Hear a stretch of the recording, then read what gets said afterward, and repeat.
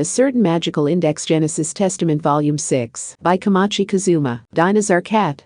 And she's such a capital one for catching mice, you can't think. And oh, I wish you could see her after the birds. Why, she'll eat a little bird as soon as look at it. From Alice's Adventures in Wonderland by Lewis Carroll. This course is of general value to the beginner.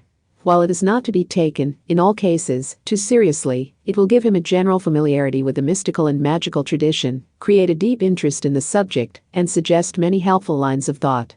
It has been impossible to do more, in this list, than to suggest a fairly comprehensive course of reading. From Magic in Theory and Practice by Aleister Crowley. Prologue. You lose less weight than you would think dying hungry. The idea of people losing weight if they didn't eat was a fantasy. Before the body would break down its stored fat and convert it into energy, it would first destroy its vitamin and electrolyte balance, so if a fat person stopped eating altogether, it was perfectly possible for them to starve to death without losing any weight. Huff, puff. Ugh. It was 9 a.m. on December 31st. Kamijo Toma had just reached the point of realizing how easily people died when the time came. He couldn't even use the train for this journey across district lines. They said there was no rest for the poor, and he was learning just how true that was. He had to use his own 2 legs to make up for it. He was in District 11, approaching the east gate through the city's outside wall. Where had Index gone? And Athanas?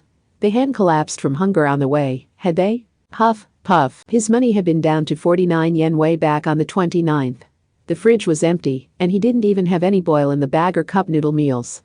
Due to the end of the year maintenance period, the ATMs wouldn't be up and running again until January 4. They were doomed. Maybe it had been a bad idea for Kamijo Toma, Index, the Calico Cat, and Athanas to all live together in a single room. With the banks closed, he couldn't even ask his distant parents to send him some money. Even when January 1 rolled around, he wouldn't be able to access his New Year's money from them until the 4th. The worst part was the large-scale maintenance being performed over the long break. All the ATMs in the banks, train stations, and convenience stores were shut down. There was no use in sugarcoating it. There was only one possible conclusion. I need a job or I'll die. That would normally require a complex process including paperwork, an interview, and registration of the bank account for direct deposit of his pay.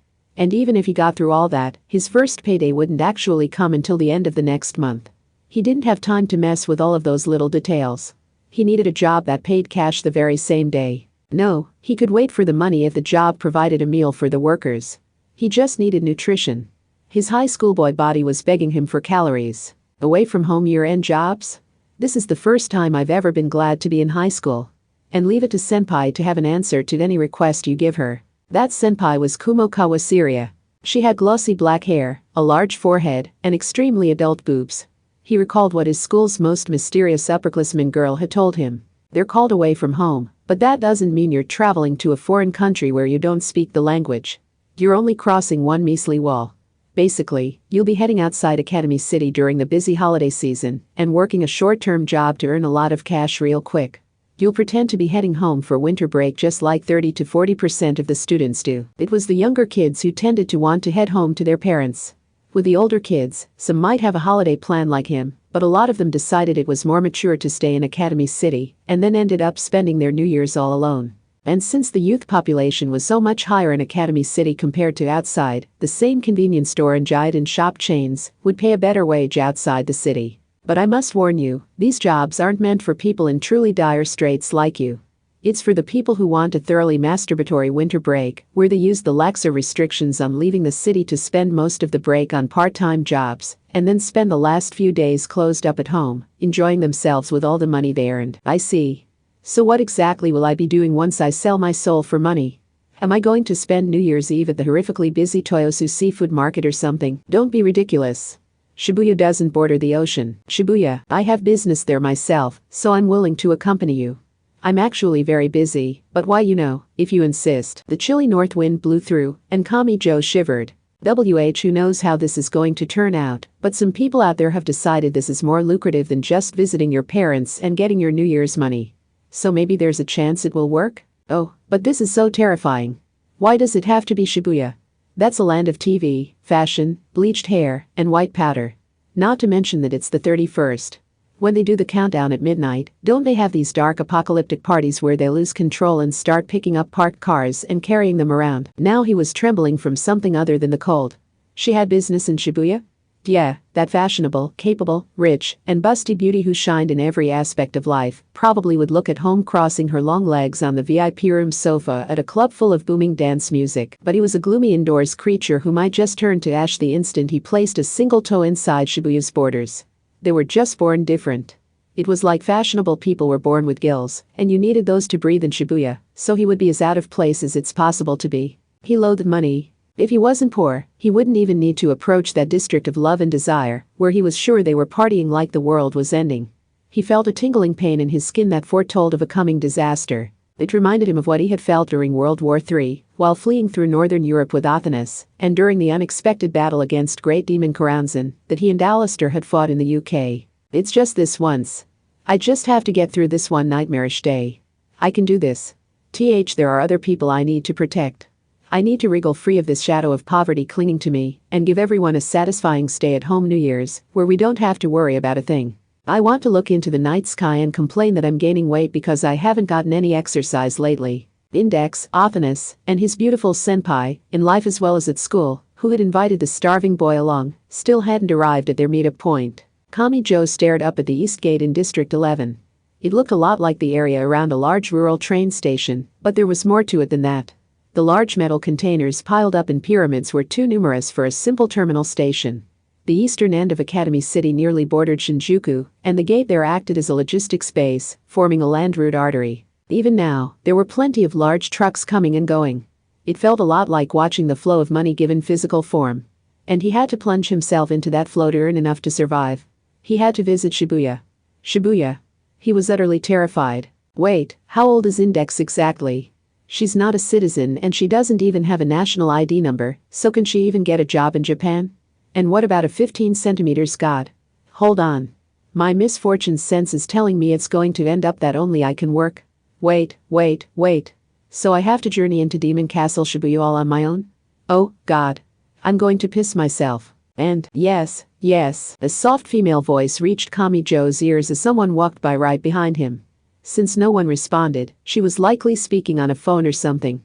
He wasn't the only one busy on New Year's Eve. I promise you I've already arrived, Bologna succubus. Hee. This could be bad. No, you wouldn't make it in time even if you spread your wings now and flew here. That's right. I have already completed the triple reload. My hand has already reached the target. Hee. The voice suddenly stopped there. The moment of silence was like the lag before an SLR camera could come into focus. She may have been shifting her attention from the phone conversation to her surroundings. Whatever the case, the same voice spoke to him from behind after that moment. Excuse me. You're Kami-jo Toma, aren't you? A quizzical look formed on the pointy-haired boy's face. This woman wasn't just asking him for directions.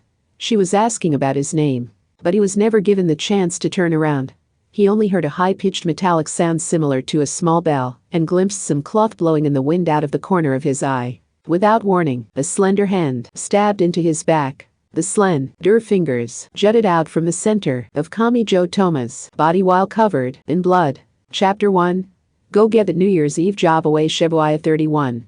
Part 1. Hey. You should probably wake up, boy. Kami-jo Toma's mind was shaken awake by the voice shouting into his ear. Only after realizing he didn't know who the voice belonged to did he realize his eyes were shut. He had to pour all his might into forcing his eyelids open. What is going on? Kumokawa-senpai? I'll admit some things came up and I arrived late, but were you really so bored you ended up napping on the sidewalk people probably walk their dogs on? Kumokawa-Syria, his busty upperclassman with her glossy black hair held back by a hairband, gave him an exasperated look while crouching down and poking him on the forehead. The mature upperclassman's casual clothing was a thick coat and the kind of tight skirt suit a capable schoolteacher might wear, so it was worrying in a number of ways when she crouched in front of him like that. And wasn't she cold wearing such a skin-tight blouse for a top? But the pointy-haired boy was too confused to focus on any of that. Realization slowly sank in, but once it dawned on him that he had been stabbed in the back, it avalanched into his mind like panic setting in. He sprang to a sitting position. Hiya? Kumokawa jumped and shrank down in an unexpectedly cute way, but he didn't even notice. Was he still in District 11? At the East Gate? What had happened after that? Wait. What's going on here? Someone spoke to me from behind, and I didn't even have time to turn around. I heard some weird and disconcerting sounds from my body, and then my spine, yeah, that's right. It pierced right through my back. So what happened to me? He ran his hands along his chest and stomach. Huh?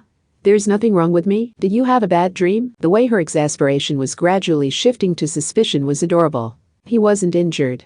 His spine hadn't been shattered, his flesh hadn't been torn away, his clothes weren't ripped, and there wasn't a drop of blood on him. The digital clock on a building wall said it was 9:15 a.m. What had he been doing for the past 15 minutes? You're getting really worked up over nothing. Were you that afraid of heading out of the city to visit Shibuya?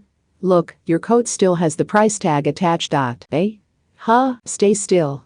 I'll cut it off for you. Kumokawa Syria pulled a small pair of scissors from a portable sewing kit and cut the plastic thread. That upperclassman was so perfect she even showed off homemaking skills that felt incongruous with her sexy looks. Toma. Huff, puff. Then he heard Index's voice. She had the cat on her head and Athanas on her shoulder, the latter trembling in fear while just barely out of range of the former's front paws. The way that arrogant god was clinging to the white hood of the nun's habit was just like a terrified girl in a haunted house. Puff, puff. We finally caught up, so let's go get something to eat. Ugh, I can't go on eating the mystery veggies I grew by sprinkling watered-down ketchup in a corner of the balcony. Heh. Don't worry, Index. Cotton candy can fill your stomach with its great size, but it started out as nothing more than grains of sugar. Humans can eat the mist or the air if they're clever enough. It isn't fair that Sphinx has cat food and catches mice to eat, and he's trying to eat me as we speak. The animal lovers in this country get mad at you if you catch a pigeon and eat it, don't they? I might try raising mice if they really did multiply as fast as people say, but apparently it isn't true. Yikes, he's trying it again. Human, bring me a book of your country's laws. I need to find a legal way for me to eat this cat. Technically, they were leaving the city to earn the money needed to buy food, not to directly get something to eat, but Index was skipping that first step in her head. Their New Year's Tokyo survival life wasn't over yet. And while they played that game, the god of poverty had grown to a hellish size. Kumokawa placed a hand on her chin after listening to the poor student, the mysterious nun, the cat, and the god. Your idea of survival has a very urban slant to it, and it's based on Academy City standards. This is technically Japan's capital, you know? And I thought you lived in the dorms where the adults are supposed to be taking care of you. Kami Joe started to think he might have simply collapsed from hunger. People's memories were malleable, so his mind might have invented a reason for passing out after the fact. Yeah, that sounds more likely. I mean, I already have amnesia. Now they all had to leave the city together. They showed their departure permits at the East Gate, which had a very open feel to it. It looked like no more than a small guard booth with a flimsy barrier like at a railroad crossing, but it actually had a thick shutter that would drop down like a guillotine and was guarded by dangerous firearms and unmanned weapons. Tracking non-novices were injected into their arms with a pish of air. The cat and god were exempt from that process, earning them an envious look from Index who hated injections, even when they didn't involve a needle. Kami Joe looked back the way he had come while he stepped out past the thick wall. There's usually a lot more anti-skill here. Are they all on winter break? Knowing the new board chairman, he might start using those mass-produced military clones to fill out the ranks of the city's law enforcement. Someone has to replace everyone who was lost, and if he wants the people to support protecting them, it can't hurt to give them an official position that lets them prove their worth to society. The mysterious upperclassman was so perfect she always seemed to be a million steps ahead, but that led to one of her few flaws. She sometimes said things that were so far above his head he failed to understand what she was even talking about. Leaving through the East Gate placed him in the vicinity of Shinjuku, but since Kami Joe's gang was so devastatingly poor, they were forced to walk the rest of the way. He was so thankful for free apps at times like this. He checked his old folks' smartphone, and it told him they only needed to travel a few kilometers south. The phone bill is due at the end of the month, right? Human, that means the 31st, so if you don't get any money today, they'll shut off your service. Also, boy, if you thoughtlessly fail to pay your phone bill enough times, it will affect your credit rating. I believe there's even an urban legend saying 2 or 3 late payments is enough to cut you off from getting a credit card. If you don't want to be digging yourself out of this hole for the next decade or longer, you're going to have to work your ass off today. The boy, too poor to ride the train, was persistently marching onward with his own 2 legs, but nothing anyone had to say to him was making him feel any better. He passed by a man who seemed to be out on a pleasant morning jog. Kami Joe's gang could only be described as trudging along, but the distances involved were more the casual exercise variety. Kumokawa toyed with the hair draped over her shoulder while walking alongside him. Here, I'll hail a taxi for you. All it takes is a quick wave of my phone. Stop it, you bourgeois. I'm here to make money, not spend it. Did you forget to do the math? The taxi fare is the same no matter how many people you have riding with you. He had bigger concerns right now. He took the fateful step. Ugh. Halfway down a seemingly ordinary road, he felt something crawling up him from his feet. He had stepped on something here. It was like he had crossed an invisible barrier. He wasn't taking a train, so there was no obvious sign or set backdrop telling him he had arrived in Shibuya. He knew that, but still. I think we're about at Shibuya now, bluntly stated Kumokawa Syria. Eek, I said about. We're still in Harajuku. Hee hee. Ow. Hey, cut it out. Don't use your fist against a girl. Stop silently giving me a noogie. Thanks to that, Kamijo Toma was forced to scream again once they actually left Harajuku. Awa, what's wrong, Toma? Why are you trembling and sticking your head between my back and my hood? Index's voice sounded so distant. And he lost sight of where he even was. There was so much color. Too much. There were clothing stores, record stores, and was that a store just for sneakers? Land here was so expensive that all the stores were tiny and seemed crammed together, but they all tried to stand out by using lots of primary colors, and it made his eyes hurt. It reminded him of children's building blocks or a notebook covered in thick lines from different colors of highlighter. He ended up recalling the trivia he had learned about a certain country developing an incapacitating weapon, where they launched a grenade full of LSD into enemy territory. Why are they like this? He spoke in a vanishingly quiet voice while trembling behind a girl a head shorter than he was. Why are they all so supremely confident in their extreme taste in colors? Are they though? Most people say Shibuya has gotten a lot chicer lately. Apparently it didn't bother some people as much. This did a lot more damage to Kamijo, since he had drawn a line between the people who could survive here and those who couldn't. He wanted to find some way of dragging this busty upperclassman onto his side of the divide. Do the people here hate how their surroundings look so much they feel the need to fill everything with their own colors? That manga artist known worldwide for his sharp aesthetic sense caused so much controversy with his striped house, but the people of Shibuya don't seem to care at all. It's terrifying. If the people here can feel remotely relaxed looking at this colorful assault on the senses, then what color do they see when they look at a strawberry shortcake? I will admit things are wilder here than near the train station, but this is far from the worst area. I mean, all we've done is walk a bit south past that big shrine in Harajuku. Hold on, senpai. Why are you still dressed so lewdly when we're in Shibuya? You're dressed like a schoolteacher and also showing off your midriff. Won't a group of hip-hop guys in giant t-shirts surround you and harass you? First of all, there aren't groups carrying giant boomboxes around Shibuya. Second of all, not everyone here hates teachers. And third of all, hip-hop guys aren't bad people. And then I'll be forced to intervene to help you. That sounds like misfortune to me, so I just know it's going to happen. I like the sound of that, so maybe I should undo another button. He had to restrain the beautiful girl before she could invite in disaster. At any rate, this was apparently not the center of Shibuya that Japan liked to show off to the world, but he was already feeling his HP dropping with each step he took. Demon Castle Shibuya was a fearsome place indeed. What is your deal with Shibuya, human? Athena sounded thoroughly exasperated. You saw worse than this in the world I created. And you walked through even more fashionable areas of London and LA without batting an eye. That was different. It was like how an actor in a foreign film speaking a foreign language looked cool no matter what they were wearing or saying, but it just seemed silly in a domestic film using your own language. He had been so overwhelmed by the scenery in the UK and the US that he had overlooked these differences, but they managed to hit home and rattle his soul when he was in Japan. The difference in style was terrifying. He was a high school boy so poor he couldn't even shop at Uniqlo, and wore synthetic materials that stank of insecticide, so he was afraid he might just spontaneously combust after trying to enter Shibuya. He trembled, feeling like he was violating a taboo along the lines of carelessly placing a metal spoon in the microwave. What are you so afraid of, boy? You've never been to Shibuya before, have you? So what do you even know about it? I know enough. Shibuya is a post-apocalyptic underground world of fashion where the buildings have numbers like 110 or 119 on them. If you let your guard down for a second, someone will have you carrying a mysterious herb for them, and it's dangerous for girls. Were you watching some kind of police special on TV? Is that why you think the world works like a video game rated 17+? Just so you know, your idea of Shibuya is about as accurate as a foreigner's idea of geishas and ninjas. Kamijo jumped when a blaring siren and red flashing lights drove past them from behind. He lost his balance and caught himself on his perfect upperclassman's shoulder through her super expensive-looking coat. For some reason, Kumokawa Syria was unable to suppress a grin. What the hell was that, a cop car? Oh, I guess they are fairly different from what anti-skill drives in Academy City. But you can find them year-round anywhere, so this isn't even a Shibuya thing. Then why is that gaudy car split in two? How the hell did that happen? I thought level 5s like that white monster didn't exist out here. Or is there a wild gemstone with some crazy power wandering around out here? Huh.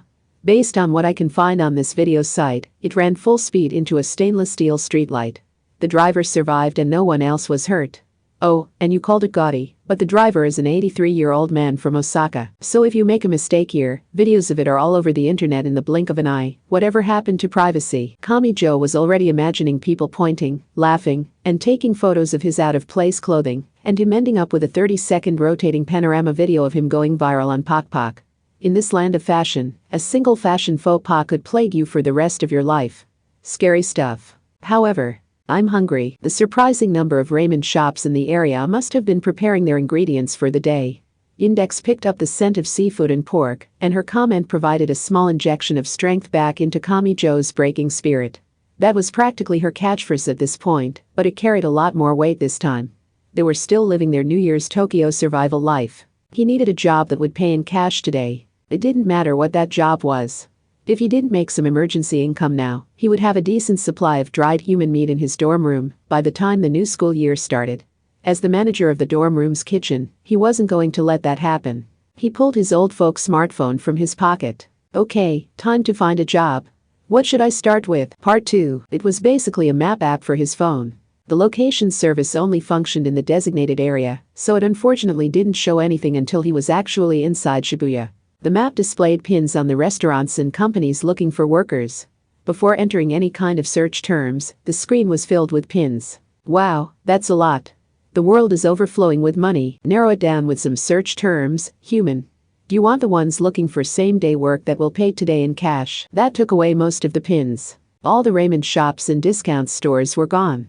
If the pins were the Amazon rainforest, then the earth was in danger. Oh, it's a miracle anyone is paying in cash in this day and age. Now let's see what's left. I already know there won't be any standardized convenience stores or chain restaurants. Kamijo was a little overwhelmed by the sweet scent coming from the beautiful upperclassman peering at the screen from the side, but he managed to tap a pin and read the bubble that appeared. Special cleaning service, emergency. Urgent. Change into clothes you're willing to get dirty and gather at Shibuya Station immediately. Tongs and baskets will be provided by the employer, but you will need to bring your own rubber gloves and boots. What's that about? It's probably related to a railroad accident. So are the trains stopped right now? We were right to walk to Shibuya then. And I would skip that one. Unless you want to have nightmares full of red and black body parts, that is. There's also this one. Sanitation job. All applicants must pass an allergy patch test for formaldehyde and methyl alcohol. That would be for scrubbing corpses floating in a pool of chemicals. Not much welcome for young and no disease history with healthy organ. Easy job of change into surgical gown and take sleepy pill for best sleep of life $. Do that and they'll take your organs. Wow, every one of these jobs is urban legend tier and completely void of morals. That last one was even in broken Japanese. Kumokawa senpai was supposed to be the Shibuya expert, so Kamijo really wished she wouldn't get so freaked out. He felt like he had been following a guide deep into the jungle, only to find them half in tears and scratching their head, trying to figure out where they were. So what would be a safe bet? You are asking to be paid in cash, that is, to not leave a paper trail in an age where all money is digitized either in your bank account or as electronic money on your phone. Most places find using cash to be a pain these days. You should have expected this sort of job when you narrowed down your search that way. Hey, human. Athena sighed on his shoulder. What about this one? You would be delivering food on a bike. And Shibuya serves an inordinate amount of energy-boosting ramen and garlicy pork bowls, perhaps for all the workers delivering clothing and club equipment. It even says the employer will pay for the bike if you use one of their company's rentals. Part 3. Kamijo Toma was mildly impressed as he stepped out of a RARE, non-chain giant in place. He looked down at the weighty plastic bag he held. So they seal up the top of the bag, and the boxes cover with tape. Not that I need to get inside it just to deliver it. Toma, I smell beef. Drool. I imagine the tape is to keep the deliverer from sneaking some of it like a certain nun is planning, said Athanas. But they could make you the perfect delivery boy in more ways than one, if they attached a smaller baggie to the underside of the box. You never would know what you were carrying. Stop trying to scare me, he thought just as the 15 centimeters god slipped inside the plastic bag.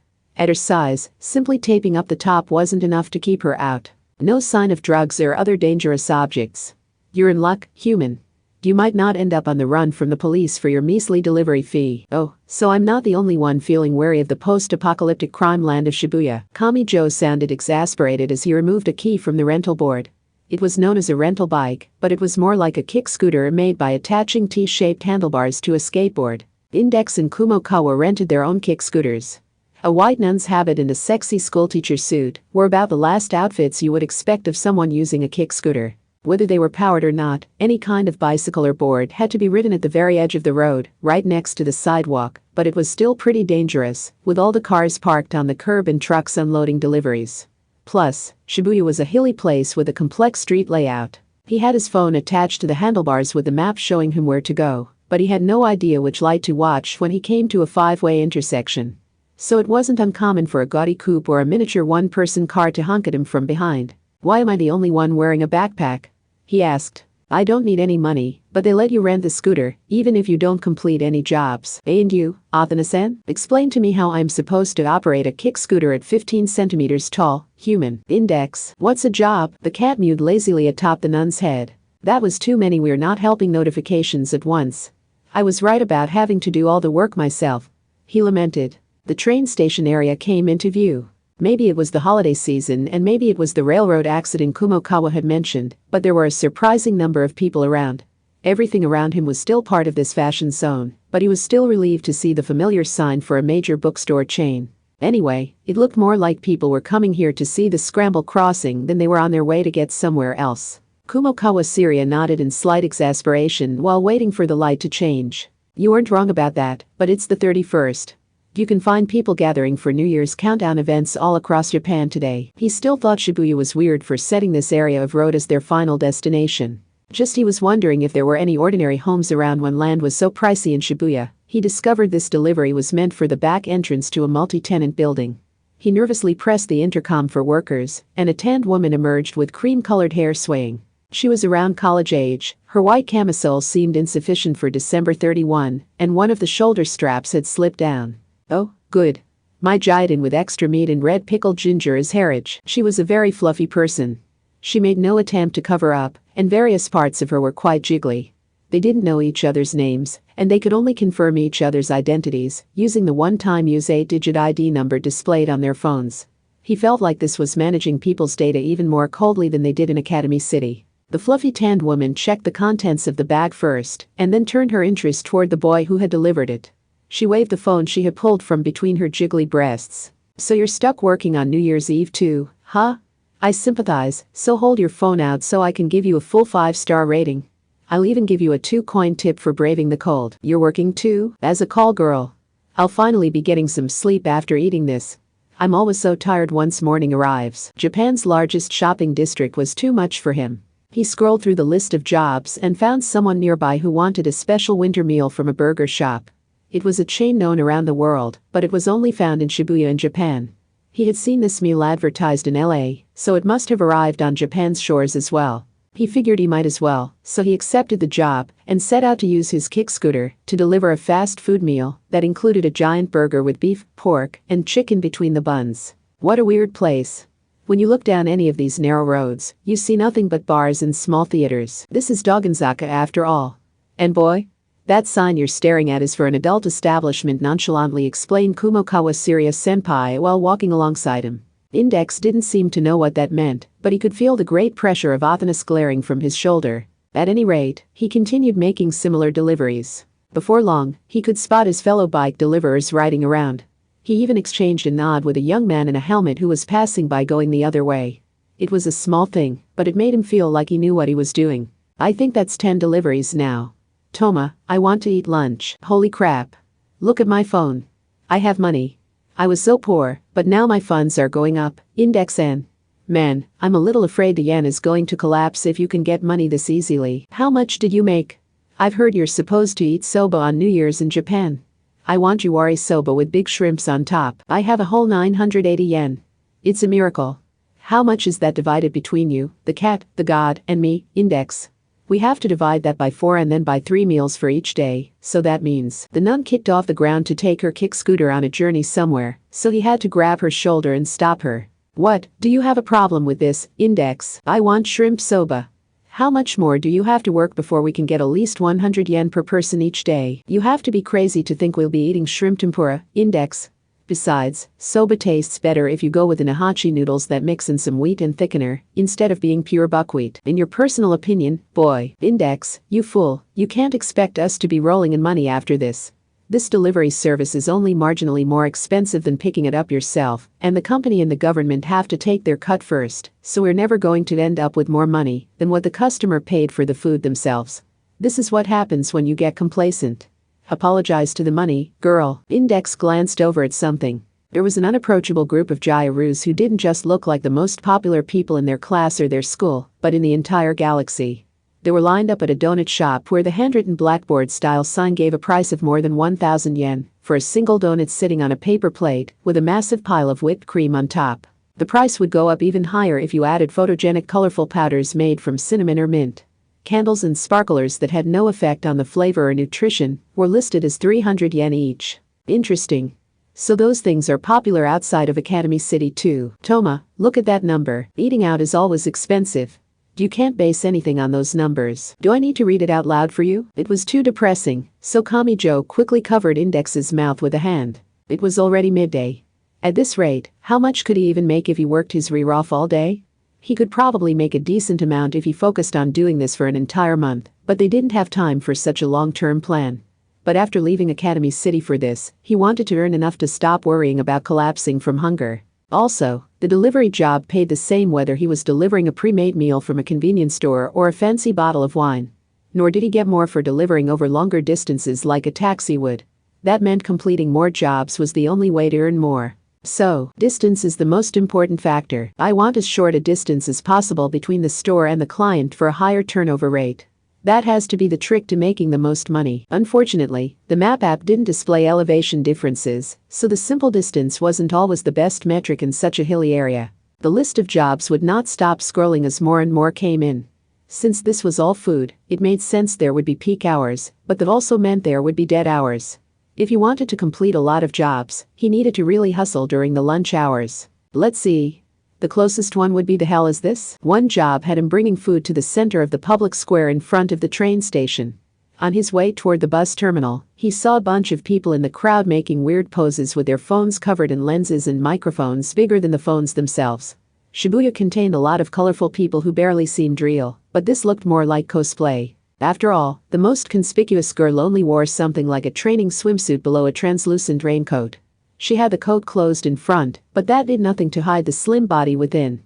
The large hood and baggy hem of the raincoat made her look like a comical ghost or maybe a Klein.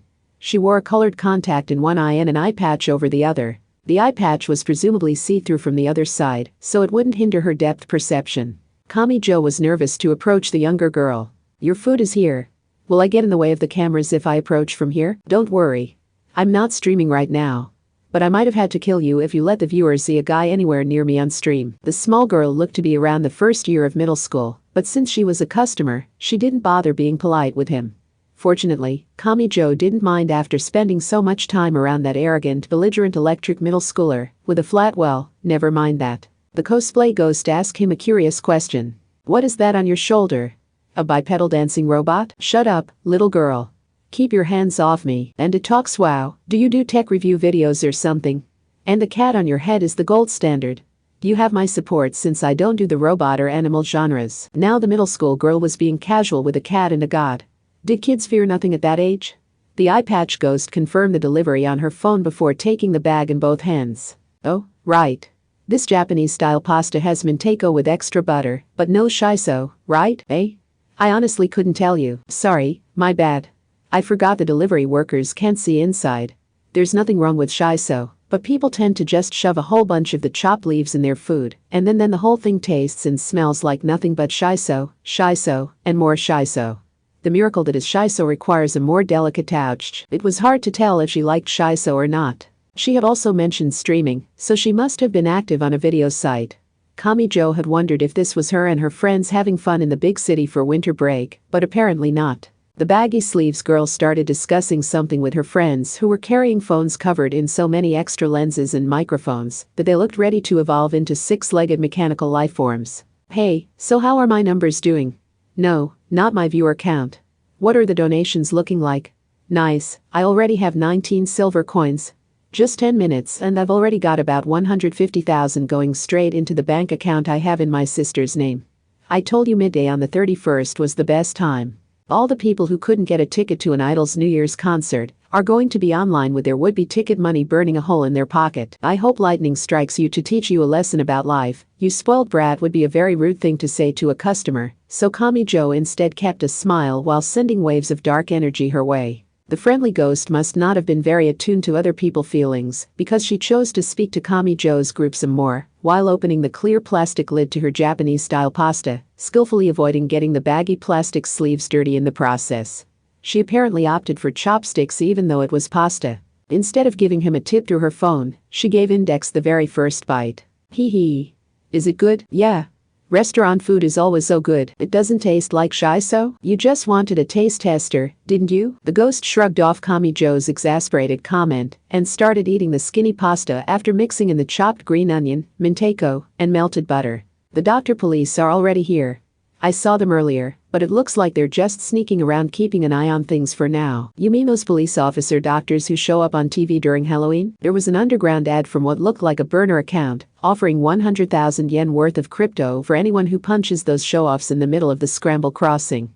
But they're cops, so it'd probably be safer to make money by streaming it than by trying it myself. Was this place completely devoid of morals? The list of jobs shrank considerably after 1 p.m. People's mealtime stayed fairly consistent even during winter break. An older guy who had ordered a large cutlet curry, was it listed as Kanazawa curry? Had told Kamijo he would have to wait until after 10 p.m. if he wanted to make some real money. There would apparently be a rush of orders for New Year's soba. We're in high school, so we aren't allowed to work past 10. Did that accursed misfortune follow me all the way to Shibuya? But he still gave it his all. The more he rode his kick scooter around, the more money he made. Wow. This job is incredible. I already have 2,500 yen. Human, take a look at that convenience store.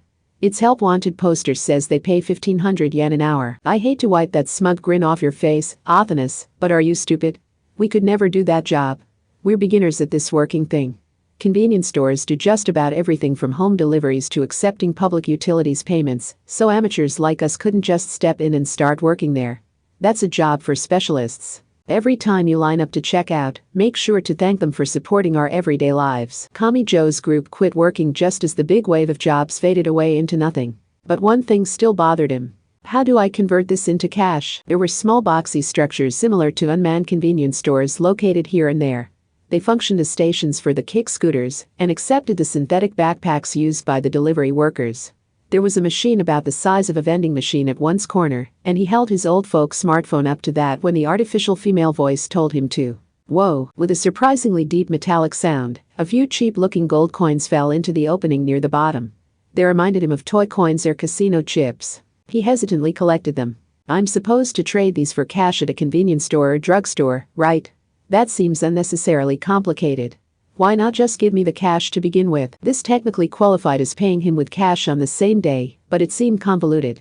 He didn't use the service much himself, but couldn't they just have you pay with your phone instead? Then Kumokawa muttered something under her breath. The idea is probably to have people circulating pieces of ordinary plastic like they have value. It's an investment meant to eventually allow a limited number of private companies to take control of the currency system, away from the governments of the world. You can't say White Spring has no ambition. Their lack of tradition makes them a lot less reluctant to attempt bold new ideas. Since he had to receive his cash at a convenience store, Kamijo was afraid he would spend it all immediately. The hot snacks next to the register were awfully tempting. The fried chicken and fries they had in the glass case were basically a trap. The sound of the frying oil joined with the visual and olfactory allure to ensnare your soul. The convenience store workers seemed accustomed to the process. Registers these days had you insert the coins into the machine like with a vending machine, so that apparently determined if the coins were real or not. At long last, he had some paper money in his hands. After receiving that like he had turned in a winning token at a candy shop, he just stared at the money with one foot still on his kick scooter back on the sidewalk. After taking a break for that, he couldn't regather the mental strength needed to start working again. And something else surprised him as he stared blankly at the alternate dimension that was Shibuya. Huh? I'm weirdly used to it now. The way you were freaking out over it before was the weird part, said Kumokawa Syria. All his hard work had only earned him 2,500 yen. But once he got over his nerves as a beginner, he would get more efficient. If he worked through the evening snack time and the late night meal time, he could earn 5,000 yen or even a fantastic 10,000 yen. Although a high schooler was only allowed to work until 10 p.m. Are you going to grab lunch somewhere, boy? Casually suggested his busty black-haired upperclassman. I take it back. That donut shop from earlier had a single donut costing more than 1,000 yen. I could spend 100 years here and I swear I'd never get used to it. Eating out in fashionable Shibuya has got to be like highway robbery. I came here to earn money, so I refuse to head back in debt, if you say so. By the way, a multinational restaurant at the Miyashita Arc near the station is doing one of Japan's ridiculous food challenges. If a single person in the restaurant miraculously manages to finish their XXL bucket-sized shrimp and cheese French ramen, then everyone in the restaurant at the time gets their food for free. Here's a photo from their website. You can judge the width of the bowl by comparing it to the chopsticks next to it. Use the position of the light source and the bowl's shadow to calculate its depth. Index, I need an expert opinion here. Could you polish this off, soup and all? What about those gross-looking shrimp heads? Bring it on. That settles it then. Wait, I was suggesting this as a challenge for your stomach of a growing boy, muttered Kumo Kawasiri, but he ignored her. He wanted to make sure he could win this one. These kinds of challenges were used to draw in customers, but they were designed so no one would succeed. Serving size affected the customer's satisfaction just as much as flavor, and it also directly affected the ingredient costs. The experts at a restaurant had already researched everything from their small size to their XXL size, so they had all the data they would need on making an amount that looked doable, but no one could actually finish. This would have been calculated out as coldly as the height of a prison fence. But there was one thing they wouldn't have accounted for. A being whose gastronomical limits far surpassed humanity's had been released from the giant cage that was Academy City. By the time they realized their mistake, it would be too late.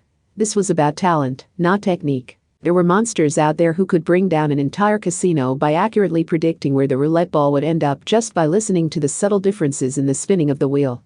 In the same way, some people had inborn eating talent that no amount of hard work could ever match. She was one of them. This French ramen is incredible. Is this photo modified? The soup looks like a neon orange. What did they boil in there to give it that color? Okay, senpai, which way to that arc? For some reason, he stopped talking mid-sentence. He felt a chill. He felt a painful tingling in his skin, but what had caused this? He didn't understand where this extreme tension was coming from. He felt paralyzed while his instincts took over and he froze in place. This wasn't the first time. This had happened once before. Just like the anaphylaxis that set in after being stung by a venomous hornet, once your body had learned the sensation, it would violently reject it the next time around. After some thought, Kamijo Toma arrived at an extremely simple answer. This was a trauma response. But what in the past had left such a powerful emotional scar on him? No. He naturally pressed his hand against the center of his chest. His palm was soaked with sweat. There was no wound or blood there. His clothing wasn't even torn. But when Kumo Kawasiri had helped him up near District 11's East Gate, she had cut the price tag from his coat with the small scissors in her sewing kit. But hold on a second. How could such a desperately poor boy have afforded new clothes? There had to be more to this. Something had happened to him outside of his own memory. In other words, no. That wasn't a dream after all. I don't know what happened to the big bloody hole through my chest, but someone must have at least bought new clothes to replace my torn and bloody ones. He gulped and realized that he could gulp. His self-imposed paralysis was gone. If fear had seized his body because he had sensed something in common with that last time, then a threat had to be approaching in the same way. He spun around with all his might. He didn't care if he broke his hip bones doing it. And, impressive, he heard a voice. An alluring and bewitching female voice. It slipped into his ear, seemingly separating him from the peaceful scene around him. The first thing he saw was a large cloth. She was standing right in front of him, but it felt so unreal that each individual part seemed to be going wild in his vision. It all refused to form a single cohesive image in his head, like a Rorschach inkblot test that kept transforming into shapes that would horrify the psychologists familiar with all the most dangerous responses. But he could understand her voice. You actually managed to turn around this time. A woman's hand shot straight toward him and swung to the side, tearing away so much flesh from his side that his spine was visible. Chapter 2. Goddess of the Night, the Moon, and Witches Aradia X03. Part 1. Kamijo Toma was dead. If that hadn't been a dream, then he must have died from having that bare hand pierce right through his torso. Yet he still heard a voice. Really good, old Mary, I need to borrow a second life. I'll pay you back with interest later. I just cut off the boy's right arm, so if you resurrect him now, I can take him back. All of a sudden, he felt the pull of gravity again. No, that wasn't it. Something was pulling him in a different direction. Which direction? Into the sky. He suddenly found himself looking down from 10 or 20 stories up. His sense of height honestly vanished once he was high enough. It was still scary, though. He heard a loud sound like whipping bedsheets next to him. They came from giant, thin bat-like wings. They were colored a light pink and looked horribly organic and lifelike. A woman with a pair of goat-like pink horns sticking through her fluffy blonde hair was carrying him under one arm. If he had to guess her age, he would have gone with college-aged. She had the curvy silhouette of a fully grown woman. He was so close he had failed to notice at first, but on closer inspection, the only thing covering the bright skin of her torso was a lacy pink one-piece corset, similar to what a bunny girl would wear. In other words, this was lingerie with rose thorn decorations. She also wore stockings and arm covers, but they did nothing to cover up her underwear. Wah, what the hell? Oh, dear. Are you afraid of heights? Once we escape that scary woman, I'll let you down on a rooftop, so just hold on tight until then. Why do you sound like an old lady? That's a Japanese monster thing, but you look like a Western demon to me. Is my common tone creation not working right? Japanese is a tricky language, so combining the Far Eastern Ocean version and the Altaic language family version might not be enough. Is this how y'all talk in this part of the world, dearie? No, it isn't, but I'm used to people talking weird, thanks to Tsuchimikato and Tadamiya. Then I'll stick with the initial version since it introduces less lag into the real-time speech synthesis. As long as you know what I mean, the details don't really matter. She called this common tone creation. Did that mean she was combining a few standard sounds to speak, much like mechanically synthesized voices? Kamijo had heard that the voices heard on the phone weren't actually identical to the real person's voice, and his brain was simply interpreting it as if it were a human voice. It was a chilling thought. And magical people didn't use machines, so he could actually see when the voice coming from her mouth changed. That made it all the more frightening. But when he thought about it, he realized all the Western magicians he had met had been weirdly familiar with different world languages. Did they study them to travel the world and read grimoires? He had a lot of questions. Like why he didn't seem injured despite all the blood on his clothes, what had happened to Index in Kumokawa, Syria, if Athanas was down on the ground since she wasn't on his shoulder now, and who the woman attacker had been. But all those questions were erased from his mind by a woman's voice shouting up from the ground. Bologna succubus. The woman had white skin and long silver hair. She wore a wimple so long it fell to her ankles and something like a modified bikini that left her navel exposed. The contradictory outfit made it hard to tell if she was a holy woman or a dancer. But she wasn't like the ghost at the train station plaza who had clearly been cosplaying. It didn't look artificial on her. She wore the skimpy outfit as comfortably as a sweater or coat and gave off an atmosphere all her own that easily pushed back the great pressure of the Shibuya shopping district around her. It was like she made no attempt to make herself a part of the ordinary world. That was his attacker. She was the woman who had shattered Kamijo Toma's spine and destroyed his torso more than once. Oh, God. I can just tell she's a monster from the magic side. Ding, ding, ding. Correct, she's Aradia, goddess of all witches, who rules over the night and the moon. You should probably keep that name in mind, laddie. The demon woman grinned, even though there was still an occasional issue with her language. The long-haired woman remained on the ground, but she didn't look particularly worried.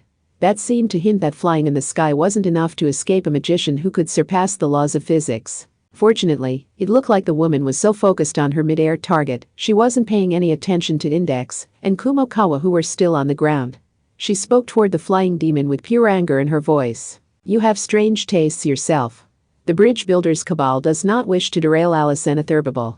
Bologna succubus, you and good, old Mary are only pretending to be peaceful and reasonable. You are only wasting what little chance you still have left. You belong to the bridge builders' cabal too, so you must know that killing that threat is the quickest way of correcting Alice's condition. This came as a shock. Kamijo was held high in the sky below that demon woman's arm, so he knew breaking free of her grasp would mean plunging to his death. But now he knew this Bologna succubus was from some group called the Bridge Builders Cabal, and the woman trying to kill him was as well. There was also someone called Good, Old Mary. They had even mentioned Alice and Atherbable. He was hit by a flood of new questions, most directly related to his own survival. Meanwhile, the Bologna succubus was undeterred and stuck out her tongue. Aradia? It goes without saying that this boy only has the one life. Even if Good, Old Mary fills in the gaps with her ability to control miracles using note compilation techniques. Killing him would be easy. Easier than bringing him back, anyway. But do that and you won't have anything left to stop Alice if she goes completely berserk. I agree we need to stop her current deviation, but I oppose killing Kamijo Toma and simply hoping that works. I can't agree to those methods. You foolish rescuers. I'll take that title over killer any day of the week. The woman apparently named Aradia gained a new tone to her anger.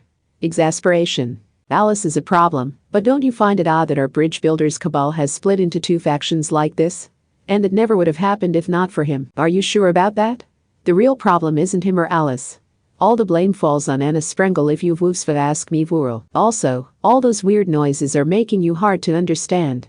Is it supposed to be some kind of psychological warfare? Sigh.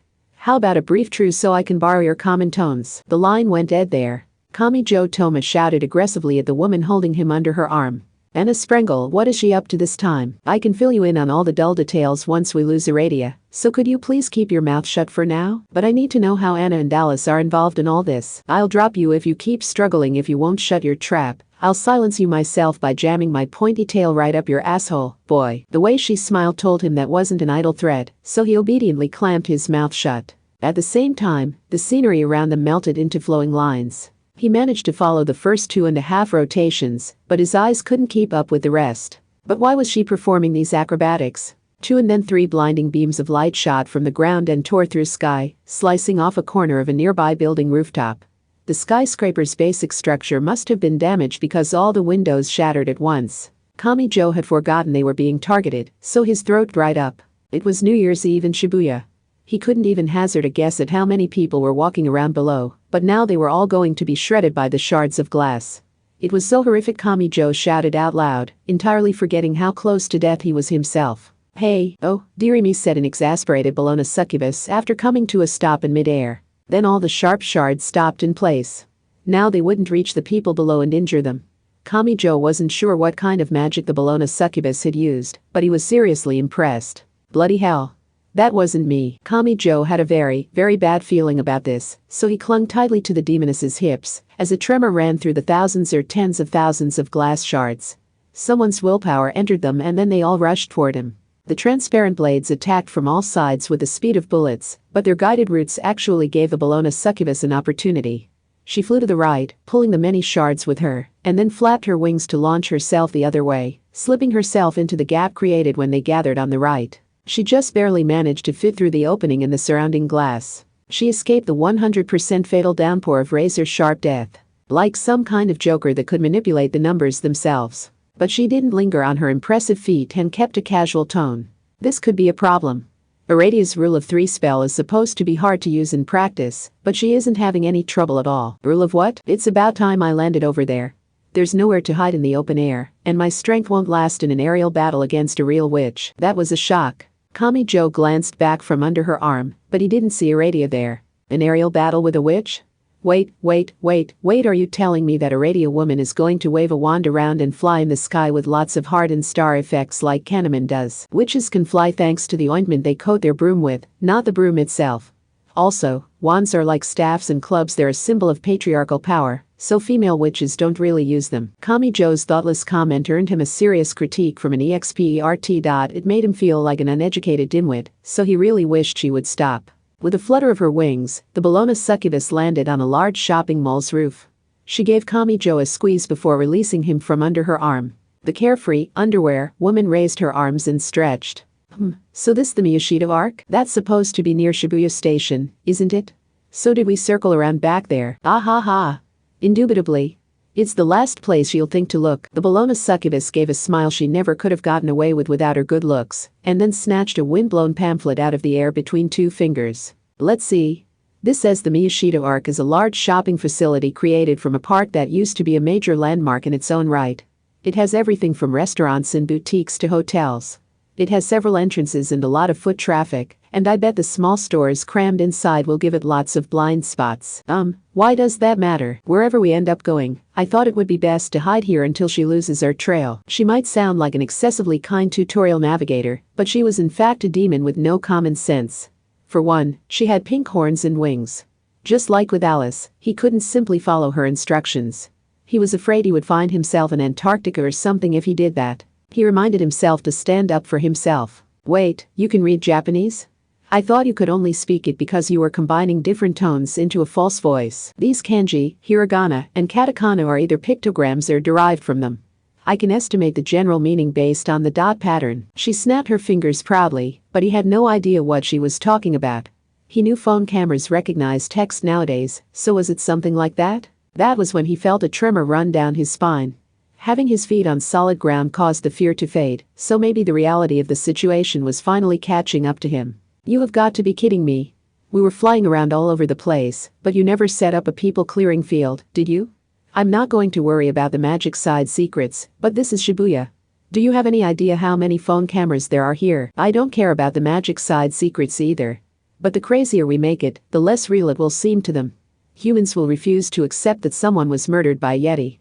Even if they glimpsed a furry shape in the blizzard, their rational mind will tell them it can't be true, so they seal away the memory all on their own. Maybe, but they'll have camera footage of this. So what? The Bologna succubus folded up the pamphlet and stuffed it in Kami Joe's pocket. As sexy and alluring as she was, she must have been staunchly opposed to littering. No one knows what's going to happen in Shibuya when everyone is waiting for the countdown. In fact, they would find it unusual if nothing ended up happening. Most people will assume this was either a phone company's PR stunt or some kind of video prank. Videos can be altered in real time these days, after all. It's true our NC occultics briefly brought magic to the general public, but how many of the youths here will connect that to this? Plus Japan has a shame culture. People will be too afraid of embarrassing themselves by falling for something so obviously fake, so there's nothing at all to worry about. She was very blunt about it. Although she may just not have particularly cared if the general public started freaking out or not. Kami Joe was worried about Index, Kumokawa, and Athanas who he had left down on the ground.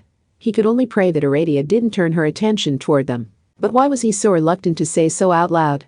He wasn't sure how much he could really trust this demoness. The Bologna succubus herself bent over, raised a finger, and gave the boy a bewitching smile. The first and greatest barrier clouding your vision is the common sense you don't even remember being taught. That's a lesson any magician will have heard ad nauseum. Magician? Were these people really and truly magicians? Aradia, the Bologna succubus, and even the unseen good, Old Mary, used magic, but didn't seem like magicians to Kami Joe. It was obvious at a glance how great their powers were. In fact, Aradia's was so great she had to kill him more than once before he was even properly aware of it. He wasn't sure how good Old Mary's resurrection worked, but he was afraid to touch his chest and check. His caution was only natural when the bits and pieces of conversation he had overheard told him they were from the same group as Alice and Anna Sprengel. I'd really like an explanation now, he said in a daze. And you'll get one. This isn't the kind of thing where learning the truth makes me a target, is it? Sigh. Now I see how even Alice was affected by you. I really need you to get it into your head that Aradia has already mercilessly killed you more than once, and stepping peacefully down from the stage is not an option for you. Think of yourself as stuck up in a mountain mansion with a rock slide blocking the only road, a storm making hiking impossible, and the only bridge collapsed. She used a bewitching finger to gesture for him to follow her. As far as he could tell from behind, her wings and tail were entirely biological and moved all on their own. She did nothing at all to hide those unusual body parts or the rest of her lingerie body. She acted so superhuman that it felt strange she was leading him through an ordinary stainless steel door into the building. He watched her tail swishing side to side, wondering how it worked. Oh, you naughty boy. Do you mind not leering at my butt quite so much? What do I even say? This isn't exactly what I would call an admirable way to live your life. They say you're supposed to find something no one else can do, but I don't think they meant things like showing up at the park at night in only a coat. I can hear every word of that. She didn't turn around, but she did gently wrap her pink arrowhead tail around his neck. That may have been a demonic sign of affection, but it made him feel like she was leading him around on a leash. She was superhuman in more ways than one, but she appeared to enjoy being a target of attraction for the younger boy. Ooh, now you're really staring something fierce.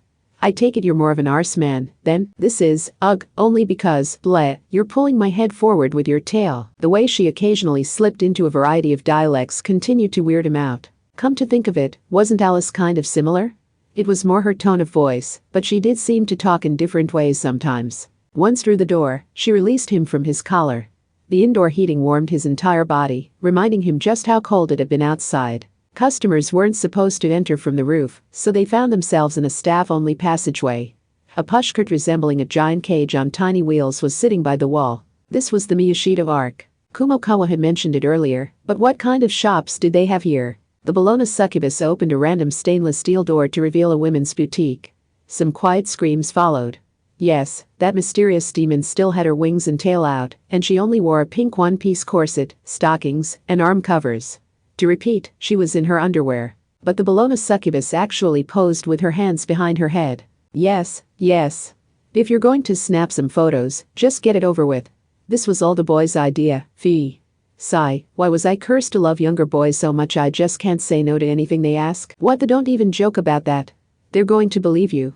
And Hell City Shibuya has so many phone cameras, this kind of information spreads at the speed of light. Kamijo shoved on her back with both hands to get her out of there before the commotion grew to the point a security guard showed up. Although in this case, he was less afraid of getting arrested than he was of having the guard killed by this monster. Like a cat playing with a toy. Oh, dear. And where are you taking me for your next scandalous request? I can't ever seem to say no to. Eh? To the relative privacy of a dressing room, mayhap? I can't take any more of this. If you put any more pressure on me, I'll start longing for a slow life in another world. The succubus let him push her through the hallway while everyone stared at them. She didn't fight it, so she must not have had a destination in mind.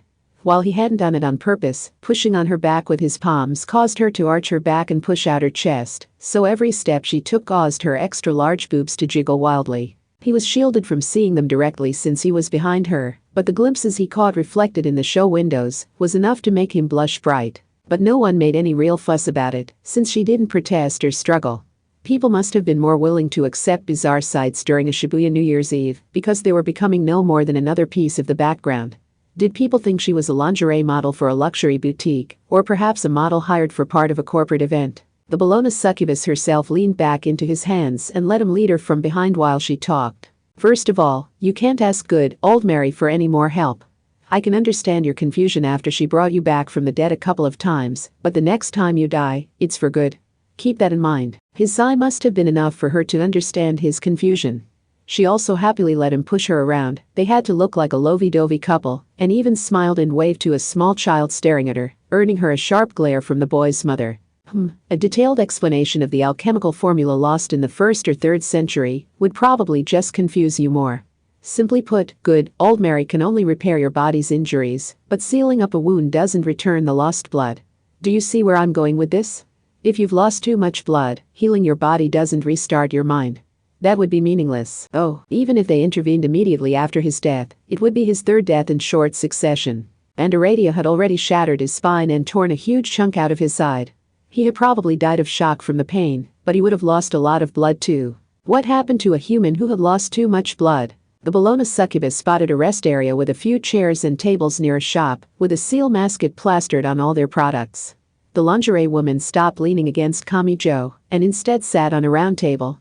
Squishing her tail must have been painful or at least felt weird, because she lifted her shapely butt a few times to subtly adjust its position. Good old Mary's resurrection spell essentially repairs a dead human's body to a clean, uninjured state at the moment of cardiac arrest. It might look like a miracle, but it is a purely medical phenomenon affecting only the physical body. She cannot directly bring back the soul itself. They will still need CPR afterwards. But repairing a body with all the blood missing is meaningless, since their heart will not beat and they cannot breathe on their own.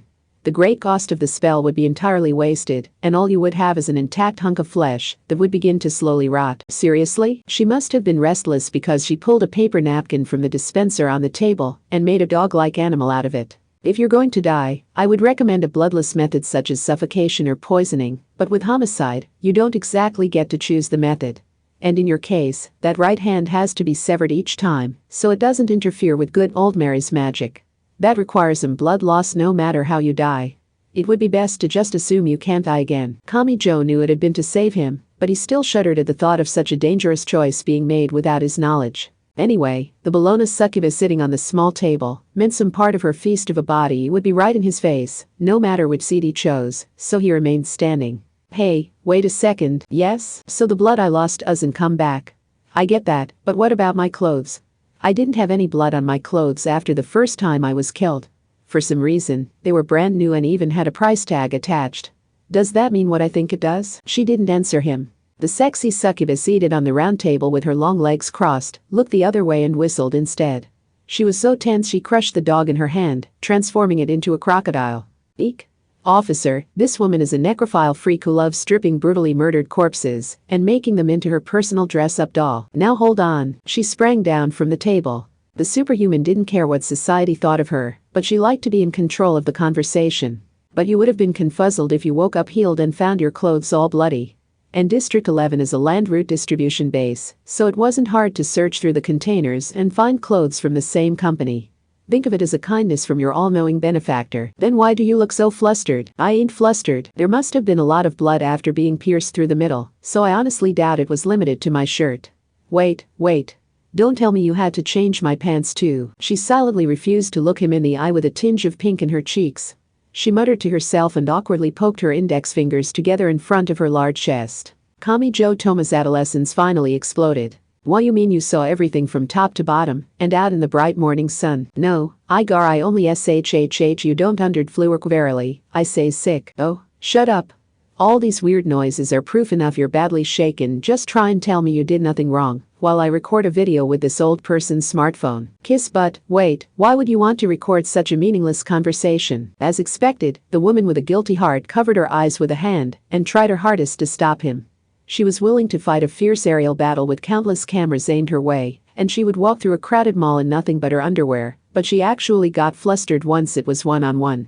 And as much of a pervert as she was still crazy strong. She had Kamijo Toma pinned to the floor in no time.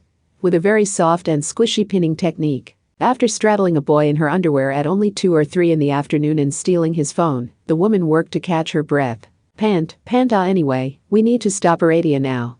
We don't have time for this poppycock. You do understand that, don't you? I'm a little short on understanding at the moment, actually. For starters, who are you people and why is one of you trying to kill me? That caught her by surprise. Still straddling him, she placed a hand on her cheek and peered down at him. Really? This world never ceases to surprise me. But I guess it would take a natural to pull off such a feat. What feat? Alice Anathurbable. That name made him gasp. The demon woman flapped her wings behind her and sighed in exasperation. I suppose I should ask. How much do you know about her? She's a weird, invincible girl who's working with Anna Sprengel in some way. He heard the quiet slap of the Bologna succubus, smacking her palm against her forehead while still straddling him. Perhaps making such an extraordinary monster Fascipum was worth a reward in and of itself. Cripes, you mean I have to tell you about the Bridge Builders Cabal and the Transcendence too? In as much detail as possible, please. She granted the request asked from beneath her. Maybe she liked to talk and maybe she liked to help out those in need, but the demoness stretched on top of him and answered. NHHH, okay. You don't really have to understand what that girl is, as long as you're aware she possesses an extremely dangerous power. Alice is a step above the other Transcendents in the Bridge Builders Cabal. But I hear you're her teacher. That makes you the only person in the world who Alice Anathurbable respects and will listen to. Do you really think the rest of us Transcendents in the Cabal are going to sit idly by with someone that dangerous out there? Teacher. Come to think of it, hadn't she called him that all throughout the incident on the 29th? And thinking back, why had someone so powerful been so fond of him and done everything he asked? He didn't have a clear answer there. But that aside, Alice directly rejected me. She said I didn't need her. The people who need her and the people who she respects are two very different things. Really, she only feels exasperation for the people who refuse to face reality, withdraw into a fairy tale world, and reveal their bright, selfish colors. This still left the fundamental question of what exactly Alice Anathurbable was. The Bologna succubus knew the answer, but she considered the imminent threat more important. And that threat was of course to Kamijo Toma's life. Since he was weak, this demon could pin him down with ease. This sent shockwaves throughout Cabal. We couldn't decide on how to deal with Alice's teacher, so you split between the rescuers and the killers? Right. The killers want to kill the source of the change forthwith to return Alice to normal. It's certainly a simple plan, but also a risky one, since it leaves no way to influence Alice if killing you doesn't return her to normal. Then there's the rescuers like good, old Mary and me. We want to leave you alive and monitor the situation because we don't know how your death would influence Alice. So you're not so fast. She cut him off and placed a bewitching finger on his lips while still seated on him. To be clear, that does not make us your allies. That is our plan for now. If we run the numbers and discover the killing you wouldn't influence Alice at all, or that allowing her teacher to live would exacerbate the situation, then that plan changes. The threat is Alice, so we have no reason to protect you personally or any obligation to never betray you. The Bridge Builders Cabal was their own side. The Transcendents, is that what she called them? Were acting in their own interests. This was a group Anna Sprengel had chosen to join, so he shouldn't have expected them to be decent people. The Bologna succubus returned his phone to him and finally lifted her hips from his stomach. We are using you to influence Alice, who controls the future of our cabal, so you use me to protect your own life. Do you understand the rules now? No. He looked up at the ceiling and thought before continuing. I'll be doing this for Alice too. It doesn't matter to me what you and your cabal think. I see. So this is her teacher. She breathed an exasperated sigh and extended a slender hand. He took it and she pulled him to his feet. You and Alice certainly are incompatible. Fundamentally so. You might have as much desire as the next person, but you lack the openings she needs to get at you. But that may be why she sees something in you she lacks herself. What are you talking about? He gave her a puzzled look, and she bowed before rubbing his stomach with her mystery pink horns. Ugh, really? Ow, those horns kind of hurt enough with the cow attack. Having big boobs doesn't make a cow, you know? Demons traditionally have goat horns. And I'm not explaining any more of this because Alice would kill me if I ruined it for her. He only had more questions than when he had started, but something unrelated to him caught his attention. Why were the supposedly transcendent Bologna succubus and Aradia so afraid of Alice? Yes, she had fearsome power, but she had the personality of a cheerful girl, and that didn't seem so dangerous to him. He asked and she reacted with utter disbelief. After giving him the look Academy City residents gave the PR posters, claiming Academy City was a clean and superb educational institute where you would know your child was safe and in good hands, Transcendent Bologna succubus leaned her face in front of his and replied, "You don't actually believe Alice must be safe because she's an innocent child, do you, eh? But she doesn't seem to be hiding anything." "That's not the point." The demon woman shrugged. "I'm asking if you believe there is no danger in a young heart too innocent to even hold any interests or beliefs. To be blunt, I think children are a violent and cruel lot. They flood anthills and laugh about it. So what happens if you give one of those tyrant tots enough power to destroy the universe? Was that part of being childish? Had it just never shown itself with him because she was willing to do anything he asked? Alice is frightening, said the Transcendent. She even held her own bare shoulders and shrank down like a lost child. Shit your pants, terrifying even. Around her, her mood trumps everything else in the world.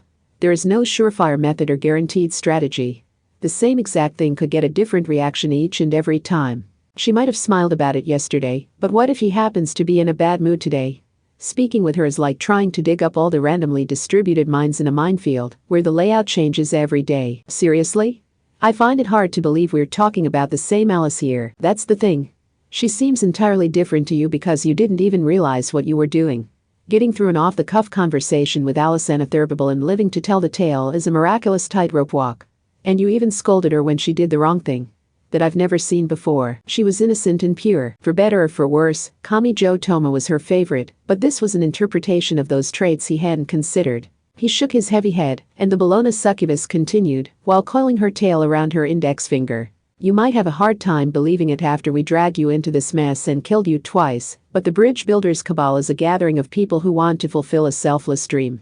And that includes Aradia, eh? Over the long span of history, she has fought to save the persecuted witches, protect them from prejudice and discrimination, and give them a safe place to live. So she will do whatever it takes to accomplish that goal. The scary part is she won't compromise with anyone fighting for a different goal. Because she doesn't care what happens to anyone other than the witches she has dedicated her life to. Persecuted witches?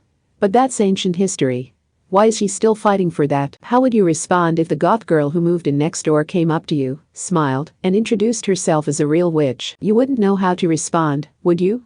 And yet you wouldn't mind at all if she was a shrine maiden, a nun, or any other identity that society has decided is legitimate, no matter how outdated and unscientific it is. From that very first moment, you've built a big old wall in your head.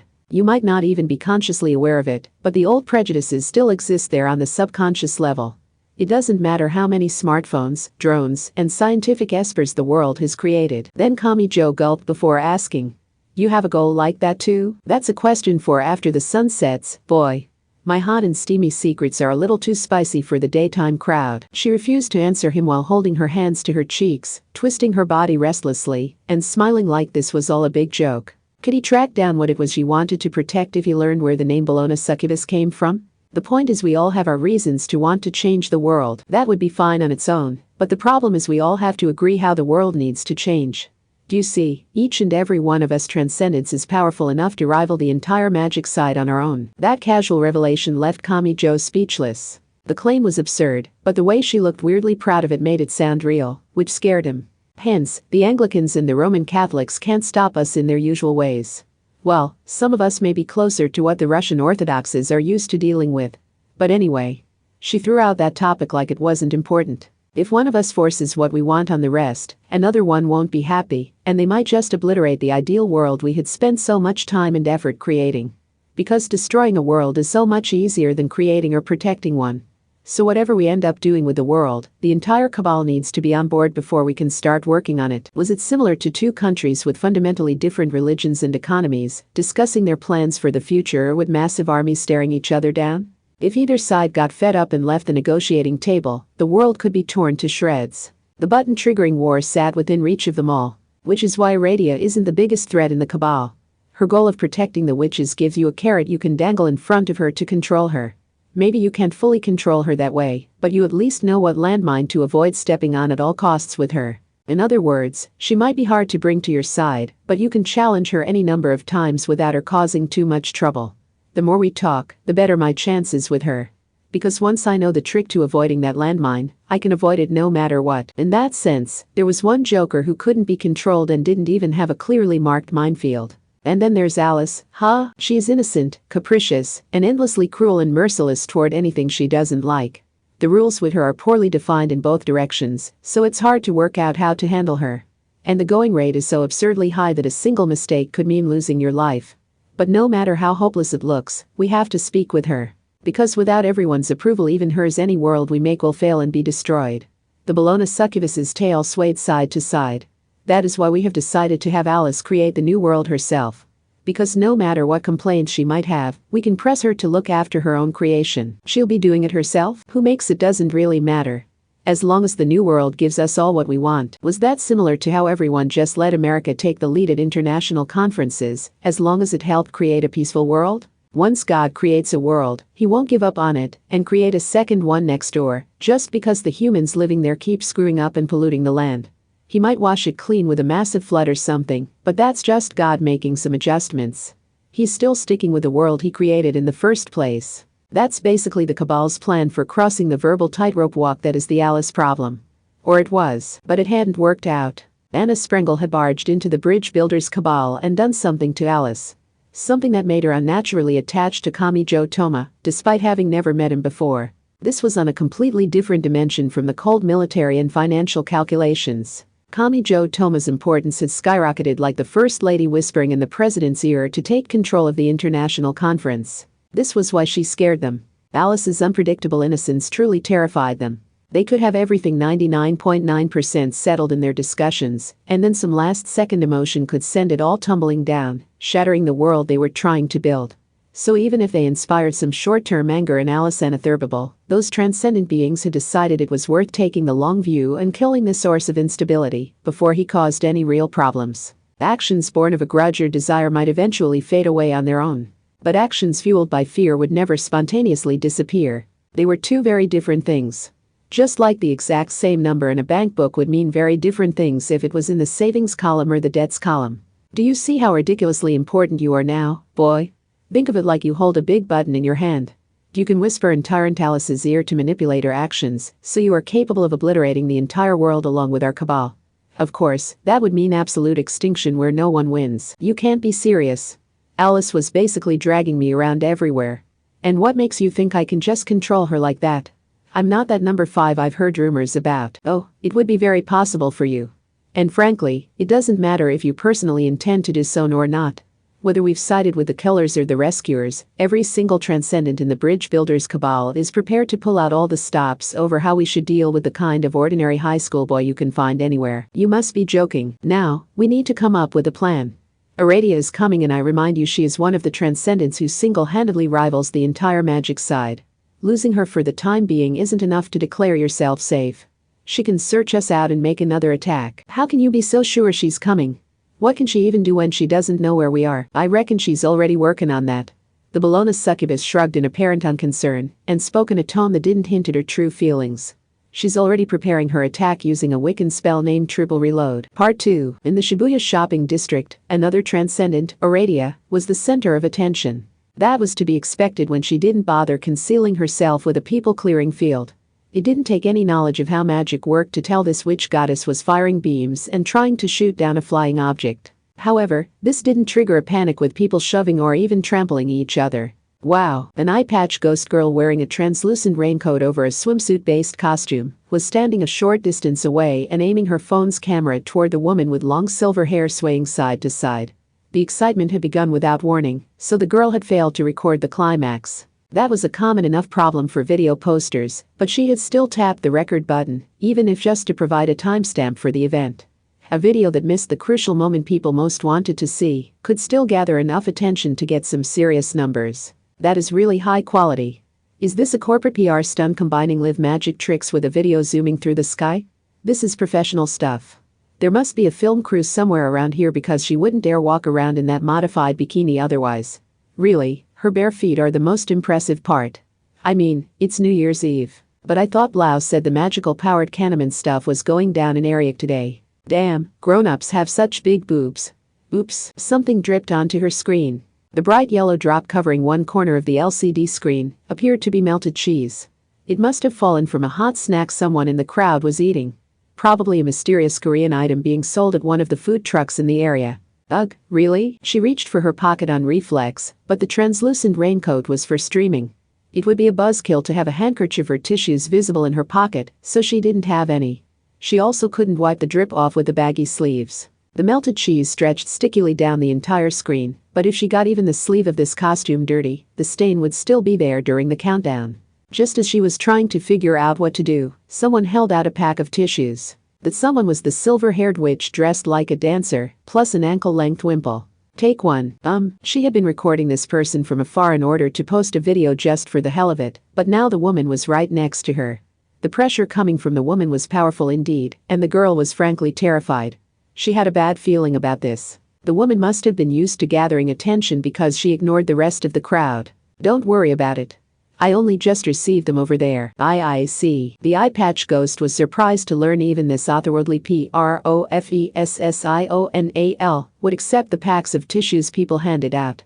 The ad on the pack said they were recruiting women and provided a location and time without any further description, which set off her sexual harassment alarm. She felt like a model's manager was supposed to prevent people from approaching you for a job like this on the street. But a voice interrupted that thought. Listen, that is melted cheese, not mustard. The heat can damage the protective film and maybe even the liquid crystals if you don't wipe it up soon. Yikes, really, but this is the top of the line model that only came out this fall. The fuzzy unreality of the situation vanished and she took one of the tissues. It was a similar feeling to hearing a disaster alert from her phone while trembling within a haunted house. Now that she had taken the tissue on reflex, she balled it up and wiped off her phone screen. The skimpily dressed witch was already wandering off somewhere else. From behind, her ankle-length wimple hid her silhouette and even her long silver hair. She might as well have been wrapped in a bedsheet. The raincoat eye patch ghost called out to her as she left. Thank you? No need to thank me. The woman didn't even look back. I have already been rewarded with triple interest. The ghost didn't like the sound of the word interest there. She felt like it was a little rude after what just happened, but she aimed her freshly cleaned phone toward the alluring witch again. That woman was up to something. The ghost watched it all through her phone camera. Thanks. At one point, she pulled a drop train card out from under a vending machine and received the thanks and smile of a small child. My. How kind of you. At one point, she separated two fighting dogs and received a polite bow from the elderly couple who were having trouble holding onto the leash of their powerful Doberman. Wait, how did you do that? This truck doubles as a temporary stage, so it has to weigh more than 10 tons. At one point, she used a mysterious barrier of light to push back a truck about to plow into the scramble crossing, turning the truck half to scrap, saving the lives of the pedestrians, and earning a fearful look from one of the young men she had just saved. Eventually, the ghost looked up from her phone screen. She was unable to believe what that brand new LCD screen was showing her, so she had wanted to see it for herself. What the heck? And the Shibuya girl had seen something truly unexpected. It was often said that seeing is believing, but that wasn't always the case. She had seen it for herself, but she still couldn't believe it or even understand it. That woman used her bare hands to separate two fierce dogs, and then to deflect an enormous truck without even touching it. She was clearly doing something here, and that power was growing at an accelerating rate. Now that something was clearly wrong here, the Shibuya crowd kept their distance, giving the creepy witch enough space to wander around on her own. That distance was usually a terrible insult for anyone living in Shibuya, yet the witch somehow managed to shine brighter than anyone else there. And something strange and unseen began to swirl around her. All she ever did was small good deeds. But each new kindness expanded the spatial distortion around her. It was like a small snowball growing ever bigger as it rolled down a snowy mountain. No need to thank me, the witch's concerning words replayed in the ghost's head. I have already been rewarded with triple interest. She looked down at her own hands and clenched and unclenched them a few times. Almost like she was checking on the strength they contained. The phone's lip reading function drew a box around her lips and tracked their movement with greater precision than human senses ever could. That told the ghost what the silver-haired witch said with a thin smile. Yes, this should do nicely. Part 3. Inside the Miyashita arc, the demon wearing a one-piece corset similar to a pink bunny suit costume stopped absent-mindedly massaging Kamijo's earlobe and looked to the side. Here it comes. Kamijo didn't even have time to tilt his head. Splat! A realistic human face was pressed up against the large window in that fashion space. The sticky ochre color formed an expression of agony. The features were distorted like someone with a stocking over their head. It was an entrails-like liquid that felt out of place in the shiny, artificial Miyashita arc. Terror crawled along Kamijo's spine as he watched it change color into something even less pleasant, like bile or rotten butter. Gravity gradually pulled the human face scoop down the glass. Or so it seemed. In truth, a more complicated force was at work. It formed a neck, a torso, and finally limbs. As the shape grew like dripping ink spreading across a surface, it gradually formed a full human silhouette. We need to skedaddle, boy, eh? But what is that? Aradia has begun her search. If that catches us, the witch goddess will know where we are and attack. The yellowish silhouette began to move like a shadow sliding across the floor or wall. It moved faster than the average car. The Bologna succubus didn't wait for him to respond. She held him to her large chest and placed her butt on a nearby round table, removing her feet from the floor. As soon as the sticky silhouette slid across the floor below them, she tugged on his hand and ran in the opposite direction. It immediately turned back around, almost like their feet had touched the surface of a river teeming with piranhas. TCH. Can the spell detect anything that contacts the same surface, be it the floor or wall? The Bologna succubus picked Kamijo up again and caught the air with her pink bat wings. She took flight. Kamijo felt their tremendous acceleration while he heard screams erupting from all around. The Bologna succubus made sure not to contact the floor, the walls, or the ceiling. She soared down the center of an empty passageway with the precise control of a fighter jet, skimming just off the ground to fly below an overpass. The yellowish silhouette on the floor seemed to hesitate for a moment. The next stage was already underway. Splat, splat, splat, splat. More sticky faces appeared on the walls and ceiling around them to pursue the fleeing Bologna succubus. They were like the line of bullet holes from a machine gun. And each one of those faces drew out a new silhouette. They're chasing us. Doesn't that mean she already knows where we are? If she did, she wouldn't use the search spell that gives us advance warning. Once she knows our coordinates in 3D space, she would fire an insect repellent spell that tears through all the buildings in between us and her current location. Insect what? Insect repellent. Controlling nature to help crops grow is one of the most common jobs for witches. Although Aradia's version locates all of the insects and exterminates them, Kamijo had no words. Magic was always absurd and unfair, but he had never expected to be killed by the cousin of a scarecrow or one of those big eyeball balloons. But the Bologna succubus wasn't done yet. So don't get the wrong idea, boy. I doubt this is limited to the Miyashita arc. What? These faces and silhouettes will be inside every single indoor space in Shibuya. We were simply caught in her thorough search. That meant leaving the Miyashita arc wouldn't be enough to escape the search. Once their location was discovered, Aradia would attack with her full power. And that woman had already demonstrated her ability to tear through Kamijo's body with her bare hands and to fire brutal beams of light at the flying demon. Then what's happening to Indexer Kumokawa-senpai right now? And Athanas too, imbecile. Worry about yourself first. The Bologna succubus must have realized the same thing as him because she landed on the model blimp decorating the central area. The model hung in midair with its weight distributed over several hundred wires thinner than hairs. It looked a lot like a balloon, but it had to weigh as much as a small truck. Yes, the face and silhouettes were on the floor, walls, and ceiling, but everywhere else was safe. The yellowish goo silhouette slid along the walls and ceiling around them, but none of them arrived at the blimp. But none of them went away either. The flat figures moved endlessly around the area, as if to surround the two of them. Doesn't look like this will fool them forever.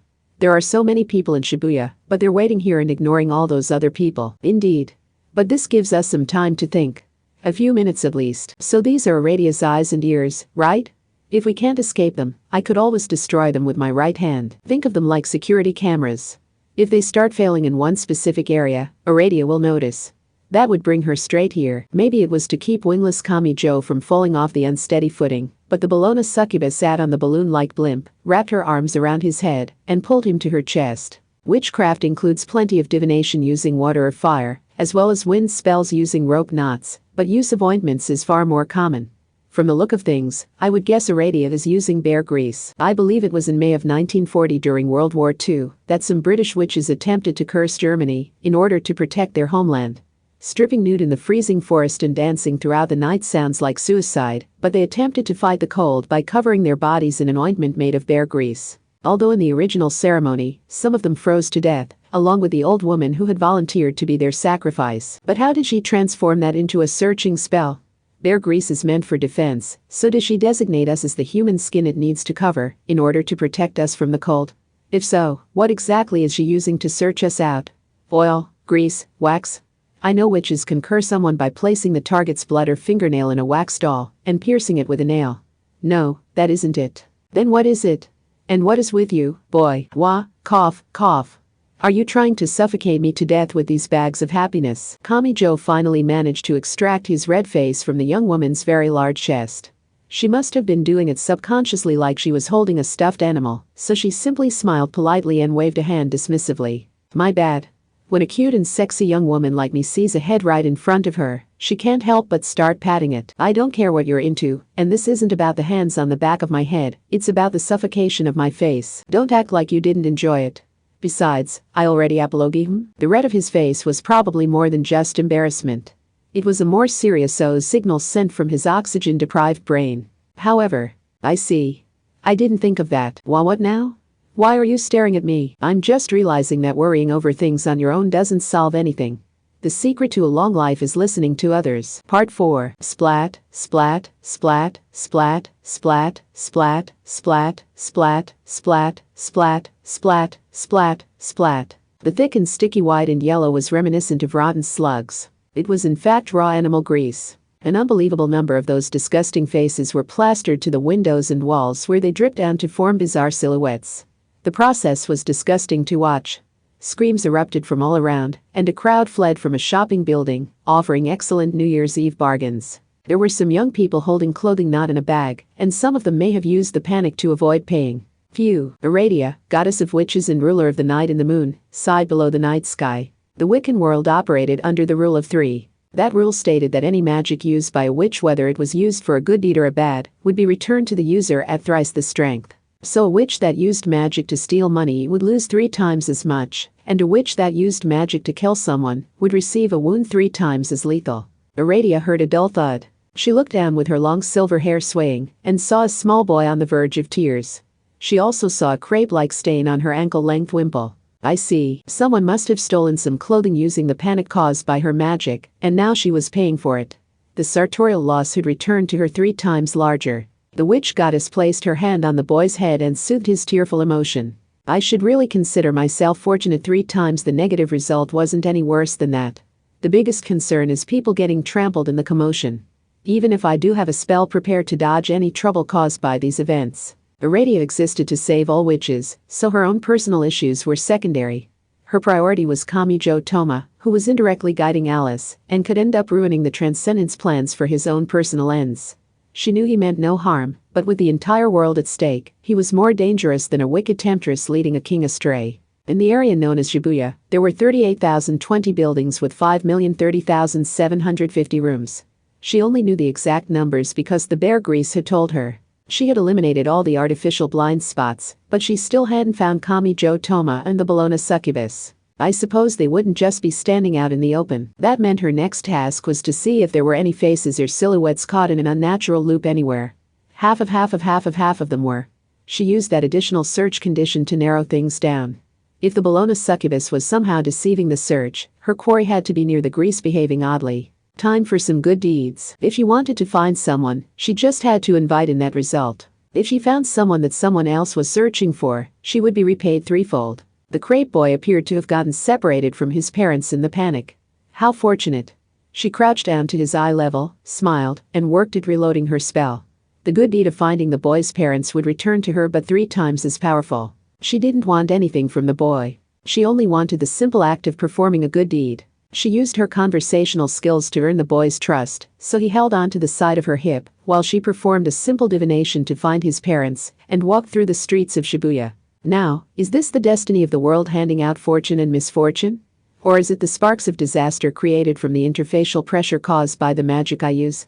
Either way, I will be taking back my action with an exorbitant amount of interest. Part 5. A clear change came over the yellowish silhouettes moving along the walls and ceiling. Their endless looping ended, and now they were focused on their target. Drat, said the Bologna succubus while spreading her wings. A moment later, the disgusting grease rushed in along the thin wires supporting the model blimp.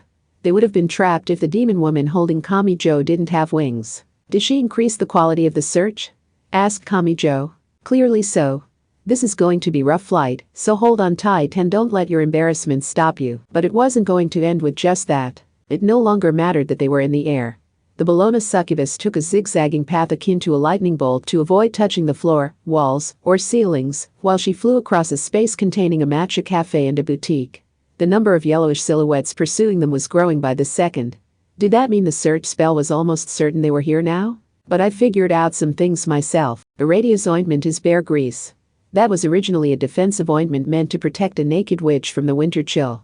But if she had set the search to simply attach itself to any human skin it was meant to protect, all the girls around here would be coated in the sticky stuff. But she only wants to track us down, so she must have given it a more specific search condition. No doubt about it. But what is that condition? Something that would mix with the animal grease rubbed on the witch's body. The microscopic ecosystem of germs and bacteria found on anyone's skin. That is also what determines your skin quality and the scent of your hair, so it will always differ between two people. The witches have always known a lot about handling medicinal herbs, so they used nothing but their own experiences to figure out fermentation and decomposition. But that means there's no escaping it, does it, though? Hey. The Bologna succubus used her full-speed flight to break through an aluminum alloy door and rolled across the floor, using her arms and wings to doubly protect Kamijo. He felt like they must have rolled all the way across one room and into another. He groaned and extracted his face from her chest. He saw a tile floor. Triple sets of faucets, shower heads, and mirrors lined one wall. And the intense humidity came from a bath so large it could be mistaken for a small pool. The room they rolled right through must have been the dressing room. Which made this? Is this a hot spa? I was already interested in Japan's strange bath culture, so this kills two birds with one stone. Instead of getting up, the Bologna succubus used her tail to pull the closest faucet's lever. You might be interested to know that this is the women's bath. Is now really the time? At least there wasn't anyone else there. Scalding hot water poured down on their heads just as several yellowish silhouettes passed through the door. They had broken through and crawled along the tile floor and walls. The room was twice the size of a classroom, but it was taken over in no time. According to the Bologna succubus, Iradia's search spell was pursuing its targets using the microscopic ecosystem on their skin. That meant it could perhaps be evaded by either washing that off or by covering themselves in a liquid film. Kamijo and the demoness soaked themselves in water above 40 degrees and rolled into the large tub. Then they watched the silhouettes crawling along the wall nearby. This was terrifying. Too terrifying to even gulp. With white steam filling the air, the silhouettes of yellowish grease moved stickily around like they were dripping down the walls toward the mirrors. And just as it looked like they would reach the mirrors, they slipped into the gap between wall and mirror. Kamijo was so close he could hear the gross sounds of the bear grease moving. He also noticed a stench similar to rotten butter. The movement stopped there. At precisely Kamijo Toma's eye level, something wriggled out from behind the mirror and onto its surface. Water and oil didn't mix, so even after washing himself off with water so hot it hurt his skin, he wouldn't have gotten rid of the entire threat. But the yellowish silhouette staring at him was only a shape, so it did not have any functional eyes. Nevertheless, he imagined the pressure of its gaze. He wanted to fight back. He wanted to shout at the top of his lungs and slam his right fist into the mirror. He wanted to be freed from this situation. His body writhed unnaturally along with his heartbeat, but the demoness held him tight. Be strong. You're a boy, aren't you? That clued him into something. The yellowish grease silhouette at his eye level did not react to her whispered voice. It lacked any auditory organs. The bear grease did not react no matter how close it was. If they lacked eyeballs and eardrums, they probably lacked every other senses as well. This one was right in front of him and shared the same space as him, but that wasn't what mattered. The landmine would not trigger unless they touched it. Bear with it. He heard a sticky sound. The yellowish grease on the mirror slid to the side and away from them like it had finally lost interest. Phew. And just as Kamijo let out the breath he had been holding the entire time, something dripped onto his head. It had an ochre coloration. The yellowish silhouette was stuck to the ceiling, and a single drop had fallen onto his head. And he touched it. First with his head and then with his right hand when he thoughtlessly reached up to see what he had felt on his head. The gross liquid burst with a quiet popping sound. And just like with security cameras, its destruction would be relayed to Iradia.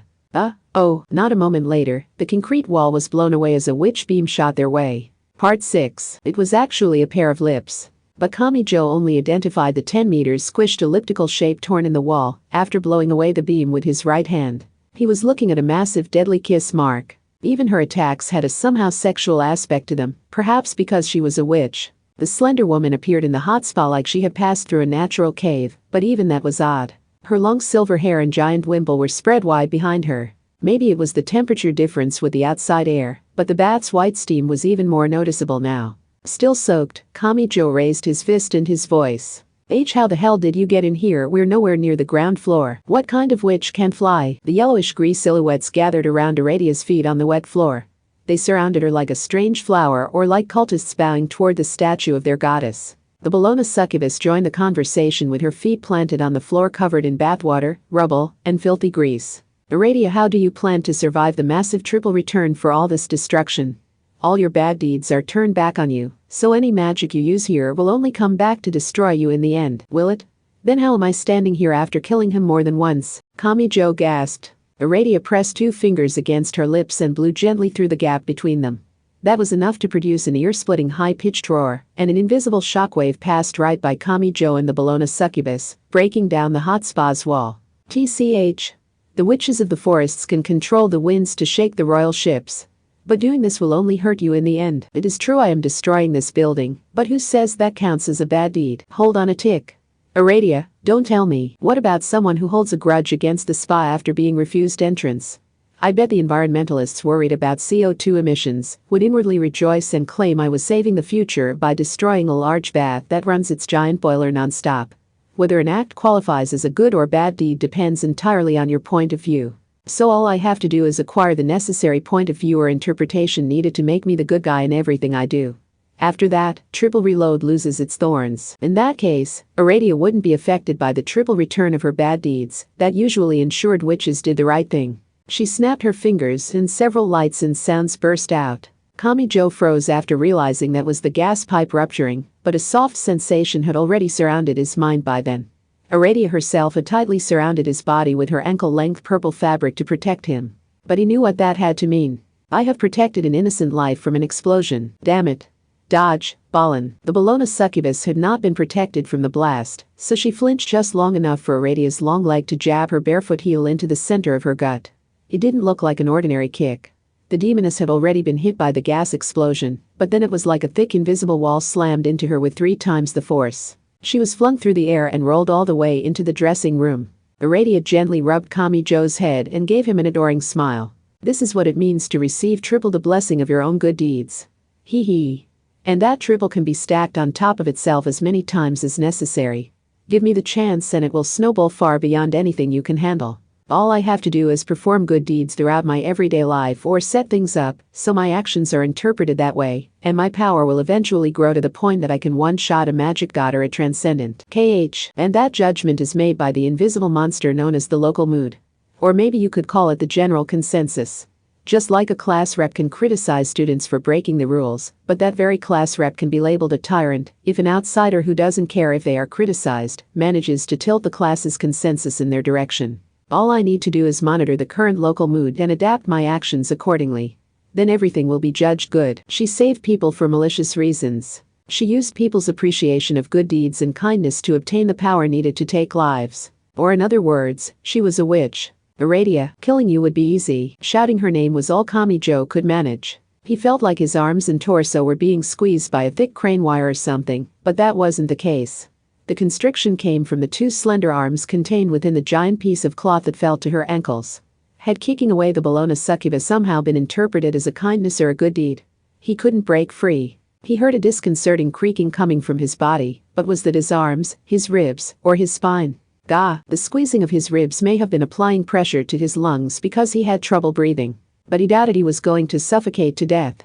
If he was going to die here, it would be from his flesh, bones, and organs all being crushed together. I must protect the witches. Aradia, on the other hand, was smiling thinly. She displayed the unique joy of someone who had completed their task and was freed from all that tension. You would lead Alice to ruin our cabal's plans, and possibly even destroy the world we already have, so killing you is the same as saving the world, making it a very good deed indeed. So rest in peace. You have no chance of a comeback now. If you give in and let yourself pass out, it will be quick and painless. I do hope you accept this kind advice I am offering you. No chance of a comeback? Do you have a pretty poor opinion of your fellow transcendents? Someone else interrupted. They didn't throw a punch or a kick, and they didn't send out a beam of light or a shockwave. Nevertheless, The next body to squirm wasn't Kamijo's. Transcendent Aradia had been trying to crush a full human's worth of weight with her arms, but now Kamijo felt an irregular tremor coming from her. What the hell? Again, there was no obvious injury. The only thing he noticed was goosebumps. But what is she so afraid of? Or is she feeling sick and nauseous? Yes, like from a crawling sensation along her skin. Wah, it was like she couldn't help herself. Her seeming invincibility had vanished. She weakly shoved Kamijo away from her with her palms, and then staggered back. No, she failed to do even that and collapsed to the filthy tile floor. Her legs lay weakly below her while she covered her mouth with a hand. Her face was pale. And not just her cheeks and forehead. The lips visible between her fingers were as well. The Bologna succubus stepped over the broken wall to re-enter the spa. She used her spread wings and her tail to prop herself up like a tripod or a crutch, but she had a grin on her exhausted face. She still made no attempt to cover up her underwear with rose thorn decorations. My cold mistress spell is nothing like your rule of 3 magic, but that's why you're helpless against it, isn't it? After all, if used right, this could make me the only transcendent in the cabal who could fight back against Alice, Bologna, and the cat's out of the bag now that you've experienced it, so there's no point in hiding what it does. Here's a history lesson for you, my pure boy. During the Inquisition so long ago, there were quite a few sinners who claimed to have slept with an incubus or a succubus. Of course, these were confessions extracted with torture. Still, their recorded confessions generally come in one of 2 flavors. Either it provided pleasure too great to be of this world, or it was painful, cold, and disgusting. Cold mistress is a spell that replaces any and all pleasure signals with pain. The desires for food, sex, and sleep are all instructions meant to efficiently guide people towards survival and reproduction through their attempts to fulfill those animal desires. My magic turns that on its head. All pleasure is converted into pain, so I can easily kill anyone through starvation or sleep deprivation. And I'm sure you know what happens if everyone in the world stops having sex. Was that why? Victory had been within reach, so Aradia would have been awash with the pleasure of achieving her goal. And all of that had been flipped around and replaced by the greatest agony. The greater someone's happiness, the greater the hell the Bologna succubus could condemn them to. Aradia's ability to intentionally misuse good deeds and kindness was horrific itself, but the Bologna succubus's magic carried the sweet scent of the profane. Both the witch and the demon would never be known as good people, no matter how great their deeds were. Bah, nevertheless, Aradia slowly stood back up with her legs trembling below her. Her face was pale and her shoulders were slanted, but she had not lost her will to fight. She was the goddess of all witches. No matter how twisted her methods, the weight she carried may have been very real. I will save the witches who continue to suffer around the world. No matter what it takes. I have no issue there, so I will kill this dangerous boy who could lead Alice to destroy the world. It does not matter if he intends it or not. The fact remains that he could very well direct that innocent tyrant in the wrong direction. So he cannot be allowed to survive. That is where our views differ. The real threat is Alice, not Kamijo Toma. No matter what he might think himself, he is no more than the kind of ordinary high school boy you can find anywhere. Thus, you are attacking him over a false accusation. The usual flightiness in the winged demon's voice was gone. And I am the Bologna succubus, the demoness who appears in the story of a death sentence handed down over history's most absurd charge. Running a brothel full of wanton succubi. This is no April Fool's joke, someone actually died over it. Thus, my purpose in life is to protect the reputation of the falsely accused. I can never bring myself to overlook your barbaric and deadly false accusations here. Even if it means battling a fellow cabal member. As unsteady as she was, Aradia glared at the boy. No matter what, he was her actual target here. Aradia, my goal overlaps with yours some. If you would calm down and recall the absurd excuses for a trial that brought such hell to so many witches long ago, perhaps you could have become the benevolent goddess of the peaceful night who would actively shield Kamijo Toma from these very accusations. Boy, I will assist you here, but if you wish to survive, you will need to settle this with your own fist. Gra! Roared the goddess. Kamijo took a step forward at the same moment. Maybe Aradia's intimidation was actually directed at the contradiction within herself, rather than at someone as puny as Kamijo. She was telling that voice in her head to shut up and just let her mind break apart if that was what it took. In the face of that self-loathing, she chose to instead become an empty shell that continues to save the witches who rely on her. Aradia's bestial fingers started to cross with Kamijo Toma's right fist. But even under the effects of the Bologna succubus's cold mistress, the witch goddess carried the greater weight on her shoulders. She clenched her teeth, ignored the extreme pain, transformed herself into a wicked being for selfless reasons, and took careful aim. She did not bother blocking the fist. Even if his fist found her jaw, her nails would slice right through his torso. And if she could power through all the pain, then there would be no convenient accident to save him. If nothing else shook her even further, the vast gap in power between a high school boy and a transcendent would become all too apparent. However, gotten used to the pain yet, you masochist witch? Gah! A tremor ran through Aradia's body. Kami-jo could guess what had happened. The Bologna succubus's cold mistress spell converted all pleasure signals into pain. With hunger, lust, drowsiness, and all other desires sealed off by that pain, any human or other life form would be trapped. To take that step forward and continue to fight for the witches, Aradia had needed to accept so much pain it led people to reject the very act of living. So what if the Bologna succubus switched off that magic at the last second? This didn't shake her in the way the pain did by stealing away her concentration.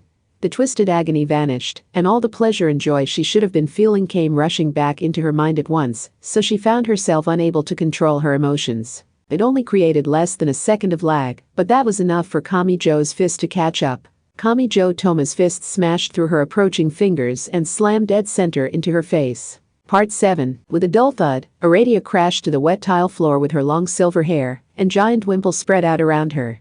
Kami-jo Toma remained standing. He was out of breath and covered in aches and pains, but he was still on his feet. He kicked a small piece of concrete on the floor, so it hit Aradia's arm, but she didn't noticeably react. At long last, Kami-jo Toma brushed a hand through his wet bangs. Phew, no, do not let your guard down, boy. He tensed at the Bologna succubus's shout. Aradia is a stubborn one, so you need to punch her again and tie her up or whatever it takes.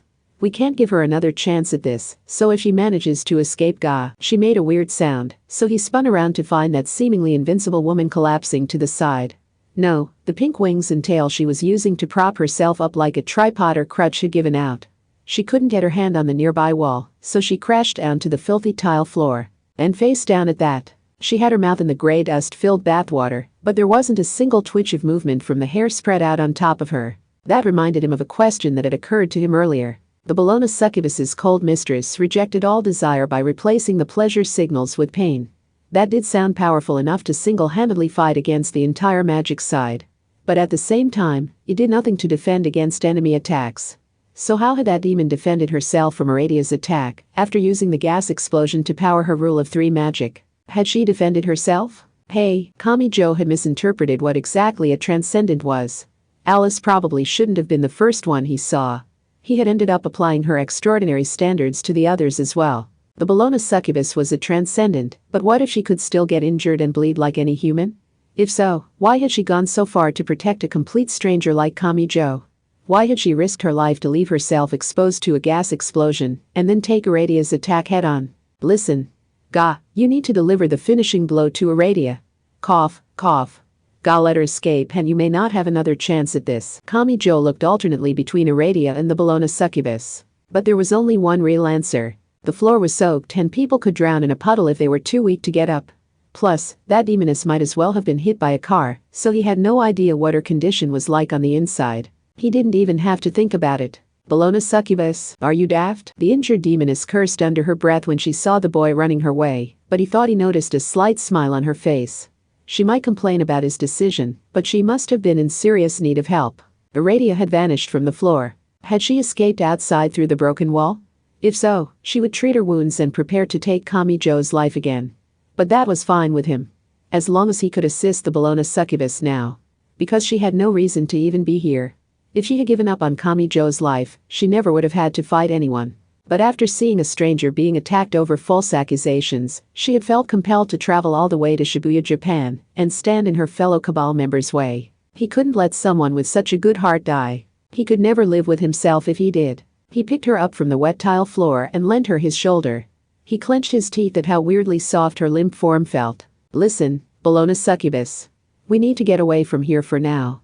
I can't lay you down and treat your wound in this damp hot spa. Aradia will be back soon. I understand that. No, you really don't. She was weak, but she got her words out clearly. She was very obviously displeased with his decision. But not because she was letting her emotions get the better of her. That kind-hearted demon knew harshly scolding him would improve his odds of survival even a little, so it was a show put on for his benefit. She was the cold mistress, a scorned being who brought a painful death to everyone she held in her embrace. Or that was the claim made by all the educated people talking about her behind her back. Kami-jo thought they could all go to hell. Aradia has her own pride as a transcendent of the bridge builders' cabal. The two of us have left that pride in tatters. both her pride in her compatibilities and in her ideology. Yet we failed to deliver the finishing blow to truly end this conflict. We cannot expect her to hold anything back now. She will pull out all the stops next time. Witch Goddess Iradia really will tear apart Shibuya and the rest of Tokyo, which includes Academy City, in order to kill you and you alone. And you will die for good next time. She might show exasperation, she might criticize his decisions, she might tease him, and she might insult him, but the Bologna succubus never once attempted to abandon Kamijo. She had lost the only pathway to victory she could think of, but she was still determined to fight alongside him to protect him. She was worried for him, so she couldn't bring herself to abandon this complete stranger. That was the only reason. His newfound understanding of that allowed him to detect the feelings packed into the core of her rebuke. That was our one and only chance to peacefully end this battle against Iradia, but you threw it out. That was the worst decision you could have made. Ugh, and I too am a magician of the Bridge Builders Cabal, remember? I am one of the transcendents attempting to change the world to fit my personal ideal, and I am sure we would find ourselves in conflict over how to deal with Alice. So you should have let your future enemy die KSH and dealt with Iradia. Shut up, he bluntly cut in. Each and every member of that extreme cabal supposedly rivaled the entire magic side. To Iradia and the Bologna succubus, Kamijo Toma probably was a truly puny being. Whether they wanted to kill him or protect him, they simply expected to have their way there, so his fate wasn't in his own hands here. But he said it anyway. If she intended to stab him in the back, she should have kept her mouth shut, but that kind-hearted magician had openly called herself his enemy. So he spoke plainly to the woman who had selflessly saved his life. Do you really think I could have done that? Transcendent Iradia would be back. And soon. But he wanted to be the kind of person who wouldn't even hesitate to say he had made the right decision here. Between the lines the two of them walked through the automatic door, fully ignoring the "No Pets Allowed" sticker on the tempered glass. That door led into the Miyashita Arc, a large shopping mall in Shibuya. A golden retriever stuck his tongue out next to a blonde woman in a beige habit. The place is deserted, not surprising after a commotion like that. We're talking about a battle between two transcendents here. Even the guards fled for their lives. A dull clattering sound came from the two stuffed duffel bags the human was carrying. Alistair, the magician who had hijacked Great Demon Karanzan's body, showed no hesitation in his gait.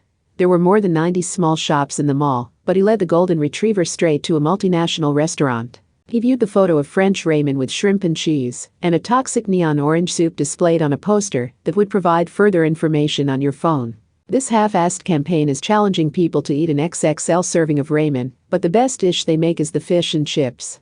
And that's coming from someone who was born in England and eventually came to hate the place, so you know it has to be good. So is the multinational thing a bluff, and it's actually an English restaurant? Oh, the entire restaurant is a front, he casually responded on his way inside. There was no one inside the restaurant either. Which was perfect. Alistair wouldn't shy away from bloodshed, but he would prefer to avoid wasting perfectly good food. Now this is a surprise, he said. This really is convenient. Is it really that much help? You had already checked the place out, hadn't you? Even so. They are generally a group of wandering treasure keepers who don't even give their group a name to keep people from tracking them. It is highly unusual for them to stay in one place for so long. A restaurant isn't the only place you find large-scale refrigeration equipment. Labs, factories, harbor warehouses, refrigerated trucks, cargo ships, wood dryers, and so on. So they can change their disguise as often as necessary. But why would they run away? Even if these treasures are small enough to carry with you, that seems like all the more reason they would stay here and defend them with their lives. The people on site don't even know what they're storing, so why would they throw away their lives away for it? Ha ha. For once, the extreme information restriction set in place by their central group has come back to bite them. They crossed the deserted restaurant to the very back. The vibe given off by the wallpaper and lighting changed once they were inside the professional kitchen. It was all cold fluorescent lights and sterile tile. Alistair found this more comfortable. The large silver countertop was so systematically organized it was reminiscent of a hospital's autopsy table. It was hard to imagine any food prepared here making a pleasant meal that put a smile on people's faces. This was the place's true face. By adding on more and more camouflage to keep this icy atmosphere from escaping the confines of the tiled space, a popular restaurant had eventually formed. They were originally an organization tasked with eternally preserving the remains of holy men and women deep in the snowy British mountains. Of course, these people couldn't come back to life and disappear like the Son of God. They were a little more grounded, eternally preserved corpses? I occasionally hear that legend from the former Soviet Union, but it looks to me like they just froze their dead people. That does not qualify as preservation on the microscopic level. The cells will be constantly breaking down. That doesn't really matter to them. I know you haven't lost your love of romance in your old age, so would you be interested in seeing Robin Hood's corpse? What about Jack the Ripper's? That's the kind of person they now specialize in preserving. But the death of someone that charismatic can be a powerful thing. A nearly eternal amount of time is needed to soften the blow and lessen the people's sorrow. You know an awful lot about this. I dabbled in the topic in relation to the previous Imagine Breaker. Although that was something the Golden Cabal stole and modified for their own purposes. Alistair was referencing the weapons stored in a certain armory that he had used to deliver the finishing blow to Mathers. But he also hung his head for some reason. And back in 1947, I was very nearly made a part of their collection. And I only avoided that fate because that perfectionist of a doctor put me in too perfect a state of suspended animation. Several pieces of industrial equipment were lined up by the wall. No ordinary home would have one so large or one that only had a freezer with no refrigerator. There were 7 in all, and Alistair stopped in front of the 5th one. But not even a group dedicated to preservation can do so indefinitely. It became clear that all forms of sanctuary were being ransacked during World War II. Alistair lowered his 2 duffel bags to the tile floor. So the occult sphere was so overwhelmed by anxiety that some British witches even performed a strange cursing ritual in the nude, until some of them froze to death. British witches fighting the approaching German army with curses sounds like something from a B-movie, but it was very real. So this group needed to evacuate their treasures. Ever since, their most dangerous stash has only ever been kept in temporary locations. Because that war taught them that the national borders are not a trustworthy defense. If you want to hide something, you spread it around and constantly move it around instead of keeping it all in a single secure building. Hey. The Miyashita Ark, huh? They claim to be travelers, but I get the feeling they were the ones behind the opening of this new shopping mall.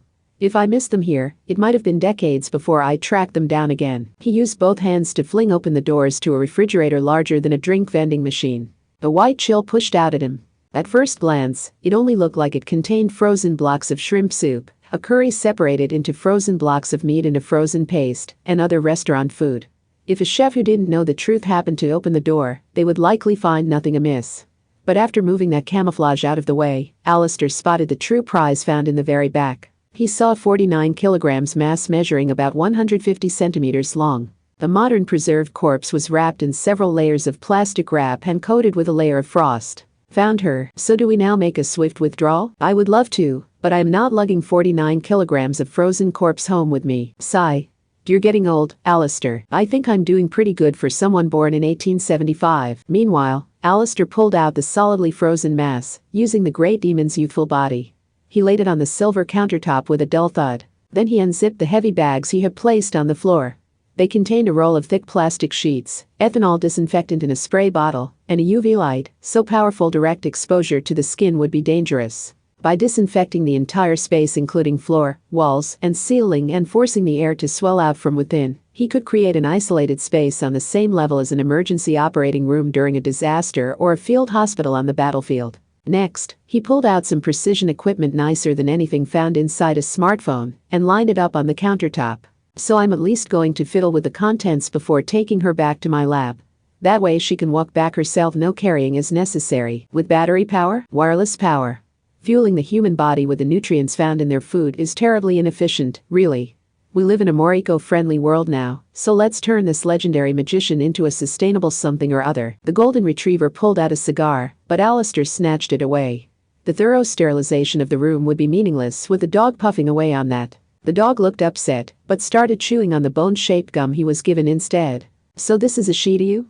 Sounds like you think this corpse still has a personality. This is all a waste of time if I can't rebuild her that way. Alistair sounded so casual as he turned to face the 150 centimeters mass. And the human who created the very concept of the science side spoke to it. Rise and shine, Anna Kingsford, our true starting point. Chapter 3. The Transcendent Blossom Sabbath vs. Witch Hunt. Part 1. Kami-jo threw open the stainless steel back entrance. The winter sky was still blue since it was 3 or maybe a bit later. Soaking themselves in the hot spa had been a bad idea, even if it had been part of a plan. He thought the north wind was going to freeze him solid. Damn, he didn't have time to worry about that. Transcendent Iradia would be back soon. Kami-jo and the Bologna succubus alone could not protect that large shopping mall with so many entrances. Iradia already knew they were in the Miyashita Ark, so staying there would be like asking her to launch a surprise attack and kill them. He lent the Bologna succubus his shoulder and half-shouted his questions. But not because he was overexcited. He was afraid she wouldn't hear him otherwise. That was how weak she was. But she still wrapped him up in her light pink wings like a cloak. She wanted to give him as much of her remaining body heat as he could. What do we do now? We need somewhere to hide if I'm going to treat your wound. Hee hee. What is it now, Bologna succubus? I'm just thinking how glad I risk my life to save you. Here, I'll reward you with a nice tight hug. Take this seriously. She pouted her lips at that. Goodness gracious. So you want my request? Then I say a sauna or a capsule hotel would be safest. A sand bath or an enzyme bath would do if you want to have more fun with it. What is it with you and baths? Fine. Would you prefer a love hotel or soapland? At a massage parlor, you can put on paper underwear and get a mystery gel rubbed all over your back. Do they have showers you can use there? What is it with you and that stuff? Kami-jo was blushing now, and the Bologna succubus giggled weakly. She could barely stand up straight, but she was amused by his reactions. First, I'm interested in Japan's strange bath culture. And second, an indoor facility with lots of small rooms separated out like honeycomb suits our needs best. Karaoke boxes and manga cafes don't give you much privacy as a deterrent against crime, so we have to look at the more adult destinations instead. So was the lowest hurdle among them the capsule hotel? Kami-jo checked his map app with his empty hand. Damn, I'm getting more and more poisoned by the smartphone culture. I get worried whenever I can't look something up on here first. They made their way to the map icon closest to the Miyashita Arc. The place was deserted. Had everyone left with all those creepy faces appearing? Or was the place made so you could check in without interacting with a real person? Either way, no one stopped them as they walked right through the front desk area. Kami-jo's clothes were still soaked, so he appreciated the warmth of the heater. It was enough to make him teary-eyed. What the hell is this? Something like coin lockers for giants lined the walls. The doors were 1-meter squares of translucent frosted glass, but that was it. Each box was a room just big enough for someone to get some sleep inside. It reminded him of a sterile spaceship in an SF movie or maybe an extremely efficient prison. He wasn't sure he could carry the weak Bologna succubus to a higher level, and he didn't need to anyway. He pushed her into a box on the bottom level and had her lie on her back. He was chilled to the bone, but treating her was more urgent than heating himself. He leaned into the same space and immediately detected a sweet scent. He hadn't noticed it before, but it probably came from her hair. So I want to treat your wound, but where were you hit? No covering up with your hands. Or your wings. Just let me see. Actually, are a succubus's organs even in all the same places as human ones? Oh, you licentious lad. Are you that eager to get into my underwear? I'm going to assume these jokes mean it's not that serious. Do you want those to be your last words? But how else do you plan to see underneath this? He froze. She must have liked the attention because she slapped his cheek with her pink tail. That light pink lingerie was the only thing she wore, and it was a one-piece corset that covered her from top to bottom like a bunny girl. When Aradia had kicked her back in the hot spa, it had been in the stomach, but that was the hardest spot to check with that outfit. The waist was fitted pretty tightly. In fact, it had to be the tightest part of the entire thing. Q. Do you want to see a bunny girl's navel without having to see her boobs or butt in the process? How do you accomplish this? A. Why wasn't there an answer? This was first aid. It was a necessary medical procedure. Kami-jo kept trying to convince himself of that in front of the defenseless young woman, but he couldn't seem to make himself actually do anything. Oh, no. I don't think there's any other option. But how do you even take one of these off? Sorry, boy. I can't help it, I'm such a natural virgin killer, so try to be patient with me. Why am I taking such massive psychological damage when I'm only trying to selflessly help someone? It's like my heart is a hunk of ice being chipped away with an ice pick. He got carried away and bumped his head into the low ceiling. He was left to sob with his hands over his face, so the Bologna succubus put her hands on her hips while still lying on her back. But she didn't seem angry with the pathetic boy who couldn't just enjoy the situation he found himself in. Instead, he heard a strange zee-up sound from either side of her hips. She was undoing the zippers there. She used her wings to push her back up from the bed. There we go. She pulled the thin material down to her navel and rolled it up there. It was a lot like someone pulling off their school swimsuit shoulder straps and half removing the swimsuit. Hee hee. I appreciate the mighty big reaction, boy. It's a real confidence booster. Being a succubus, she didn't seem to mind at all. She even placed her hands behind her head. The two big things jiggled on top of her chest, and Kami-jo blushed so bright he thought his face was going to explode. It was super awkward because she made no effort to cover up and even grinned up at him. He wanted to politely look away from that part of her that now had only her hair to cover it, but that wasn't an option. She was injured and needed treatment. I would recommend getting this over with quickly. Aradia is working to recover as well. If we can recover faster, then we have a chance to send an attack her way. Every second wasted reduces our odds of survival. You're certain Aradia will come back for us? Unquestionably. He couldn't send the Bologna succubus back into such a deadly fight while still injured. He needed to at least provide first aid to stabilize her condition.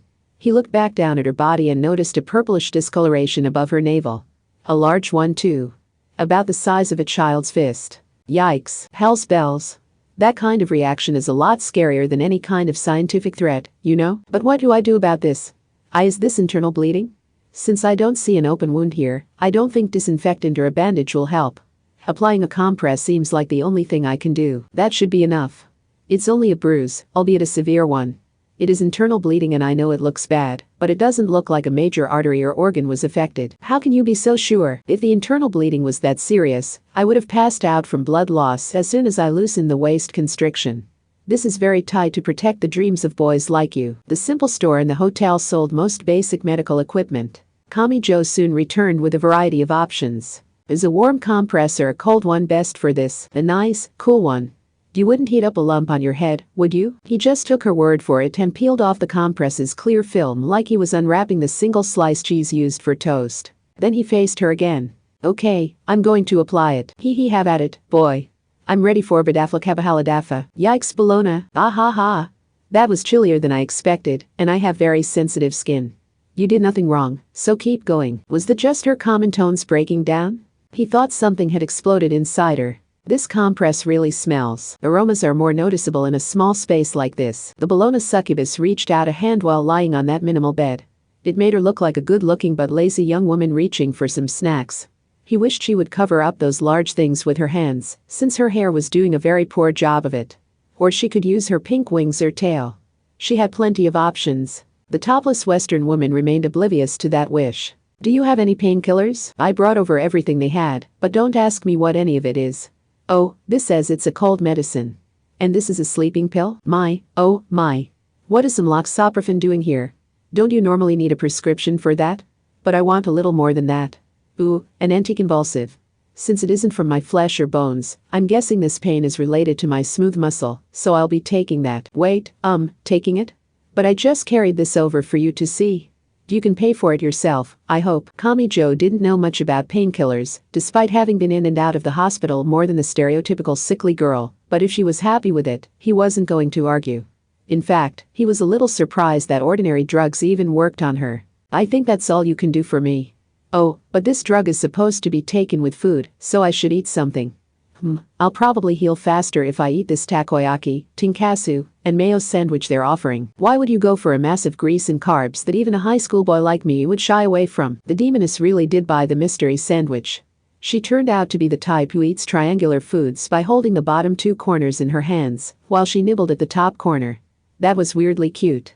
Maybe her younger habits never faded since demons didn't age. Whatever the case, Kamijo thought his heart was going to stop from the combination of the childish mannerisms and her large and topless chest. She again demonstrated her opposition to littering by balling up the sandwich wrapper for easy disposal later. That was good. And a full stomach makes me sleepy. She stretched her arms up while sitting up on her knees now. She was once more leaving herself with nothing but her hair to cover up, and the ceiling was so low her palms ended up pressed against it, but she looked happy enough. Had that greasy sandwich really healed her? Surely not. The more he learned about transcendent physiology, the more confused he got. Now we need to get our clothes dry. Boy, quit leaving the capsule every chance you get, boy. Climb back in here with me. Why should I? Because the capsules let you set their temperature and humidity. If I lower the humidity as far as it goes and crank up the heat, it should function like a dryer. Are the SDGs just a joke to you? But it was true he was going to freeze to death as things were, so he had no choice but to crawl into the cramped space with her. He made sure to apologize to the God in heaven before succumbing to the demon's temptation. What is this sweet scent? The compress didn't smell like this, so is there something in the air conditioning filter? Buzz. Wrong. That would be my cleavage. The bare skin may give off more milky pheromones than the half-dried underwear. Sorry for being a virgin killer in more than just the visual way, boy. Does she have to keep bringing that up? Kamijo did his best not to look at the winking young woman a mere 50 centimeters away from him. She must have enjoyed teasing him because she was in a very good mood, and even cackled while switching to a cross-legged position. But what were they supposed to do now? He was honestly unsure how healed she was, but she had been hit pretty badly. And Aradia had apparently received a weird boost to her power brought on by desperation. Kamijo couldn't instantly power himself up, and it would be heartless to throw the Bologna succubus into the line of fire every time he sensed danger. He could only think of one option. Let's meet up with Index and the others, he whispered. You mean the Grimoire Library? And Athanas too. They might give us the clue we need. Do you keep talking about the bridge builders' cabal and transcendence, so I think it would be best to see what some magic experts have to say. I suppose that makes sense, said the Bologna succubus, while belatedly putting those big things back in the chest of her underwear and adjusting their position a little. Kamijo blushed, but he was more fascinated with the discovery of how a bunny girl costume was actually put on. However, that is easier said than done. How exactly do you plan on doing it? I doubt you would run into them if you just ran around the large open world of Shibuya. So would it be best to send them some kind of sign that we're in this capsule hotel? What if Aradia sees it?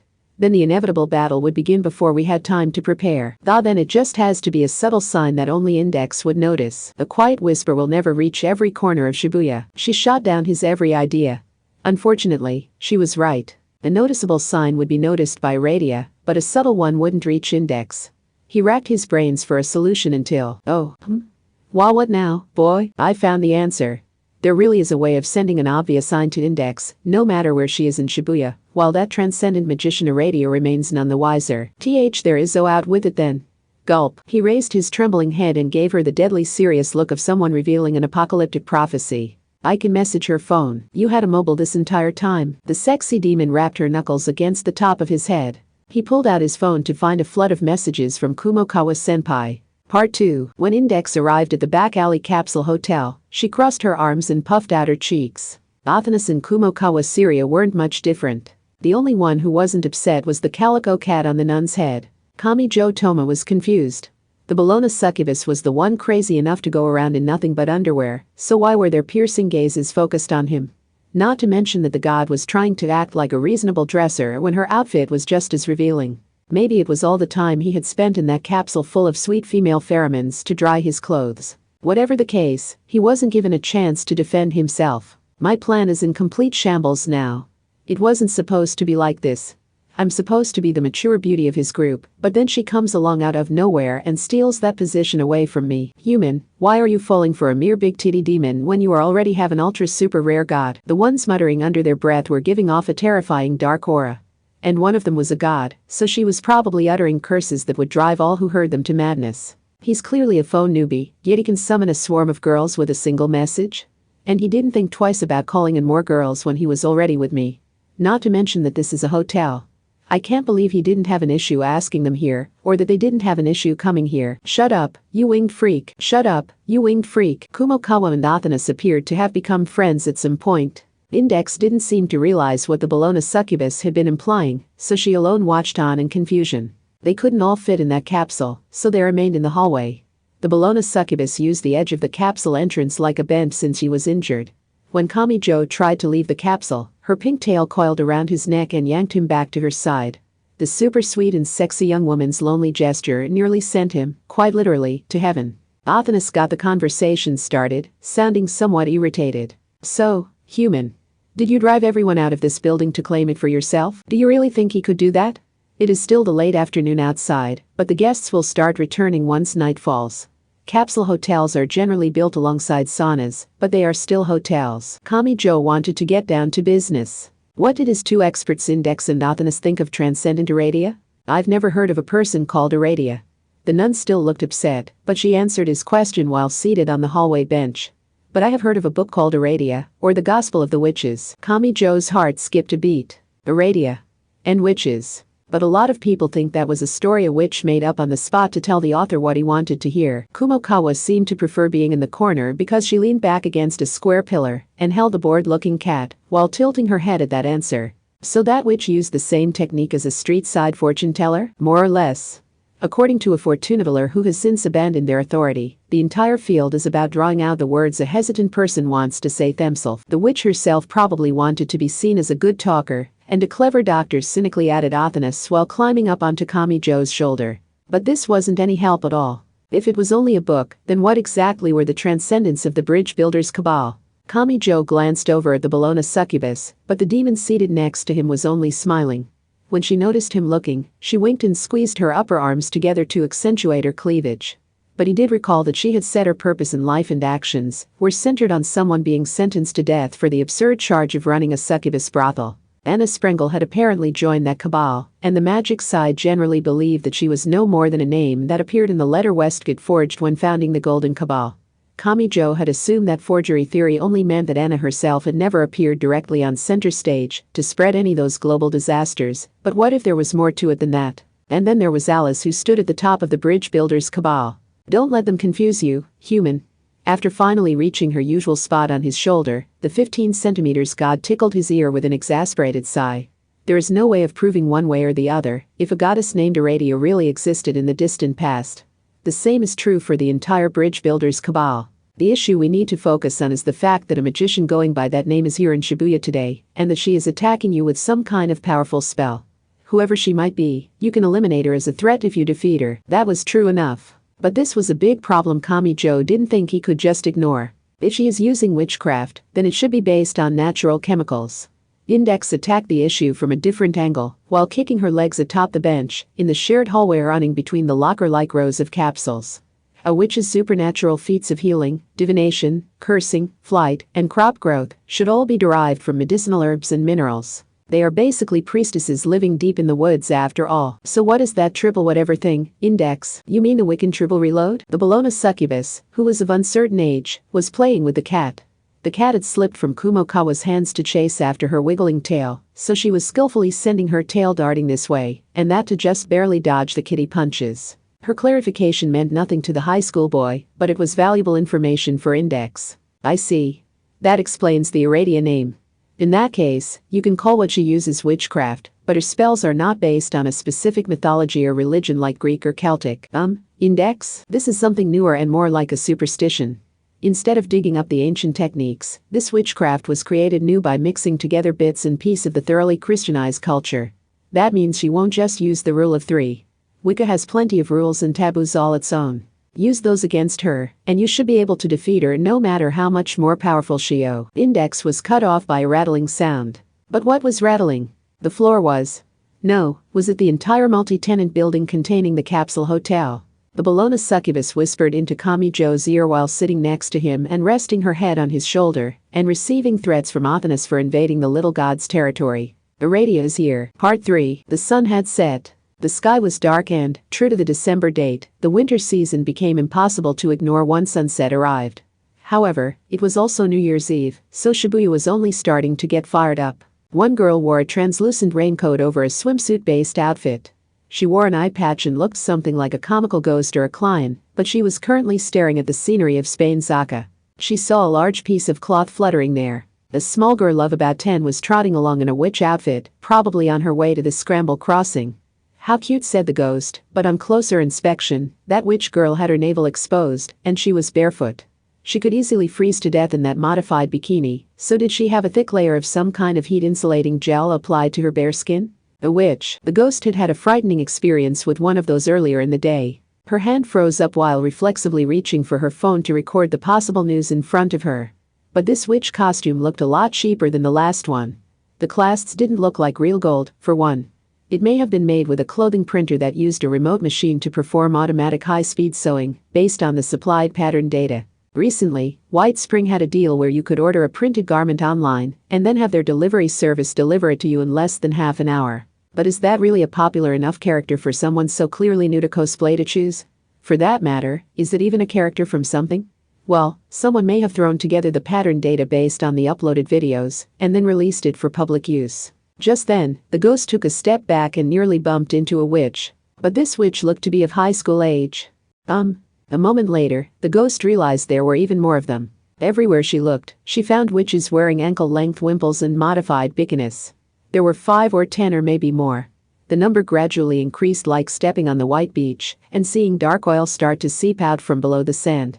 It was like the scratchy sound of cheap bells were drowning out the crowd's chatter. None of them were looking her way. They were only respectfully holding some folded clothes in their hands. For whatever reason, blank pieces of loose-leaf paper were stacked up on top of the clothing. They were all muttering the same thing under their breath. It was a forbidden, profane, and sweet utterance that brought the word secret to mind. May the Holy Witch guide us. For some reason, when the ghost heard those whispered voices, something started to grow in the back of her mind. This was something she had tried to forget. It was an unseen scar on her heart that formed the foundation of her current life and could not be removed at this point. She belonged to a group who posted videos to a video site. She was always conscious of her numbers, but that wasn't always a battle against herself. She had once had a rival. She hadn't heard anything from that rival ever since the girl made the mistake of uploading a shoplifting video and had to move away. They had been friends, or she thought they had.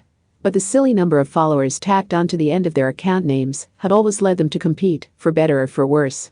And if the ghost hadn't come out just barely on top, that friend, whose real name she didn't even know, may never have felt the need to gather attention with a shoplifting video.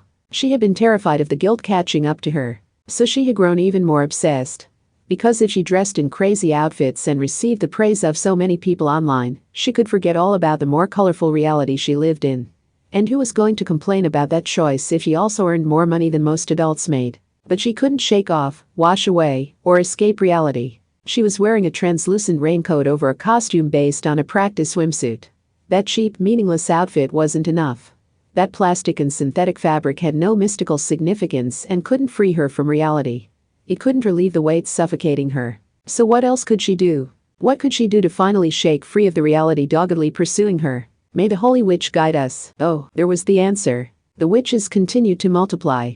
Just like with Halloween costumes and video posting, it was so much less frightening when you weren't the only one doing something. There were more and more. More and more and more and more and more and more. More and more and more and more and more and more and more and more and more and more and more. They came from every direction. Witches emerged from every street corner to flood the scene. There were some suppressed screams as people were overwhelmed by the sight, but everyone was paralyzed by it, and no one began recording with their phone. The ghost should have felt the same. But this didn't even seem strange to her anymore, much less frightening. She instead felt an all-encompassing sense of calm. Most everyone understood what a follower count was these days, and it was so much easier for new content creators to get started. This worked the same as video sites and the rest of the internet.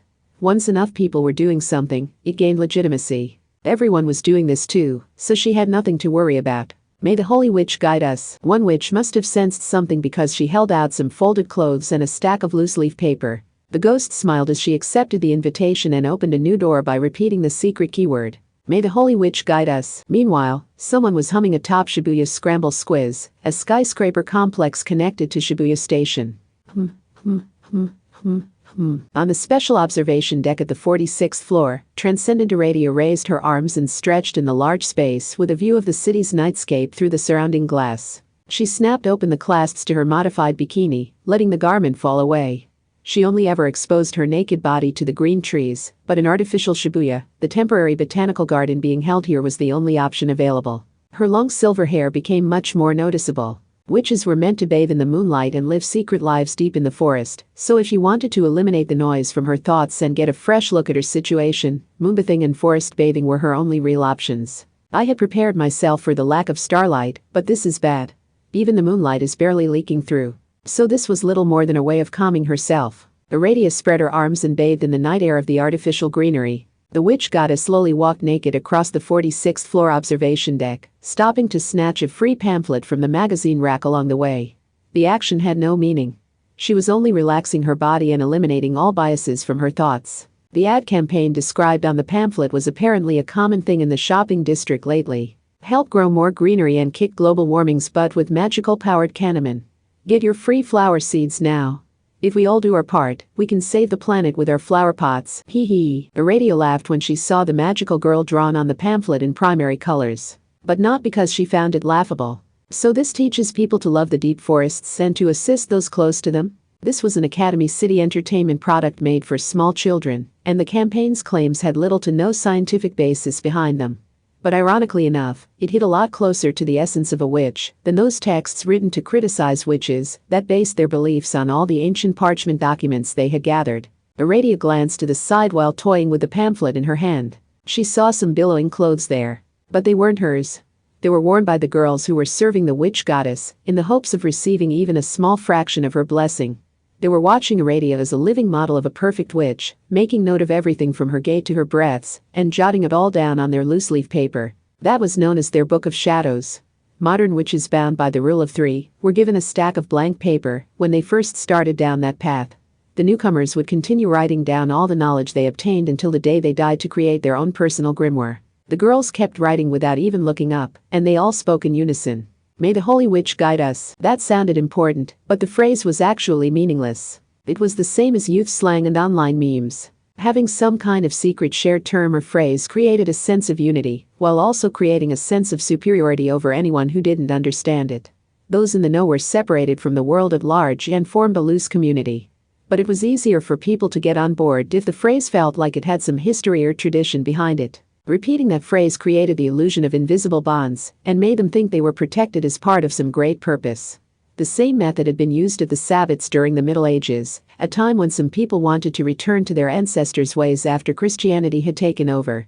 I want to know too. It was an intellectual poison that silently spread using that common desire. When a demon, or something forced to bear that title, were summoned at those gatherings, the process to perform the summoning tended to be a lot lengthier and more complex than the part where they actually did anything with the summoned being. Why? Because those arcane rituals were the best part and it was so relaxing to be actively working on something. Perhaps it would be too romantic to liken that to the period leading up to an unrequited love being fulfilled. With influencers on social media and whatever tubers on video sites, the world continued to transform and evolve at an accelerated rate, but the basic desires at the bottom of it all had not changed. Aradia saw the world as a living fossil. May the Holy Witch guide us. I want to live an active life without anyone knowing who I really am. May the Holy Witch guide us. I want to be an entirely new person.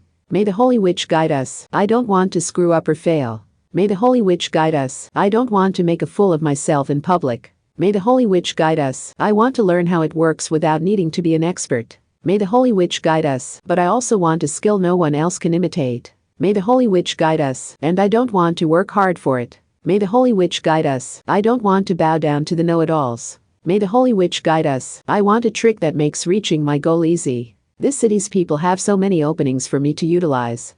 I don't think it's as bad as New York, though. So these girls would not rely on the mythologies and religions linked to great political power. They were only using their young sensibilities to link together some slang and memes they all knew, but that was to be expected when they all lived separate lives.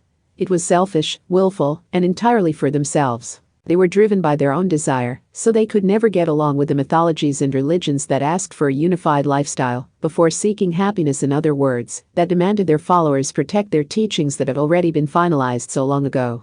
This is what witches had always been.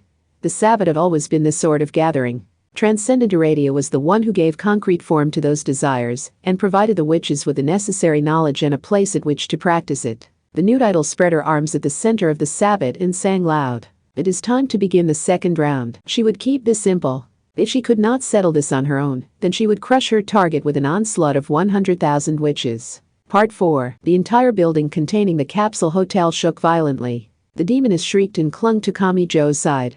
He stuck just his head out of the capsule and took a look around, but since the capsule hotel was basically a portion of a sauna or bath, it lacked windows. Well, something's happening, but what do we do about it? With just you, I could have flown you away from the roof, but I can't do that with 3 or 4 people and a pussycat. And I couldn't sleep at night if I cold-heartedly abandoned the cat. The busty upperclassman and busty god glared at the demoness as if to say, so you could sleep like a baby after abandoning us? But the Bologna succubus had a mind tougher than depleted uranium, so she sat up from the edge of the capsule and winked at only Kamijo. So our first job is recon and intel gathering. We can fight, hole up in here, or run away, but we want to see what Aradia is up to before choosing. In other words, you don't have an actual plan. Got it. The capsule's wonderfully eco-friendly heater had fully dried their clothing. Aradia could easily break through the concrete wall to get into the building. The Bologna succubus had already mentioned that flying away wasn't an option with more than just Kamijo, so she had likely already ruled out staying in the building too. They needed to get a look outside. Inside a smoking room that had somehow survived into the current day, they found a window covering one of the walls. Kamijo was dumbfounded by what he saw. The sidewalks, streets, and every other part of the ground were covered in witches, and more witches. What the hell is this? It looked like a riot. Every single person crammed in like on a packed train, wore an ankle-length wimple and a modified bikini. Kamijo initially thought she had multiplied, but a closer inspection proved that wrong. Blasted, Aradia. Have you started proselytizing? Prosely what? They all stood at different heights, wore different hairstyles, and were of different ages. They were all dressed in the same witch outfit as Aradia, but those had to be the ordinary people of Shibuya exposing their skin to the frigid air. Some of the witches were even standing on the roofs of the cars parked on the curb and on the supports for the blue road signs crossing the large road. May, tch us. There was a good distance between him and them. May the witch us. There was a thick layer of tempered glass in between too. May the holy witch guide us. But a great vibration still reached him. May the holy witch guide us. It wasn't just the glass or the building shaking, it was the ground. Their fearsome chorus may have shown up on a seismograph. Kamijo was pushed beyond dumbfounded. He was terrified. The visual alone had blanked his mind, but his instincts were telling him he would die if he wasted what little time he still had. What is going on? Witches never make their presence known. They slowly spread below the surface, silently corrupting a family, a town, a country, or any other community, explained Index, standing on her toes atop a bench to better see straight down. The Bologna succubus bent and stretched her body and flapped her pink wings one at a time to see how her recovery was going. This is what Aradia's dangerous charisma can accomplish when she puts her mind to it. She already has a new coven. The Yanjins of Shibuya are highly receptive to the latest trends, so that may have hastened the spread. Dangerous charisma? Are you saying she started a cult? Groaned Kumo Kawasiri. They could only see one side of the building from here, but they had to assume the other three sides were much the same. They were completely surrounded, and the disturbing shaking of the building suggested some of the witches were already breaking holes in the walls to get in. It felt like fleeing inside a rundown shack in the humid jungle to escape a swarm of army ants. Quick question. Yes, boy, are all of those Aradia? That is, can they all do everything she can? She is the witch goddess who rules the night and the moon. She appears at the secret sabbats to grant the witches the knowledge they need to escape the cross's persecution. They can't do everything she can, but they can easily borrow a portion of her power temporarily. How big a portion? They should be able to use triple reload since that's built into Wicca itself. Sweat poured from Kamijo's brow. The Bologna succubus's body temperature was a bit elevated after she finished her stretches, and she started leaning against him, while clearly amused by his reaction. With some exceptions like magic gods, saints, and Alice, any spell you see someone use is built from the basics of magic. And she is a generous goddess who does not hesitate to grant the witches her greatest techniques. I don't know if they gather their knowledge in a paper notebook or on their phone's memo app these days, though. Still, the rule of three is a double-edged sword with a serious chance of self-destruction, so it takes experience and a certain style to use it at Aradia's level. Really, it comes down to whether or not you can grasp the boundary lines of that taboo well enough to survive your very first experience with it. If that was true, this could hardly get worse. They had barely managed to drive off Aradia alone, but now the witch goddess had abandoned all kindness and carelessness, and strengthened herself with an army large enough to cover the ground below. Meanwhile, the injured Bologna succubus had only been treated with a compress and painkillers. Index and Athanas's knowledge was a help, but they couldn't provide direct violence.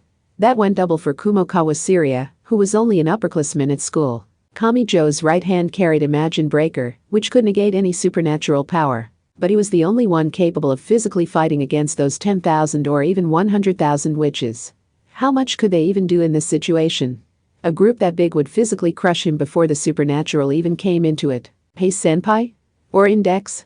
Forget my fantasies. How much does the average girl actually weigh? 40 kilograms? Maybe 50? For some reason, everyone else there glared at him.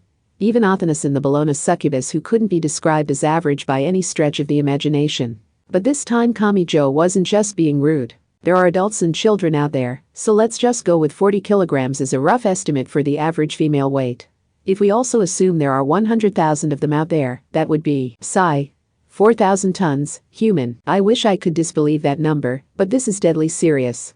Even if we hide in here to avoid getting crushed by the group, I get the feeling that flood of bodies could directly tear this building from its foundation. However, you don't need to worry about that. Kamijo couldn't believe it, but the Bologna succubus was actually smiling. You might think this can hardly get worse, but only due to your own lack of imagination. I expected this much, and there is nothing to fear as long as that holds true. Aradia actually takes her work very seriously. The thing is, that's what gives her such a short fuse. She can be a pain to deal with, but that's probably the first requirement for becoming a witch. She puts her fears at ease by throwing out the wild, eccentric tricks and sticking with the tried and true fundamentals. Haha. She would make a good civil servant, but she could never make it as a gambler. And the thing is, we aren't doing boring paperwork here. The Bologna succubus stepped away from the window and stabbed the arrowhead of her tail into a device on the opposite wall. A fire alarm. Afterwards, she took in a deep breath that sent a tremor through her alluring body lines, spread her wings wide, and shouted at the top of her lungs. Watch out for the dust, they're tearing down the building walls. Is there no line those freaks won't cross? You need to run away before they get you too. Also, I'd rather not mention what's in that dust hanging in the air, but breathing it in is enough for it to harm you. If you start to feel dizzy or faint, that means it already got to you. The clangor of the alarm squeezed at Kamijo's heart. But he was also confused. What are you talking about? Oh, it's just a bluff. The Bologna succubus grinned. But the primary enemy of the witch has always been the witch hunt. In psychological terms, that's known as mass hysteria. With sufficient data, you can trigger one yourself like you're following a flowchart. You're pitting mass hysteria against a cult, so many people are going to die. Kumokawa Siria's eyes widened, but the Bologna succubus readily nodded. Listen. The witch hunts began with the virtuous citizens accusing each other, so you could say it was history's worst neighborhood dispute. You don't know why, but you're pissed off, nothing is going right, and something must be to blame. And wouldn't you know it? That one neighbor seems awfully sus, don't they? Humans love to blame something close by and eliminate it to reclaim peace of mind. And what's the first thing anyone in Shibuya is going to see or hear about at the moment? Aradia's witches. With a flapping sound, the demon spread her pink bat wings with her hands clasped below her navel. And I believe I already showed you my magic. Cold Mistress converts all pleasure signals into pain. But if I adjust its strength, I can create a nagging irritation that creates a subconscious source of unease. They might be hesitant at first, but there is no avoiding it. They can try drinking some tea or petting their dog, but all attempts to soothe themselves will only make it worse. Before long, that small irritation will rule their mind. Just like with disease, weather, accidents, and recessions, when humans have trouble understanding some large, invisible factor, they try to calm themselves by directing their hate toward a target closer at hand, and then they can't stop themselves. I see, said Athanas from Kamijo's shoulder. But that only works if people can't hear you. There weren't any ordinary people in this entire building. You can't fill out the ranks of your witch hunt army without anyone to corrupt. True, agreed the Bologna succubus. But whoever said my cold mistress is limited to this building? A new rumbling reached them. Kamijo spun back toward the window to find the witches were being overrun. New colors were flooding the unified colors of the witches like muddy water entering a clear river.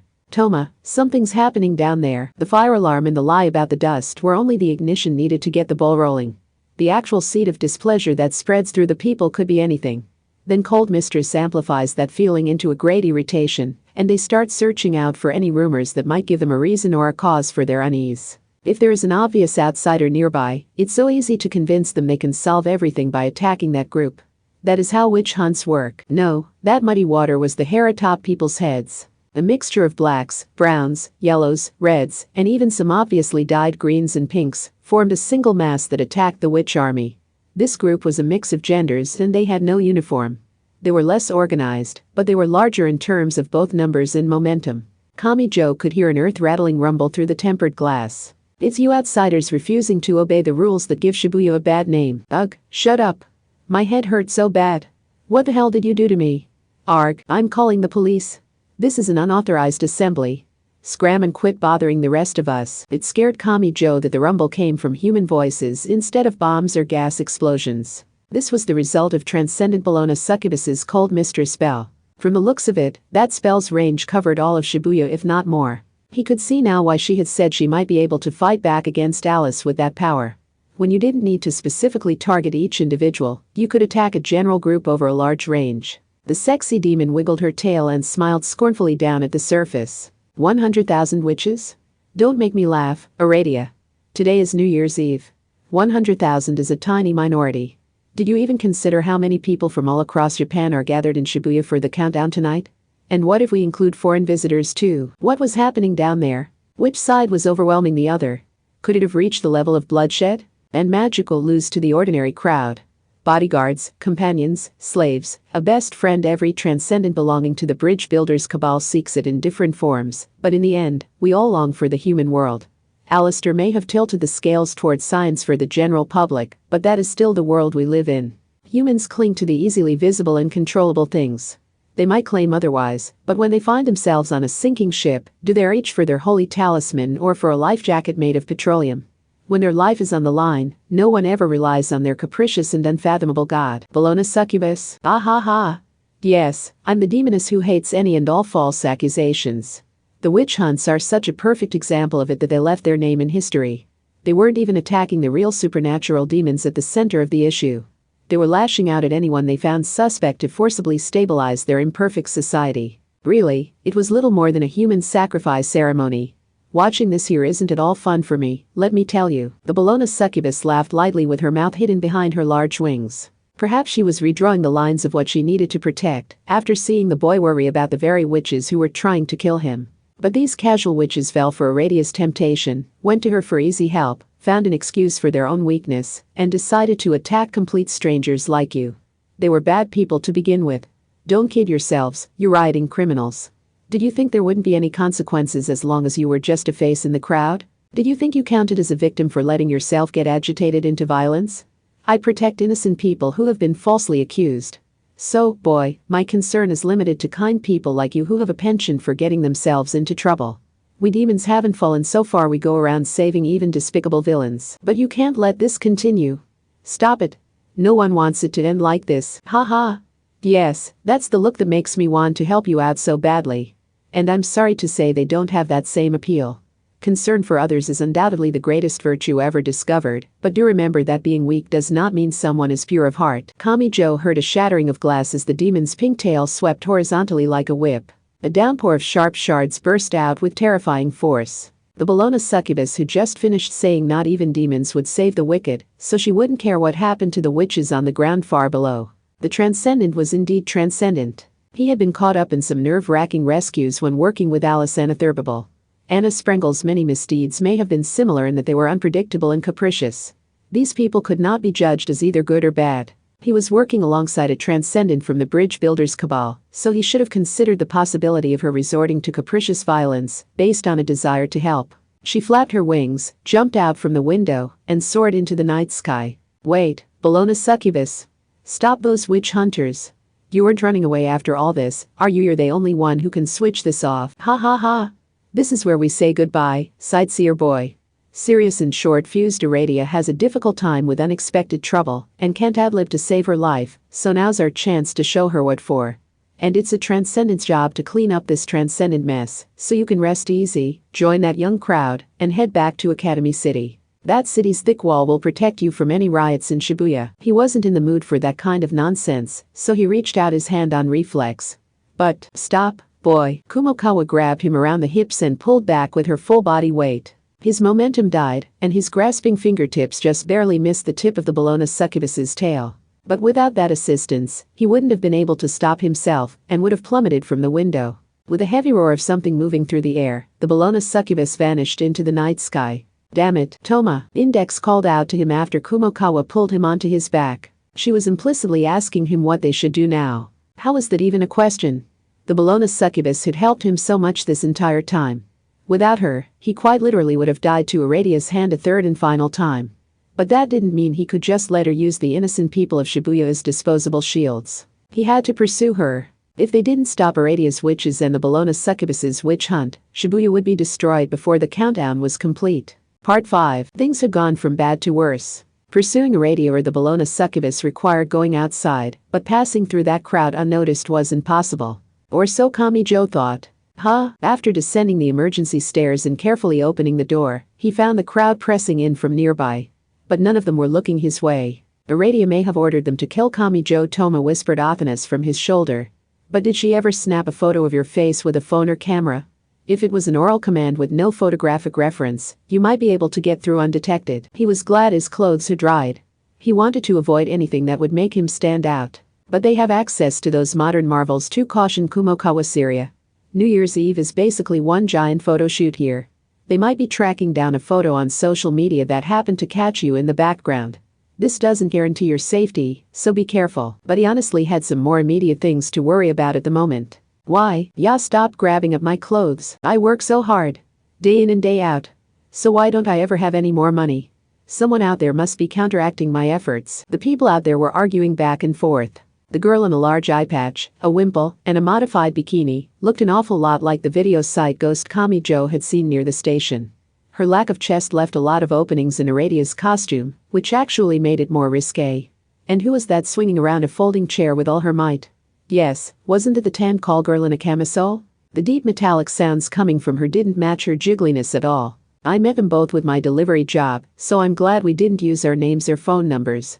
We only know the 8-digit single-use ID we gave each other. Give it a rest, you Jaya. A bluish-white beam shot off in the wrong direction. Was that lightning? The eye patch ghost had flipped through her loose-leaf papers and traced her finger along something written there, But it looked like her attempt to retaliate with triple reload had failed. Yes, the scary thing here was how the magically powered witches were being pushed back by the powerless witch hunters. The Bologna succubus had said the rule of 3 magic introduced a large risk of self-destruction. It was a tricky spell, and going through the process was probably hard in this chaos, and with a crowd packed around you so tightly. The real difference is that the witches want the help of the beneficial supernatural, if they can get it, but the witch hunters will not give up until they have eliminated the negative anxiety they feel. Exasperated, Athanas watched the commotion from Kamijo's shoulder. That god of war, deception, and magic explained her thoughts. A group that fears death will act fearless if it will distance them from death. That might look contradictory, but it happens all the time during riots and wars. When people are pushed past their limits, they will step on a mine themselves or rush straight toward the incoming shells or flamethrowers. With enough people doing that, they can bring down the enemy force. When you aren't crossing the border for fun and the collapse of your country is a real possibility, anyone who still acts reasonable will be overwhelmed and lose. I don't believe it. That's the normal way to think. And war doesn't just mess with people's patience and sensibilities, it tears down their standards of normalcy. Which is why this sort of thing is best avoided. They didn't have time to stand around watching. There was more than one kind of hell underway here. The cat on Index's head was growling a low warning for once. In fact, damn, this area's covered in blood. Boy, the rioters didn't do this. It was the glass shards that supposed demons sent raining down earlier. In her thick coat and tight skirt suit, Kumokawa pointed toward the rusty smell. Several girls lay on the cold sidewalk at the base of the building. They were all witches. Their groans joined the rusty smell. The downpour of clear blades must have hit them directly, but everything around them was in chaos. No one was even considering treating their wounds. And Kamijo himself couldn't do anything more than pull out the obvious shards and tie up the wounds with whatever cloth he could find. He had no way of checking for smaller shards, and, even if he saved their lives, he wasn't sure if this would leave scars on their skin. Ugh, don't say anything. I stop your bleeding, so you'll be fine for the time being. Thank you. Now I just have to find Kamijo Toma. With no photo, the girl had no idea who she was talking to. For that matter, what had they even gathered here to do? What would have happened to him, Index, and the rest if no one had interrupted? For that matter, if the witches couldn't determine who near the building was Kamijo Toma, could they have tried to fulfill Aradia's command by going on a magical mass shooting of every high school-age boy they came across? Boy, it would be dangerous to stay much longer, but we have to call an ambulance for them. Senpai, I overheard some girls over there talking about your delivery job. Delivering the food uses a single-use ID, but you have to use your real name when cashing out at the convenience store. So you need to get away before they wait. You and your stupid kindness. Kamijo shook his head to drive out the fact that he was being targeted by 100,000 witches who had given up on thinking for themselves and converted to the Transcendence cult. He couldn't do this like the Bologna succubus. He refused to accept that you didn't need to care about someone if they were a bad person. After roughly stopping all the injured witches' bleeding, Kamijo tried to call an ambulance, but found he couldn't get through even with the emergency line. He didn't hear the usual ringing, he just heard 3 short beeps before the connection ended. What? I can't even call the emergency number. Why are the lines so overloaded? Because the entire city is like this right now, human. Unless Aradia and the Bologna succubus are stopped, who knows how long it would take for an ambulance to arrive, even if you did call for one. These people are covering the sidewalks, roads, and the cars parked on the curb. That meant he had to end this entire commotion if he wanted to get professional help for those girls. That meant chasing down Aradia and the Bologna succubus. If the emergency numbers weren't working, then the normal internet was out of the question. If no one can use social media, it might take them longer to work out your identity, said Kumokawa. Okay. I take it back, boy. Say whatever you want, just don't glare at me like that. How frightening did he look today? For some reason, even that perfect upperclassman raised her hands awkwardly. When he tried to look her in the eye, she averted her gaze. Often aside from his shoulder. Your face was everywhere back when the two of us were on the run from the world in Denmark. No one can check that right now with no internet access, but someone with a good memory might still recognize you. Are you saying they're gradually narrowing in on me? Frankly, it's strange they haven't figured it out yet. Kamijo was so plagued by misfortune he knew better than to chalk that up to luck.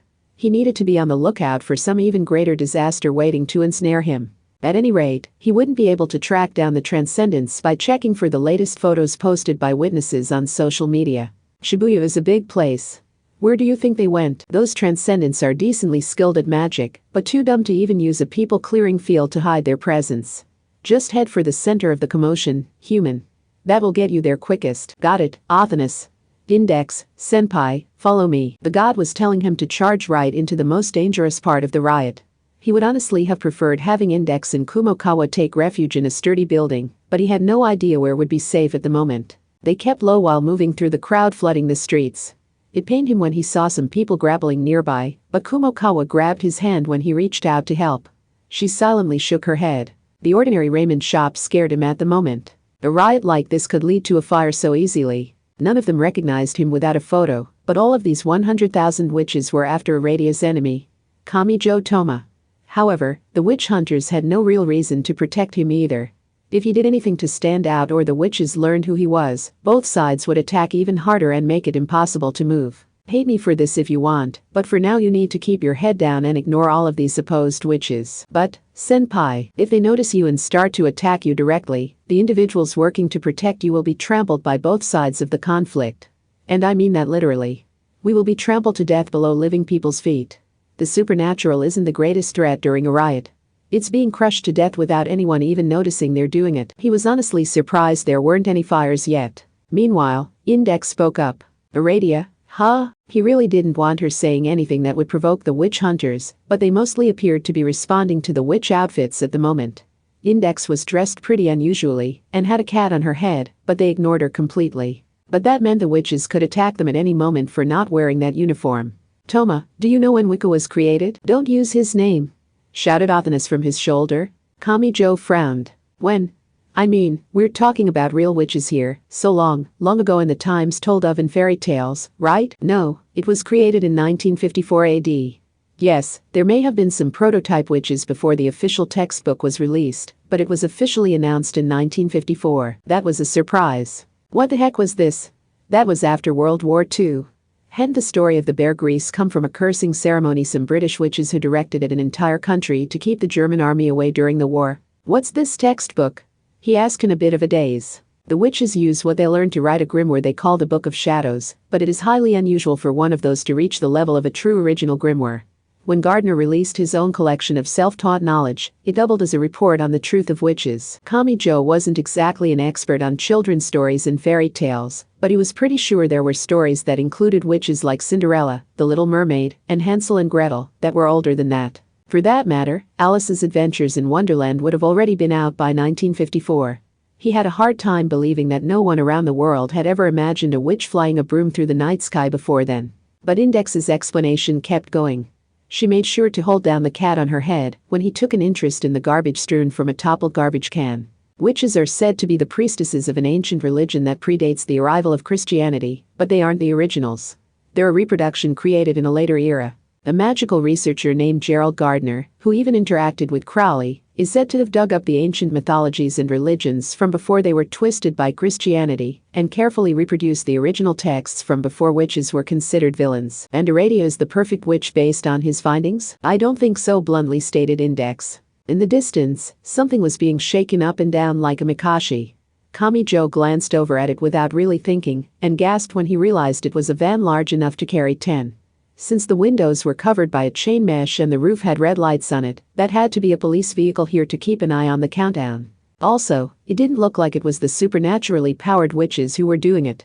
The panicked group didn't even care if their targets wore a witch outfit anymore. Off and aside from Kamijo's shoulder, it has been pointed out that Gerald Gardner had a few biases when creating his reproduction of the ancient witches. Of course, even on the magic side, that kind of skeptic tends to be the sharp-tongued type who don't make many friends, but it is true Gardner's supposedly perfect reproduction included some inauthentic sexual ceremonies just because he loved them so much. Do you get what I mean, teenage boy? I'm talking about the kind of sexual ceremonies groups of witches hold in secret night after night. Kamijo wasn't sure how to respond to that one, so he looked the other way and groaned, earning him a glare from both Athanas and Kumokawa. The teenage girls' faces told him that response had earned him a failing grade. But what was he supposed to say when they brought it up in the first place? The only girl oblivious to all this placed her finger on her chin. The biggest story among all this was Iradia, or the Gospel of the Witches. Kamijo frowned. Index had mentioned that title before, and it bothered him that it included the name Iradia. It was presented as a report on the legends conveyed to the author by an Italian witch, but like I said before, no mythology features a goddess named Iradia.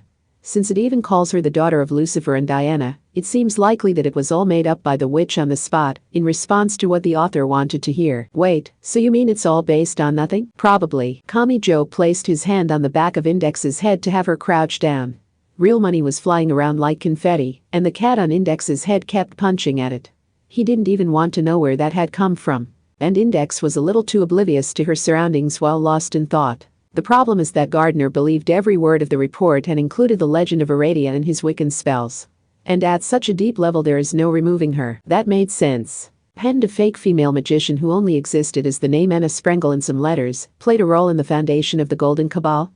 The idea that Westcott had made her up entirely hadn't seemed so likely after Anna herself showed up, but Kamijo was growing less certain of that. Index continued over the mechanical alarm of a vending machine or ATM.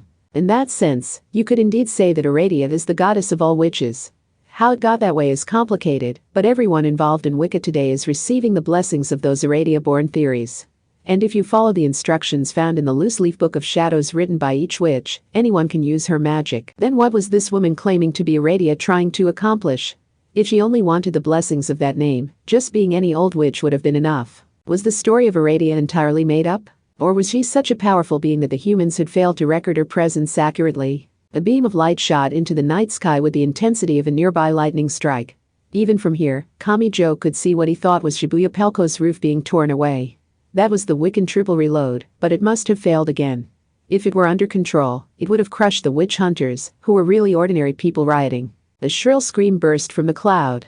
More magic had failed. Hadn't he been told a line between good and bad deeds was determined by general consensus rather than any individual? He was starting to wonder if only Aradia could control that magic. Even if she had distributed her secret technique, that didn't mean everyone could perfectly absorb that information. The large discount store and department store scared him. If the furious rioters stole some kitchen or hardware tools, this could easily lead to bloodshed. Kumokawa Syria whispered to him while reflexively keeping her head low. You wanted to reach the heart of the commotion, didn't you? I think you're almost there. What? Are you saying she circled all the way around the station and returned to the scramble crossing? You couldn't take a direct route with so many riders around. Had she naturally wandered back there while avoiding the streets blocked by rolled-over cars and barricades of piled-up bicycles? But was that really a coincidence? Hadn't the Bologna succubus also flown in a circle and returned close to their starting point when escaping through Shibuya sky? Was there some kind of magical meaning to making a big circle and going into hiding? Or maybe it was a common understanding within the bridge builders' cabal that showed itself when they were on the run. Did Alice do anything like that? During that day wandering through Academy City's darkness, he recalled a few times when he was separated from Alice and they were unnaturally reunited, but he couldn't say what route she had taken. He thought about it a bit, but he wasn't going to find an answer right now. Because he had seen something else. Two transcendents stood at the center of the scramble crossing, surrounded by the crowd of witches and witch hunters. Car headlights shined in from multiple directions, casting their shadows in just as many directions. Enough rioters had appeared to separate an entire ward from the rest of Tokyo, and the people even stood on the roofs of a donut truck and a red fire truck that had failed to escape in time. It was actually beautiful. This was the center of the riot that had left Shibuya entirely non-functioning, but all of the rioters kept their distance, so as not to disturb those two. It gave the scramble crossing the harmony and formality of an international competition. Just the two of them had overpowered and held back hundreds of thousands of people. They were not using dreadful magic or demonstrating superhuman strength.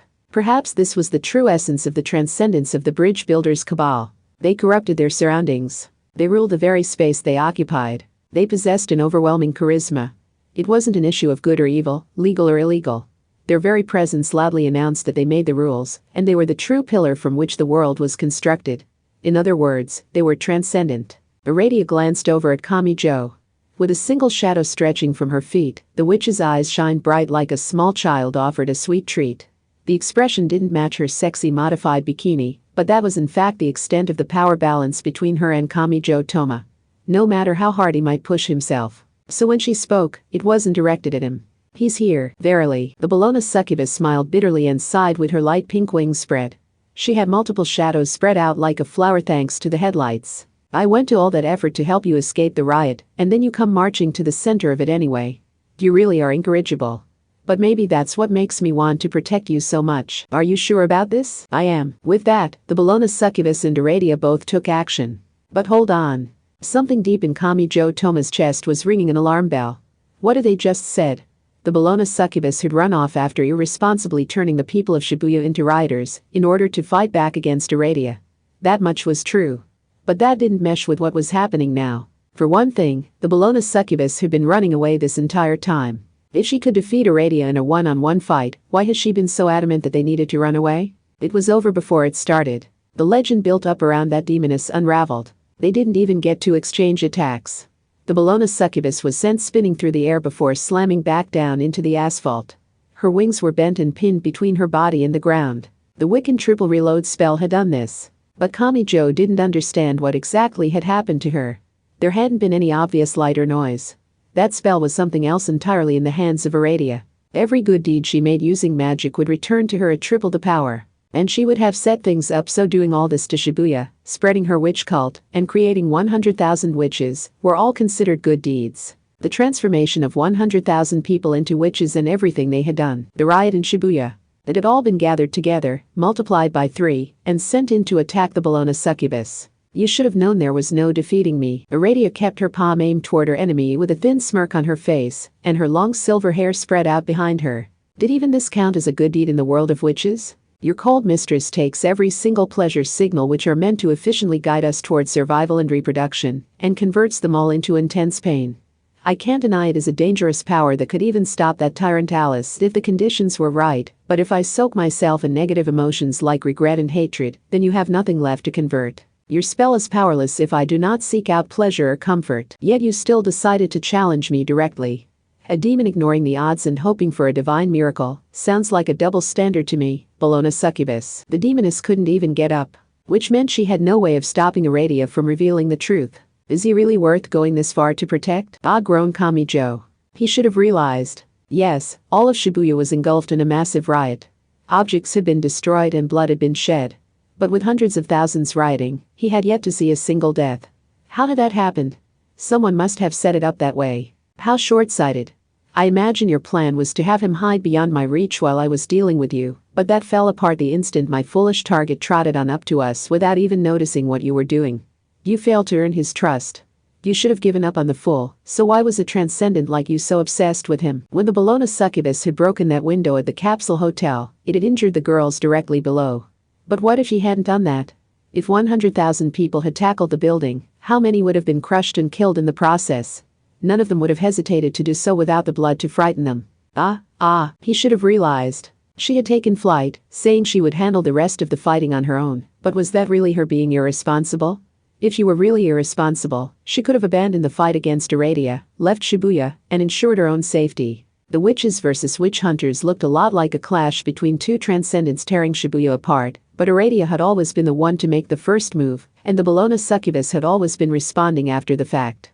The Bologna succubus couldn't take the initiative, so it was always Aradia making the surprise attacks. That was why the Bologna succubus had flown from that window. By taking a route Kamijo's group couldn't follow, she had hoped to keep them out of this extreme battle. He really should have realized it so much sooner. The Bologna succubus's actions had been consistent from start to finish. She had rescued Kamijo for no real reason, rejected all false accusations directed at him, and risked her own life to save all people in that position. Yes, and she had even said the witch hunts counted as a type of false accusation. She couldn't ignore that, so of course she would have tried to protect the witches kneeling to Aradia. He poured all his strength into running. He crouched in front of the Bologna succubus and propped her up, since she was too badly injured to even get up on her own. No, her voice was frail and her body felt unnaturally cold. Like she was missing something. I didn't want you to see me looking so pathetic. Pathetic? He thought on that word. There was nothing he could do but shout. In what world is this pathetic? Goddammit, something was staining his clothes, leaking through, and soaking his skin. It was her blood. He started to reach out, but Kumokawa reached out her own hand uncertainly. That wound is bad, boy. Yeah, I know. The blood kept flowing without stopping. It was more than internal bleeding this time. Even he could tell this wasn't your average wound. He was a fairly experienced brawler, but not even he knew what to do about this one. At this rate, she really would lose her life. She had already passed out in his arms. If nothing was done, she would die. He couldn't remember the name at first. But then he recalled that other name that had been key to this incident from the very beginning. Yeah, that's it. Good, old Mary, you're going to rely on her, human? What choice do I have? He shouted into the night sky with the Bologna succubus in his arms. He didn't know where that woman was. But she was the only chance left. I know you're out there somewhere, so save her, save the Bologna succubus please. You saved me after I had my spine and guts torn out, right? You did that for a stranger who your cabal thinks is trouble. But this isn't an enemy. It's another transcendent from your cabal, so why wouldn't you? Because it would not work. Out of nowhere, he found someone standing right next to him. Even Athanas was caught off guard and gasped. The woman's long blonde hair spread out at ankle length, and she wore a long, loose dress. The stomach looked especially loose, so it may have been a maternity brand. The thick belt lazily wrapped around her produced a series of deep metallic sounds. They sounded like jingling bells, but they were actually a variety of camping kitchen products clanking together. He didn't know what meaning they held, but they included a fancy multi-tool from Switzerland, a portable pot with a collapsible handle, a small burner that could be used as a stove, and a sandwich toaster. The knife with a weird seal mascot on it made her look more like a type of kuchisakana than a homemaker. The brim of her large hat hid her eyes while her alluring lips whispered to Kami Joe. He couldn't distinguish them from a physical voice, but she may have been using common tones like the Bologna succubus had. She told you from the beginning that Mama's resurrection is not all-powerful. Technically speaking, Mama's resurrection recipe only closes up a dead person's wounds and returns them to the initial moment of cardiac arrest, making it a very boring and common sort of miracle. No matter how perfectly the body is mended, it must contain enough blood for CPR to work. Otherwise you will only have a fresh hunk of flesh to watch slowly decompose. He didn't understand. Yes, the Bologna succubus was injured all over. Yes, she had internal bleeding in her gut from earlier. But he had been resurrected after having his torso pierced through and torn open. It wasn't like she was hemorrhaging a fountain of blood. It was Aradia who gave him the answer. You can't blame him for not remembering what happened when I killed him so quickly. He was in no state to form the memories in the first place. What? What are you talking about? True. And if he doesn't know, it means she intentionally didn't tell him. That was a meaningless choice, but Mama quite likes that sort of kindness. What do you two know that I don't? Good. Old Mary froze in place, and Aradia shrugged. Aradia was the first to speak. Good. Old Mary's silence functioned as mild criticism of her, revealing the truth the Bologna succubus had kept hidden this whole time. You lost your life more than once at my hand. When I directly destroyed your torso. What about it? Didn't you find it odd? That kind of injury means a lot of lost blood. Of course it does when I calculated out a death that would prevent good old Mary from resurrecting you. So why was she still able to do so anyway? And twice in a row at that? He thought about it and then looked down into his arms. He focused on the disturbingly cold mistress he held there. He noticed something odd on the inside of her left elbow. He pushed her arm cover out of the way and found a special bandage covering the small mark left by needle. Good, old Mary must have decided there was no hiding it anymore, so she provided the answer. She gave you her blood. The blood needed to save you came from her. Enough to make up for your destroyed spine and stomach the first time and your ruptured liver the second time. He heard a straining sound coming from his back teeth. He hated this. It infuriated him. It hadn't been misfortune after all. He hadn't just been dragged into a fight between these transcendents. Which one of them had truly dragged the other one into the pit of death? He wanted to curse his own foolishness. Why? He was shaking. Unable to fight the intense emotion, he shouted into the ear of the demoness held tightly in his arms. Why didn't you tell me? She didn't give a single word in reply. Her eyes were shut, her limbs hung at her side, and her body was limp. She wasn't even conscious anymore. Even she would end up like this once she hit her limit. He still didn't have a good grasp on what a transcendent was, and maybe they didn't even qualify as human anymore, but he should have noticed. Before he allowed it to end like this, there must have been hints. For one, hadn't she said the Transcendents tried to work out a unified plan because they were afraid of dying, and also feared that unpredictable Alice would tear it all down with a smile at some point? Good, old Mary provided the truth. She has lost as much blood as you did in your 2 deaths, so Mama's resurrection will not work on her. She's already past the limit. It is honestly amazing she could still move around at all in that state. Her words were precise and cruel. But that ends here. 3rd time's the charm, as they say. All that movement has ended once and for all here. The Bologna succubus had been laughing and showing off her skin to tease the boy. But even that had been a desperate act to keep him from realizing what was really going on. He thought back on all that. He thought on what the word savior really and truly meant. This had never even been her fight. She had only done all this to meddle in Kami Joe's affairs when the bridge builders' cabal's killers decided to take his life. If she had stayed out of it, it would only have meant a quick and near painless death for a complete stranger. She could have kept out of it because it wasn't in her power to stop it. When he had died, she could have deemed her attempt a failure and gone home. When she found there was no way left to win, she could have left and saved herself. But she hadn't done any of that. She had given him her blood and repeatedly put herself at increasingly greater risk for a clueless idiot who kept throwing away the precious second and third chance at life she had given him. She had even thrown out all those safer options and started a fight she couldn't win to protect a complete stranger. She refused to allow any and all false accusations. She wanted to create a world where no innocent people were made to suffer. That was really and truly her only reason. To hell with this. What could he do? The killers, the rescuers, and the entire cabal didn't matter anymore. What could Kamijo Toma do for the Bologna succubus who had literally saved his life twice? After thinking for a bit, his trembling abruptly stopped. He had found what he needed to do. He focused on the path forward. Good, old Mary, yes? Would your resurrection work if she had enough blood? What if we could get her missing blood? No, she bluntly rejected that idea. She didn't allow him even the small possibility he had used to gather up what little fighting spirit he had left. A demon can give blood to a human, but it does not work the other way around. A human blood type cannot be used to save her. No one in the world can do that. That made sense. If ordinary blood would do, then the Bologna succubus could have gone to a hospital, borrowed a transfusion kit, and recharged to give them more chances at resurrection. But she hadn't done that. There was no way of saving her. He wasn't even given the right to throw away his life to fight for her. His vision started to go dark, but then, you transcendents have some weird gaps in your knowledge. Or maybe these are blind spots born of unexamined assumptions. Kumokawa Syria interrupted. The ever-perfect upperclassman hadn't given up yet. She was willing to keep fighting for Kamijo's battered spirit. You said it was human blood types that prevent us from saving her, but does that mean injecting her with a typeless blood substitute to stabilize her blood pressure would work? The transcendent in a big hat tilted her head for a few seconds. Then a slight smile formed on her lips. The transcendent had accepted someone else's opinion. I see. An interesting idea. Just to be absolutely sure, can we save the Bologna succubus by stringing her along just long enough with a completely artificial substance like saline, Ringer solution, an iron distribution fluid, or even artificial plasma? Think this through carefully. That boy's future is counting on this. That method should work. If you can stabilize her blood pressure somehow or other and keep her ready for resuscitation, then Mama's resurrection should work just fine. Then let's go with that. Boy, that means you too. Kumokawa slapped him on the back and then started tying up the Bologna succubus's thighs with some rope she found, even though the wound was on the demon's gut. She didn't seem to care how much blood was getting on her fancy coat and suit. He wasn't sure what she was doing at first, but apparently she was trying to increase the blood flow to the vital organs by restricting blood flow to the extremities. That was one way of feigning an increase in blood pressure without increasing the total amount of blood.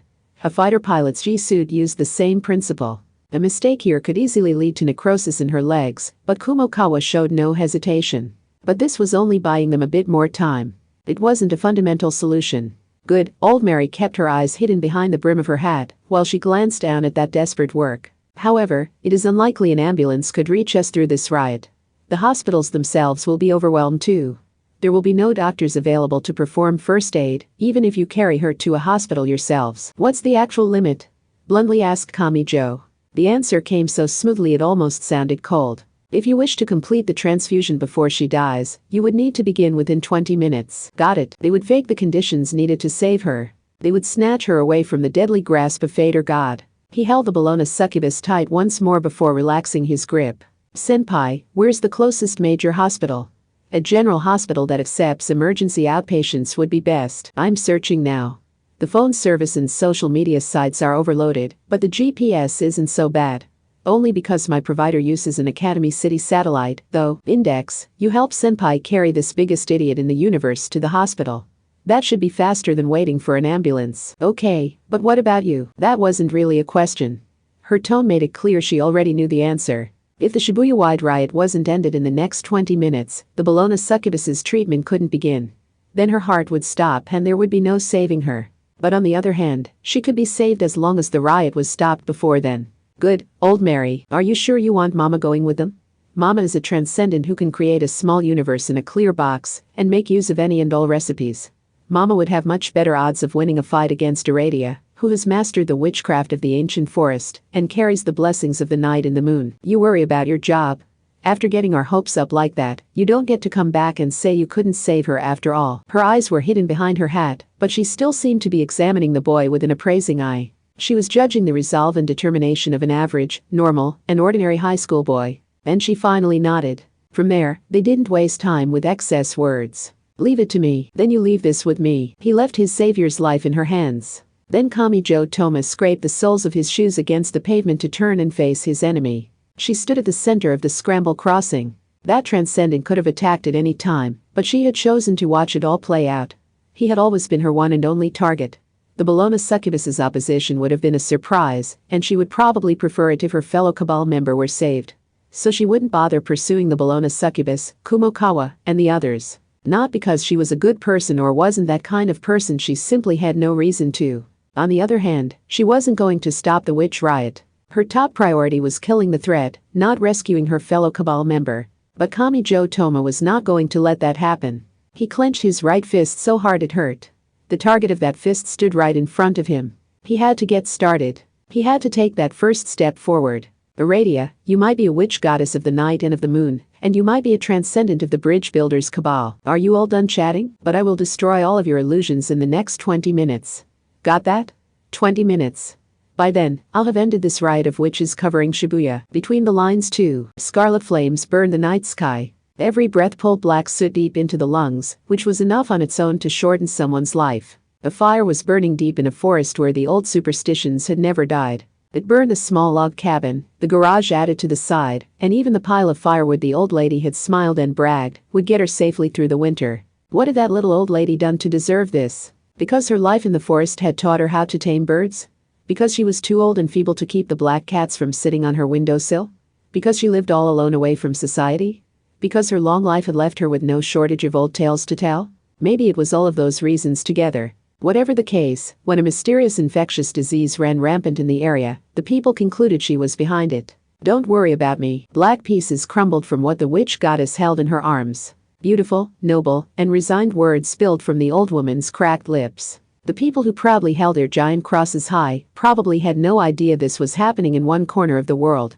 With more than 2 billion believers, they would probably complain if they were asked to take responsibility for the actions of a mere 1% who had lost control. But that didn't mean it didn't happen. These things happened and then were always written off as a margin of error so small it could be ignored. The life had been carbonized to the point she had no recognizable eyes or mouth left, but she still gathered her last ounce of strength to get out one final whisper. So please, save the next one instead. A mere 50 meters away, the curtain of dark trees opened up onto a highway. A giant billboard stood there for the drivers to see.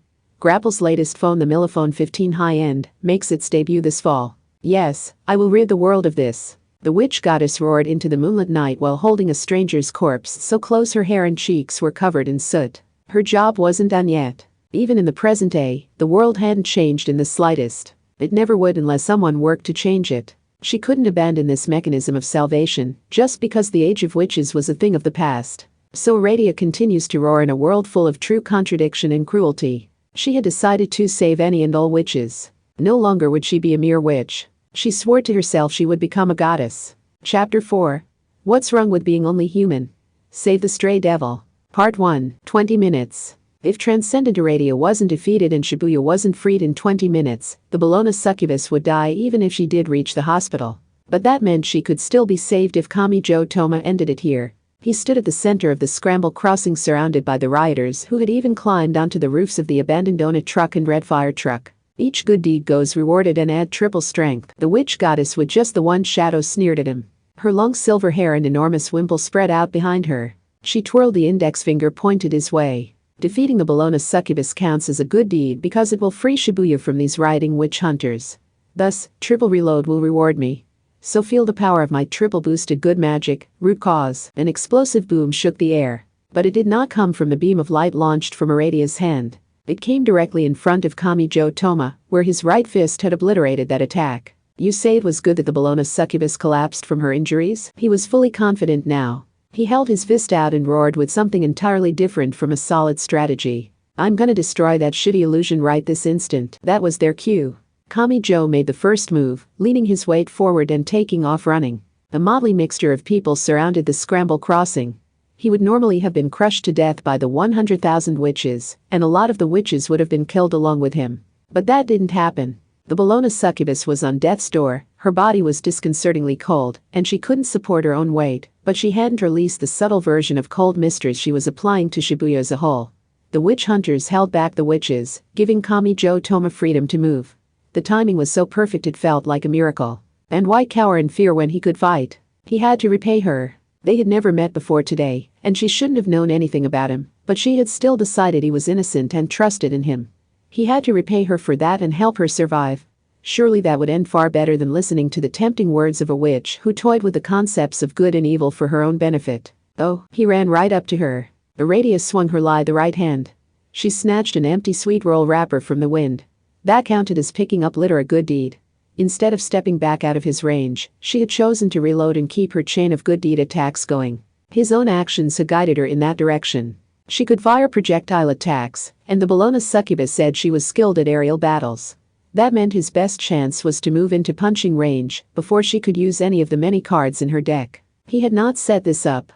The Bologna succubus had.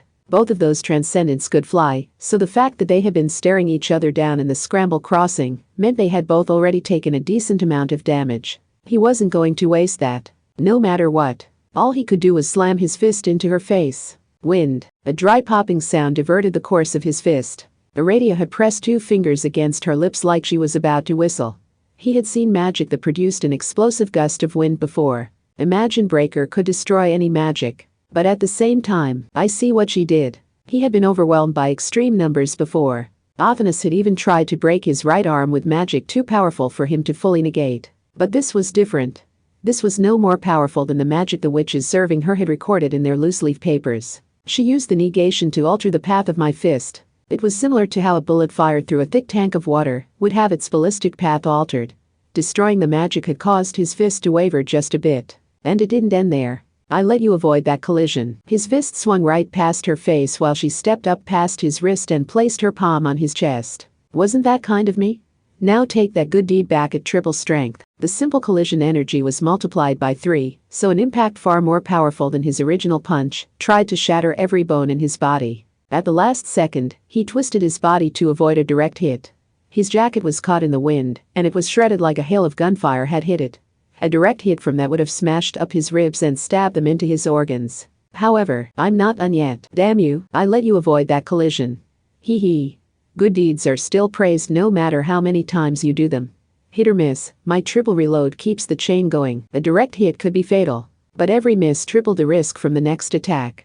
And it had all begun when he allowed her to snatch an empty sweet roll wrapper from the wind. There was only one path to survival. Then I'll stop that snowball from rolling any further. I thought you'd say that. She made it sound like she had read his mind. He didn't have time to tense his body. He had already started swinging his fist. Aradia instead gently spread her arms as if welcoming her enemy.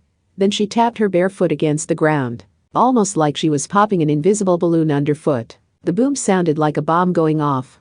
A thick wall of wind spread out around her in all 360 degrees. There was no defense against it. The donut-shaped shockwave hit Kamijo, and he doubled over like he had been hit by an invisible tackle. The breath was knocked out of him, and he flew several meters back before hitting the ground. Even though he had been leaning forward with his full body weight. He couldn't get up from the hard cold crosswalk. While he was struggling to get new air in his lungs, an alluring voice slipped into his ears. The overall power should be tripling each time, but that didn't seem as powerful, did it? It isn't as deadly against an individual when I spread that power out over a wide area, is it? Kamijo's breaths were still shallow. He knew where Aradia was going with this. The witch goddess removed her finger from her chin, gently spread her arms, and smiled thinly at the center of the cracked scramble crossing. She spoke below the moonlight distorting the nightscape behind her. Aren't I such a merciful witch for sparing your life like that?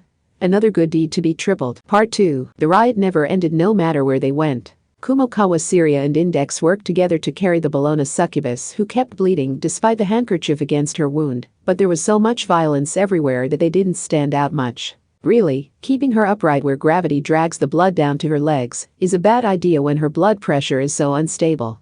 Ugh, groaned the Bologna succubus. But not because she had regained consciousness. The words leaving her mouth were complete nonsense. Her pink wings were asymmetrically half open like a broken umbrella, and she appeared to be having a terrible nightmare while on the verge of death. Yes, she managed to speak even with her voice breaking apart at times. You need to run away, boy. Aradia is coming. Damn, now we definitely have to save her. Kumokawa operated her phone with just one hand while supporting the injured demoness. A general hospital accepting emergency outpatients would be best, but where even is one near here? What about that arrow sign pointing toward a Centroid General Hospital? It's too far. It's around a kilometer from the Scramble Crossing, but that's a long way at the moment.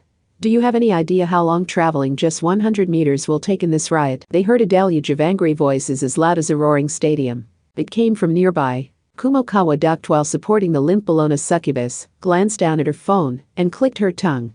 The other side of the station has been completely swallowed up by people. And there was a large hospital with a cross mark on it there. What about an ophthalmologist? Or a dermatologist? Or a dentist? I doubt they would have enough fluid for a transfusion, though. Damn, should I eliminate the one-room clinics from my search? The woman in a long maternity dress and a large hat interrupted their discussion. Use that. The first to react was not Index, but Kumokawa. An ambulance was parked on the curb below the toxic neon sign for a club. The driver's side door, passenger side door, and the back door all sat open. It was empty. It must have been caught in the riot without an emergency patient inside, so the crew had been forced to abandon it. Index's face lit up as she supported the Bologna succubus from behind with the cat still on her head. I know what an ambulance is. It might have tools for treating hurt people. I have my doubts. Just look at it. Kumokawa was skeptical, but she still approached the ambulance. I don't think it has any of that fluid you were talking about, said Index. No saline and no ringer solution. Only disinfectant for washing wounds. Damn, and an ordinary blood pack doesn't help us here. The driver and EMTs must have felt they were in serious danger when they abandoned the ambulance. The doors were still open, and the glove box sat unnaturally open. The ambulance's registration and radio were both stolen. Kumokawa's Siri had checked through it all before looking in a completely different direction. Then she smiled. But this might be our chance. She led everyone to a nearby coin-operated parking area. It was full of boxy light vehicles with sleeping bags inside and four-wheel drive vehicles full of audio equipment, so they likely belonged to club workers who couldn't get a parking space. But there was one big truck that didn't fit in. Kumokawa circled to the rear container and whispered a suggestion to good old Mary. I don't know how exactly you people do what you do, and I don't care. Just tell me whether or not you can do one thing. What might that be? There are 2 people inside. If you can incapacitate them through the door, then do it. It didn't even take a second. Good old Mary stood entirely still, so it wasn't clear what she even did. She didn't pull out any obvious weapon or even touch the camping kitchen tools hanging from her thick belt. Several loud explosions sounded from within the rectangular container, the metal double doors on the back bent outwards, and one of them was blown off, spinning toward the girls. Kumokawa and Index quickly dodged out of the way. It stabbed deep into the hood of a car parked behind them, and its alarm started blaring. Good old Mary had not moved a millimeter the entire time, but now she tilted her head and large hat. All done. Okay, maybe it was my fault for not specifying you do it quietly, but I thought that went without saying. What is this? Index peeked inside the truck and tilted her head enough the cat had to scramble to avoid slipping off. A man in a white coat and a sexy nurse lay collapsed and motionless inside the container. Something violent had clearly happened in there, yet nothing other than the targets received so much as a scratch. Kumokawa didn't remove her coat or her shoes. She just climbed inside, started to step over the unconscious man, remembered she was wearing a skirt, and opted to walk around him instead. The walls and ceiling were covered with thick tarps, and a movable chair similar to a dentist sat in the center. Lots of medical equipment was installed all around it. This is probably a back alley doctor's base of operations, said Kumokawa with some exasperation in her voice. An ambulance's radio uses the same special standards as the police and firefighters. Someone might steal that to call the police for help since their phone doesn't work. But they wouldn't have any use for the ambulance registration. Only someone who needs an example to counterfeit their own would have any use for it, so I knew someone like that had to be nearby. But how did you know that back alley doctor would be in this truck? Asked Index. There were a lot of buildings around. These people from the underside of society love their metal containers. There are a lot of container labs and homes in Academy City too. Although those workaholics on the dark side may have seen their lab and their home as one and the same. Kumokawa shrugged and got to the point. Anyway, we just need something that won't trigger a rejection. Where do they keep a kit of usable fluid? This place is meant for surgery. Whether they're setting bones, burning off fingerprints, remaking a face, or handling a runaway criminal's cavity or appendicitis, they would need some way of cleaning the wound. Good, old Mary commented while standing tall and motionless. She spoke plainly but managed to sound friendly. There is no need to hurry. The quality of the preparations and work matter more than the time. As long as you get her blood pressure stabilized, Mama's resurrection will work even if you were injecting the fluid into a very recently deceased corpse. So it is not too late even if the Bologna succubus has been declared D. Shut up a moment. She really did shut up. That transcendent was weirdly obedient, although it may have been a way of teasing people or of demonstrating her superiority. Kumokawa herself found it kind of awkward because it made her feel like the bad guy. They tilted the chair back as far as it would go before laying the Bologna succubus in it. Then Kumokawa faced the wall, opened the fridge there, and found several thick plastic bags full of fluid. "Here we go." "Is that the fluid?" asked Index. "But it isn't red at all. It doesn't have to be blood. The shock of blood loss is actually caused by the rapid change in blood pressure. It's better if the fluid can transport oxygen and nutrients, of course, but beggars can't be choosers." Kumokawa pulled out a pack of a translucent and somewhat yellowish fluid. The truck only had one in stock, which was just like a back alley doctor. They weren't a general hospital prepared for emergency patients 24 hours a day. "This is an iron distribution fluid. Really, any fluid that wouldn't trigger rejection would work if all we need is to keep the blood pressure from dropping too much. You there, find a vein in her elbow. Wipe her skin off with some methanol and then, bang." Kumokawa's Syria was cut off by the blast of an explosive. It came from the back alley doctor's handgun. She held the right side of her face and shouted with all her might. "Good, old Mary. Do it right this time." Sigh. "Mama incapacitated him just like you asked. If you wanted him dead, you should have said so. Hurry. And don't kill him." With a wet splat, the plastic handgun burst and the man's futile attempt to get up from the floor ended. His groaning meant he was still alive for now anyway. His body seemed weirdly distorted, like a roach that refused to die after being partially squished by a slipper. Does everyone named Mary or Maria have to be a troublemaker? My sister also gets carried away and never plans anything out properly. Index looked at the hand Kumokawa was holding to her face. "Hey, are you okay?" "Yes. That's not my brain splattered on my face.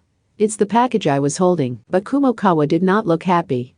With the pack of fluid blown away, they couldn't heal the Bologna succubus.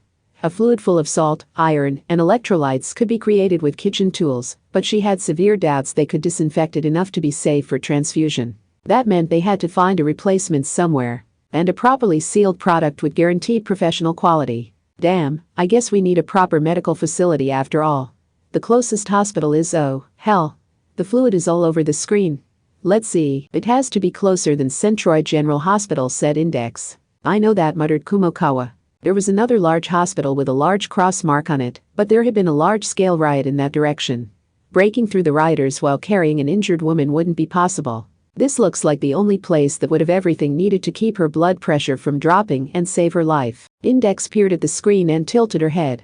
Kumokawa understood the confusion, but it was their last option. The level of service at such a place was wildly variable. This one could be little more than a tanning salon, but there were more of them in Shibuya than there were Jiiden shops. The problem was if they would be open during the riot.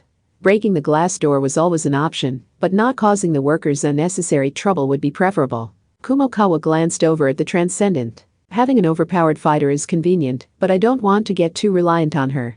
That back alley doctor with a handgun is one thing, but I don't want to leave decent people twitching on the floor like that. Do you need something? No, not really. Mama didn't kill him just like you asked. Mama kept her promise, so why look at her like she's a monster? It hardly seems fair. What is this mama nonsense? Are you lonely because your daughter is in a rebellious phase? Anyway, we need to try everything we can. This is Shibuya and it's New Year's Eve. If this riot settles down, the building should open its doors. The Transcendent was dejectedly poking at the cat's forehead and radiating a desire for soothing, but Kumokawa just lifted the Bologna succubus onto her back again. And then she noticed something. Hold on. Where did that little one go? Part 3. Kamijo was spinning. He had twisted out of the way of the beam, but it had caught his clothes. He and the bright beam flew through the air, and he slammed back down into the asphalt. He rolled across the scramble crossing a while after that, before slamming back first into the side of the donut truck abandoned in the riot. Gah, but if Athanas hadn't tugged on his ear to tell him when to dodge, he wouldn't have managed even that. And letting the beam catch at his clothes a bit had caused this much damage. He felt a dull twisting pain in his hip, and his right leg only twitched when he tried to get back up. Human, I'm fine, Gah. He heard a light clapping sound a short distance away. Aradia had pressed her palms together in front of her shapely chest. He knew that had to have some kind of magical meaning. You survived that thanks to my decision. Such a wonderful good deed, don't you think? Transcendent Aradia gave him no openings. Had the small snowball already grown lethally large? Was it too big to possibly stop it by waiting for it at the foot of the snowy mountain? The witch goddess sang with her long silver hair and large wimple blowing in the night breeze. Did you hear that, world? Did you hear that, flashing interphasal sparks? My good deed deserves a blessing thrice as powerful. because a good witch must not come to harm. Human. Just then, Athanas whispered on his ear after managing to cling to his clothing during that violent spin. She was the god of magic, war, and deception. Remember what the Grimoire Library said. The Wiccan triple reload spell is admittedly capable of overwhelming the entire magic site if used correctly, but Aradia's magic is not based on words. The Grimoire Library already told you that a witch's supernatural feats of healing, divination, flight, crop growth, and assassination are all based on the use of natural potions extracted from plants and minerals. Wait a second. Cinnamon, garlic, vanilla, ginger, cacao, lavender, the herbs used by witches, aren't necessarily obscure deadly poisons. It is possible that they are much more ordinary and thus human. We overlook their presence. That would mean it wasn't just about her phony judgments of good and bad. Did she have a physical tool she used for her magic? Did she have a spiritual item like a Fortunaviller's crystal ball or a witch's broom? And hadn't Aradia said it herself? Her spell was a triple reload. Didn't that mean there was an actual weapon she was loading those bullets into? All the blood gathered at a single point in Kamijo's head. What was his true target for Imagine Breaker? He had to lean against a metal truck and couldn't even get up, but he desperately observed his surroundings. What was Aradia's spiritual item? Was it the ankle-length wimple? Or the noisily clanking gold clasps? The midriff-bearing modified bikini? He could ignore her feet since they were bare. He had just reached that point in his thoughts when Aradia made her next move. Now, she slowly separated the hands held together in front of her shapely chest. But they enclosed a blinding light that seemed to fill the 1 centimeter space between. The light blew away all of the darkness lurking in the scramble crossing. Are you quite done? Killing you will stabilize Alice. And with Alice stabilized, we can bring peace to the world. Who can argue with the goodness of that deed? That was when he noticed. The light Aradia was producing was his biggest hint. He lowered his gaze once more. And he confirmed what he saw there. Aradia. She gave him a somewhat puzzled look. She would have understood if he broke into tears and begged for his life. Or if he desperately hurled invectives at her. But she found it very odd for him to speak rationally, steadily, like they were equals. I want to make one thing very clear up front. I have rotten luck. You could say I'm made of misfortune. So I can promise you this wasn't my doing. What are you blathering about? Good or bad, witch spells are returned to their user at triple strength, right? Then maybe your attempts to make everything you do look good are starting to fail. Are you trying to stall for time until someone can come rescue you? Aradia spread her hands another centimeter apart. That released the light within. The deluge of light shot straight toward Kamijo. But that was exactly why Kamijo Thomas smiled. It was you who carelessly knocked me over to this food truck, Aradia. And can't a witch's herbs be found all over the place, like mint and cinnamon? He did not use Imagine Breaker. Despite the risk, he just barely dodged the beam by rolling to the side. The food truck he had been leaning against was blown away, but its contents were also scattered everywhere. That jiggly call girl had sung an improvised song after seeing the red pickled ginger in her Jiden. The eye patch ghost who'd been afraid her Japanese pasta might have shiso in it. Index had stared enviously at the donuts covered in cinnamon and mint powder. None of it had been a waste of time. All of his experiences in Shibuya had returned to aid him. But unlike with Aradia, this wasn't about mysterious charisma or proselytization. His own actions had created connections with other people, and those connections had become a real strength he could use. Even this donut truck counted. He had mentioned the mint and cinnamon himself, but vanilla and cacao had also been known as medicines in an older age. And the coffee and tea available as drink options were made from beans and leaves containing stimulants. What if all of those things were spread across the area? It's your shadow. KH. Aradia froze just before making her next attack. She must have noticed that her triple reload spell had suddenly jammed. Your shadow never changed no matter how much light shined from your hands. And it was always just the one shadow even though all the headlights around us should have given you several. That dark shadow was always waiting right at your feet, regardless of the actual light source. That's the true identity of your power. It's also why you're barefoot. You mixed your sweat or sebum or whatever other oil with some herbs at your feet to create an ointment whenever you used your magic. I lad that I expect your palette of chemical compounds is stored in the gold decorations you wear across your body. Athena smiled fearlessly on his shoulder. Gold is malleable. If you needed the herbs into the gold for storage, you would only need to rub the clasps together to produce the powder you needed. Gravity would bring that to your feet, so you just needed to step on that barefoot to mix in your sweat or sebum and create that shadow. Those clasps are shaped like keys. Perfect for creating the chemical palette that acts as your entrance into magic. So what happened if vanilla, mint, and other extra herbs are rudely mixed into her canvas on the ground? That goes without saying. This isn't enough to stop me. Probably not. She's going to recover soon enough, human. Aradia had already recovered a bit from the damage. She stomped her bare feet on the ground twice to purify it and used her big toes to remake the witchcraft ointment in what looked like a bewitching dance. In the few seconds that took, Kamijo ran toward the other truck abandoned on the scramble crossing. The red fire truck. More specifically, he ran to the valves on its eyes. He again relied on his memory. Why was it the Bologna succubus had always relied on baths and saunas like the hot spa and capsule hotel with Aradia as her enemy? Oils, herbs, powders, and ointments. These witch potions wouldn't play well with water. Oh, titch. Aradia clearly clicked her tongue when the fire hose explosively unleashed a stream of water. Chemical cleanup was usually done by using a liquid, be it water or ethanol. If he wanted to keep Aradia from mixing her ointment by rubbing together the metal clasps, creating a powder, and letting it fall to the ground, his best bet was catching the invisible metal powder in the air and blasting it far away. For some reason, Athena smiled coldly from his shoulder. Ha ha. The Christians do say wicked women have a weakness to holy water. Are you trying to prove them right, witch god? Gah. I don't want to hear anything from the lingering remnants of a god who forgot to protect the forest-dwelling priestesses. There was a dull snap as a thick piece of metal broke. Aradia had thrown a roundhouse kick. Her big toe's nail had torn through the air along a beautifully circular path and sliced through the base of the pedestrian traffic signal, located alongside the scramble crossing. She spun it in both hands as lightly as a baton, spun herself around, and sat on it. She had completed the storybook image. By the time the tension crackled through Kamijo's body, the witch's feet had already left the ground. Herbs and water were effective, but keeping his distance had been a mistake. Aradia was apparently even better at aerial combat than the Bologna succubus. Kamijo had to fight with his fist, so vertical distance was devastating for him. She could just stay in the air and kill him with falling objects and projectiles. A witch mixes her sebum and sweat with powdered herbs and minerals to create the ointment we need. Something flashed. It came from Aradia as she sat on the severed pedestrian signal like it was a witch's broom. Lines of light filled the night sky around her like a planetarium.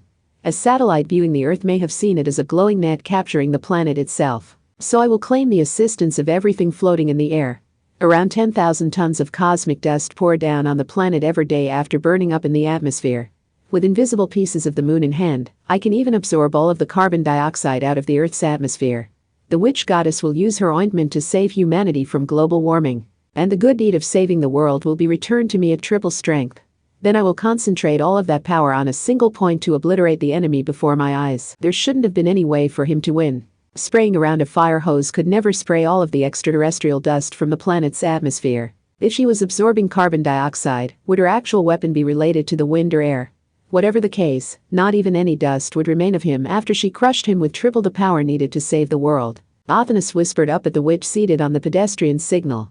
So a witch uses the same ointment to make her broom fly, huh? But you do realize you're showing off your weak point this way, don't you? She showed no mercy. There you have it, human. End this already. Kamijo tossed aside the fire hose and clenched his right fist. Yes. No matter how high Aradia flew, the shadow that provided her power remained on the ground. Gah, the shadow shattered and she fell from the sky. The pedestrian signal she was using as a broom loudly bent and the transcendent rolled along the pavement. Back down at the center of the scramble crossing, Aradia trembled within the large cloth that had gotten wrapped around her. She groaned from the first physical damage done to her. She looked so pitiful and seemed to be in pain. But this pain was nothing compared to the suffering the Bologna succubus had gone through after throwing out her own life without hesitation. It was nothing compared to the pain she would have felt at having to fight a fellow member of her cabal. Athanas crossed her arms and sneered from atop Kamijo's shoulder. Never forget the first rule of magical flight. It's easily thwarted. Let's not forget what happened to Simon the magician when he foolishly challenged one of the 12 apostles. He lost the protection of his demon, fell from the sky, and died. Part 4. Gah. Aradia had fallen and hit the ground hard. She worked to keep her woozy mind in focus. She wasn't going to let mere pain stop her. She clenched her bloody teeth and sent strength back into her legs. She wanted to be someone who could protect all witches. Some might mock that as an outdated idea. In the age of smartphones and the internet, anyone could do a quick search and see that the witch hunts had been wrong. They would assume no one would ever do that again. But they were wrong. This wasn't a fantasy from centuries ago. The emotional witch hunts had never ended. The words and framework used had changed with the times, but similar social attacks could be seen in the real world and on the internet all the time. Even today at this very moment. Now, this violence was not led by the pros of the Anglican Church. It wasn't part of a system for carrying out investigations and meting out punishments for magical crimes. But that didn't mean they weren't involved. It was easy enough to say the witch hunts had been wrong, and they were a terrible mistake made in the distant past. But no one ever went on to say who had been in the wrong or why they had made that mistake. They sealed it away as a thing of the past and avoided talking or thinking about it. That let the people feel no responsibility and didn't allow any feelings of guilt to take root, so by swapping out the names and framework used, the same social phenomena could continue forever in new forms. The true violence came from the ordinary people who had no real power and were ready to believe just about anything.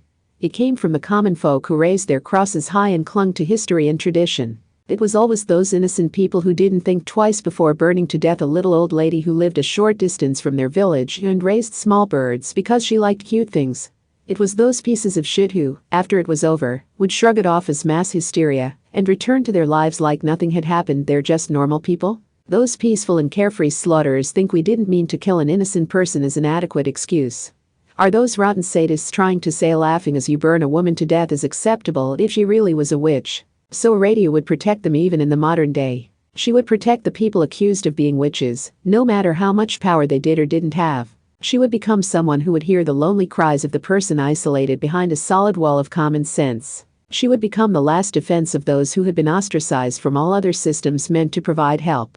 She would become the goddess of all witches. And she was willing to dirty her hands if it was to that end. She might fall from the sky, cough up blood, curl up in a miserable ball, and tremble. But she would not stop here. She was a transcendent of the bridge builder's cabal. It was time she demonstrated the strength of a magician with a wish she would make sure came true, even if it required dealing with that fearsome tyrant Alice. Part 5. As expected, the long silver hair and giant wimple continued to tremble. The radio was still moving. She wouldn't be broken so easily. Her trick had been revealed, but she would not step down from the stage.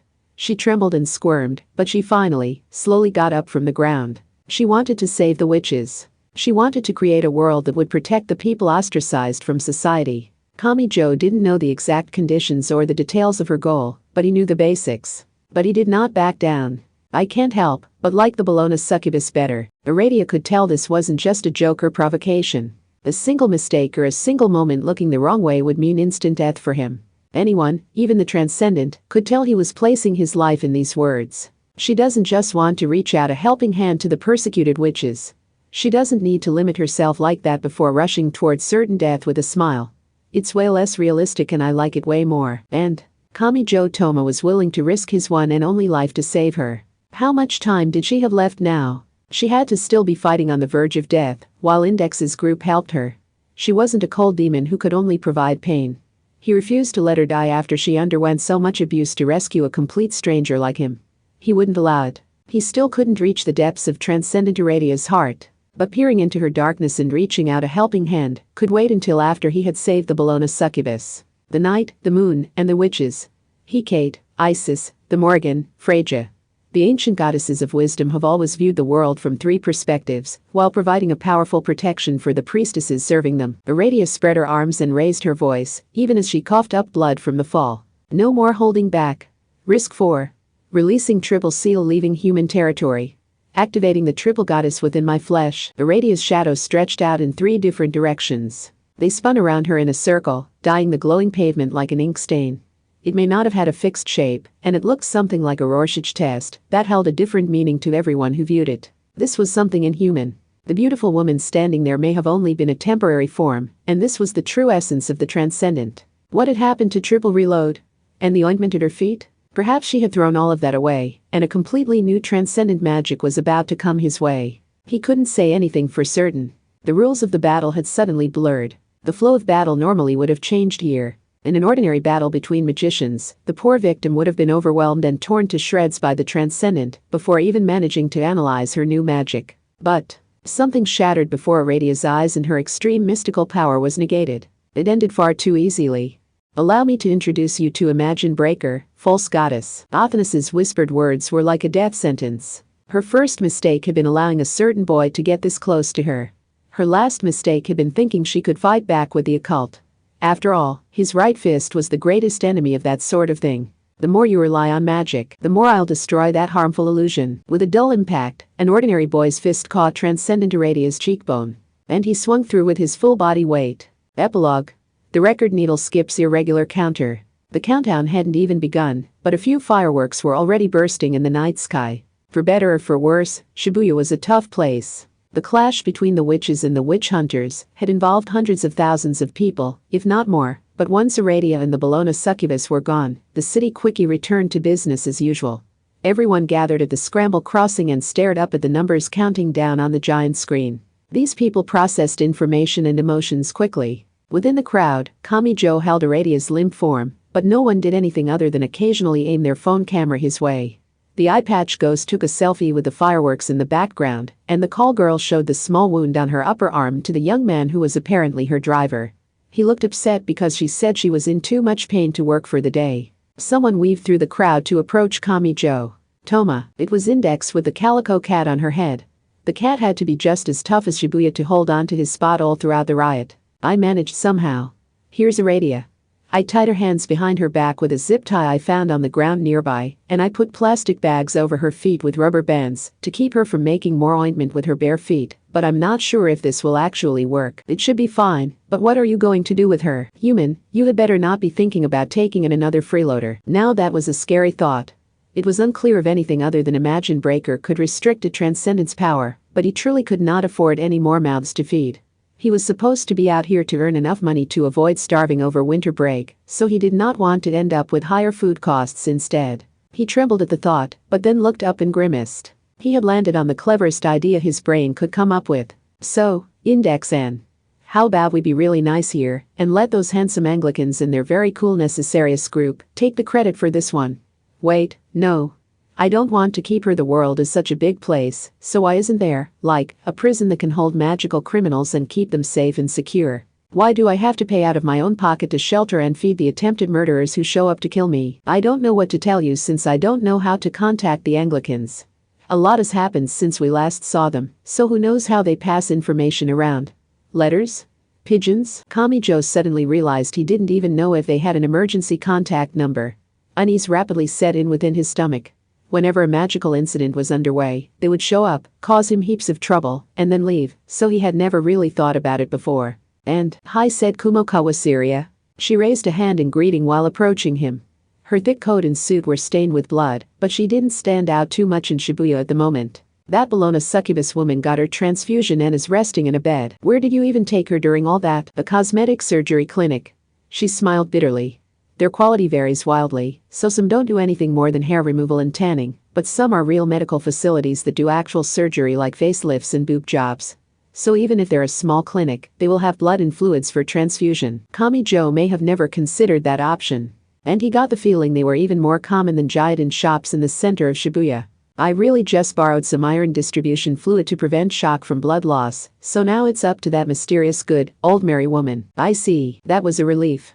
She had already proven her skill with Kamijo himself. And with that settled, by the way, senpai, what about your business? You said you were accompanying me because you had business in Shibuya. All of this threw a wrench in those plans. I thought there was something hidden at the Miyashita arc, but I would be amazed if it wasn't far too late for that, after taking so many very noticeable detours. Kamijo tilted his head, but Kumokawa only smiled bitterly. Cosmetic clinics always feed information to the cops, but I somehow doubt the Bologna succubus will end up in police custody, no matter how suspicious the circumstances of her injuries. I've already seen how much of a monster that other transcendent good, old Mary is, so I'm sure the Bologna succubus will be a major threat again once she's been healed. To be honest, not even my incredible intellect can think up a way of stopping them if they teamed up. That's fine. Kamijo adjusted unconscious Aradia's position in his arms and used a finger to brush her silver bangs off of her forehead. When he spoke, the look on his face said he had suspected it could come to this. I'm sure I'll run into the transcendence of the bridge builders cabal again. If I want to say anything to the Bologna succubus or good, old Mary, I can always say it then. He had defeated witch goddess Aradia, but he doubted she would stay restrained for long, even if he brought her back to Academy City. The Bologna succubus had said their cabal intended to change the entire world for their own purposes, and that she would become his enemy in the process. The difference between the killers and the rescuers wouldn't matter then. Their cabal would never see eye to eye with people like Kamijo, who were willing to accept the world the way it was. Then there was Anna Sprengel. Not to mention Alice and Atherbable. He already had a connection to them. He just didn't know when the next incident would happen. I see. Kumokawa Syria then waved her phone with the grin of a girl plotting one hell of a prank for April Fool's Day. So are you saying you don't want this? And after I went to the trouble of attaching a GPS tracker smaller than a kernel of corn to the decorations on the Bologna succubus's underwear, a small figure blended in with the common crowd and observed the situation while licking at the 2 scoops of ice cream she had bought at a food truck deployed for the holiday. She had gotten the honey flavor with rose petals out of curiosity, but it was honestly a little much. She was Anna Sprengel. Yes, that ended well enough. She held an irregular position by not siding with the killers or the rescuers, which really just made both sides suspicious of her, but she was officially one of the Transcendents now. And she had never had the self-control needed to tap the brakes on her own actions. That would be so boring. Aradia versus the Bologna succubus. The witches versus the witch hunters. Those silly Transcendents try to act so smart, but how is this any different from the magical incitement I pulled with RNC occultics? After pressuring them with Alice, I was really hoping they would show me more of their own world. While thinking through all this, Anna reached her empty hand toward Kamijo's group. It didn't matter how many people stood between them. This was how that Rosicrucian saw things. He thinks he has saved Aradia now that he has defeated her. I do hope you show me an amusing transformation when you see her killed right there in your arms, Kamijo Toma. Hee hee. I belong to the Bridge Builders Cabal now, so I need to kill Aradia to keep her from spilling all of the Cabal's secrets. She was enjoying herself so very much. Kamijo Toma already knew that Alice stood at the top of the Bridge Builders Cabal. So what if one of its members killed Aradia while she was helpless? What would the boy think before he investigated who exactly had done it? How long would he be able to forgive the Cabal as a whole or its leader Alice Anatherbable? The thought was sweeter than the ice cream and colder on the tongue too. Anna could never resist such powerful temptation, which was exactly why she wanted a ruler who would place a chain around her neck and keep her in line. However, my, what have we here? She heard a voice. The instant the soft, kindly female voice slipped into Anna Sprengel's ears, an unpleasant sweat poured from the arrogant Transcendent's body. She recognized it. She knew whose voice this was. All magic should be gifted equally to all humans regardless of nation, region, occupation, class, age, or sex. How did that simple teaching transform into a massive IT company? Oh? My lips seem to be undergoing a strange transformation, but you can still tell what I'm saying, can't you? You're a smart girl. It took a few seconds before Anna could even gulp. Was her vision growing blurry because of tears in the corners of her eyes? She came to her senses and spun around. She searched her mind for a powerful spell that could crush her enemy, along with the entire crowd around them. The high-pitched snapping sound echoed across the entire scene. By then, Anna Sprengel had already been separated from the world. What? You will stop find me using hostages. Nor will I vanish into the crowd after starting a panic using some bloodshed. Sigh. For that matter, a magician like you should really be using a people-clearing field. What an embarrassment you are. Magic is the power of a phase hidden on the underside of the world, so it really is not meant to be shown off for no good reason. Anna's vision shook. The woman stared curiously at the nails of her own fingers emerging from her gauntlet. That meant she wasn't even looking at Miss Sprengel. Fascinating. Since I can refine magic power in this body, it must contain a life force of its own. Existing in the same space as this woman was devastatingly bad. She should have trembled in fear simply learning the woman had appeared on the other side of the planet, so she clenched her teeth at being so careless she failed to notice the woman until she was less than 10 meters away in 3D space. The woman's long, reddish blonde hair was worn in a modified braid done up into something resembling a giant fried shrimp. Her skin was unbelievably pale, and she wore thin glasses on her intellectual face. Her body looked to be maybe 30 years old. She wore a special orange suit resembling a racing swimsuit, but did Anna realize that was the same thing the Academy City android named Ladybird had worn?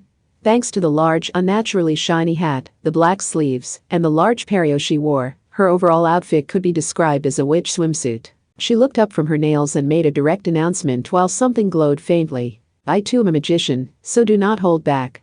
Come at me with everything you have. Virgo of Nuremberg, high-ranking member of the Rose, leader of the supposed German branch of the Golden Cabal, and builder of bridges. No one else can bother us now. The Golden Cabal had not just suddenly appeared in England. Its founders had not been geniuses from the very beginning. William Wynne Westgate was a beginner once. There was a time when Samuel Liddell McGregor Mathers hadn't known the first thing about the occult. So, who had taught those legendary magicians the types of mystical and supernatural powers humans could control? Shit. Hee hee. That role is mine. History says so. It all started with a coded letter they received seemingly by accident, so it has to be Anna Sprengel, who helped found the Golden Cabal. I refuse to accept any starting point before that. I do not particularly care even if that Anna Sprengel is you. The woman demonstrated the confidence of someone with truth on her side. Anna Sprengel, meanwhile, was forced to cling to a legend, so she bit her lip at the woman's casual demeanor. Those with a true mastery of their field did not obsess over their achievements, because they knew they could produce something just as great whenever they wanted. That was why they were willing to snap the finest sword or break a beautiful plate and investigate the quality of the break to see if there was any room for improvement. And they did this for their own personal satisfaction, not to set an objective high score. Their interest couldn't even be roused for a unique miracle. They had the superhuman ability to go on smiling as they threw out a solid legend like a piece of scrap. For Westwood and Mathers, it didn't come from social status or cabal rank. Nor was it based in fear or social niceties. There was no outward reason like that. Those audacious founders of the Golden wouldn't show anyone respect for those reasons, but the instant they had met her on the street, they had bowed their heads and adored her like puppy dogs. That great goddess of wisdom had overpowered the magicians who now ruled at the peak of Western magical history. This woman had become a legend all her own, not just from her skill, but from her ideologies and beliefs as well. She loved all equally and shared great power with anyone in need.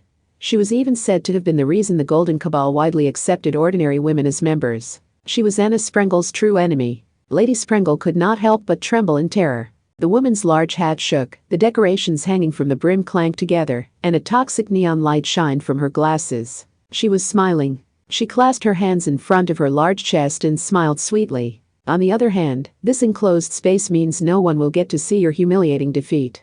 Think of this as a generous gift from me to you, Anna. The name left Anna Sprengel's trembling lips. But this wasn't a numerical value or character string referring to herself. Anna Kingsford, but you were confirmed dead over a century ago. How can you possibly be here now? What do you want me to say, Anna Sprengel? That I tore the devil from his throne, made him do my bidding, and kicked down the gates of hell all so I could come back from the dead and punish you? Yea, Miss Sprengel could not afford to hold back. She had already taken action as a high-ranking Rosicrucian and the leader of Licht, Lieb, Leben, the original temple that neither Westcott nor Mathers had ever reached. Nothing she could do could ever be enough. She shook a skinny glass vial to activate the contents. She stabbed it into the center of a flat, clear cylinder about 11 centimeters across. Anyone in the know would recognize that as a glass anti-personnel mine that would cruelly take off the leg of its poor victim, and that no metal detector would detect. She was using a chemical fuse instead of the standard one. When someone stepped on and broke the vial in the center, the chemicals inside would mix together and cause an instantaneous ignition. Incurring my wrath was the worst mine you could have stepped on. For Anna Sprengel, the mine controlled its own microcosm. First, it would extract summer growth, part of the four-step cycle. Then it created an environment of endless growth by stopping up the usual cycle of life and death for plants in particular. Then it linked that to the eighth operation. Separation. That would create a deadly space where simply stepping on it would separate every joint and every organ from the body, and that space would expand endlessly. She desperately threw the mine while thinking through the process in her head. You may have crossed the boundary between life and death to attack me, but I will stop up that same cycle to erase your unnatural existence. I hope you suffer a slow second death, while your temporary body cracks open like a fragile egg and spills its ugly contents. A single exasperated comment was all it took for the attack to end in failure. Anna Sprengel had definitely thrown the glass mine containing a deadly spell, but it failed to go off and remained in the air. It flew. The transparent explosive twirled and twirled without ever detonating. The glass container filled to the brim with lethal force would never break if it never hit the ground. This is magic. Is any further explanation necessary? The words 0 points were written in glowing writing above the softly smiling face. Miss Sprengel's most secret techniques were overwhelmed by a single use of the far cheaper and more reliable fundamental magic. This seemed to demonstrate that the knowledge of how to use your tools mattered far more than showing them off. I already told you that magic is the power of a phase hidden on the underside of the world. Blathering on endlessly in front of your enemy is about the worst thing you can do. Especially when you also emphasize how much physical pain it will cause. I might as well be seeing a woman desperately creating an aphrodisiac as a get-rich-quick scheme, Anna Sprengel. You don't get to march back onto center stage after all this time and act like you're the manager of all curses and diagrams. Are you saying all magic belongs to you, and every magic user in the world needs to ask your permission first? No. I make no such claims. Even after all this, Anna Kingsford may not have even been focused on the Rosicrucian before her. She clasped her hands in front of her chest and did not hesitate to speak. While thinking of the boy so accustomed to misfortune, he had accepted it as normal. However, she was not attacking Anna Sprengel because of who she was, and she was not saving Kamijo Toma because of who he was. She would respond the same way if she saw any ordinary person threatened by magic. In other words, I simply wish to aid the people around me. You expect me to believe that? Don't act all pure and noble while showing off just how ugly I am. The dull straining of bones and joints came all over the young magician's body, and then her silhouette swelled out. She rapidly transformed from a child into an adult who gave off a sweet and bewitching aroma. She manifested her full power. She hadn't wanted to waste it until she had regained all the power wasted by Madame Horos, but using it here did not qualify as a waste. She was terrified of this fear.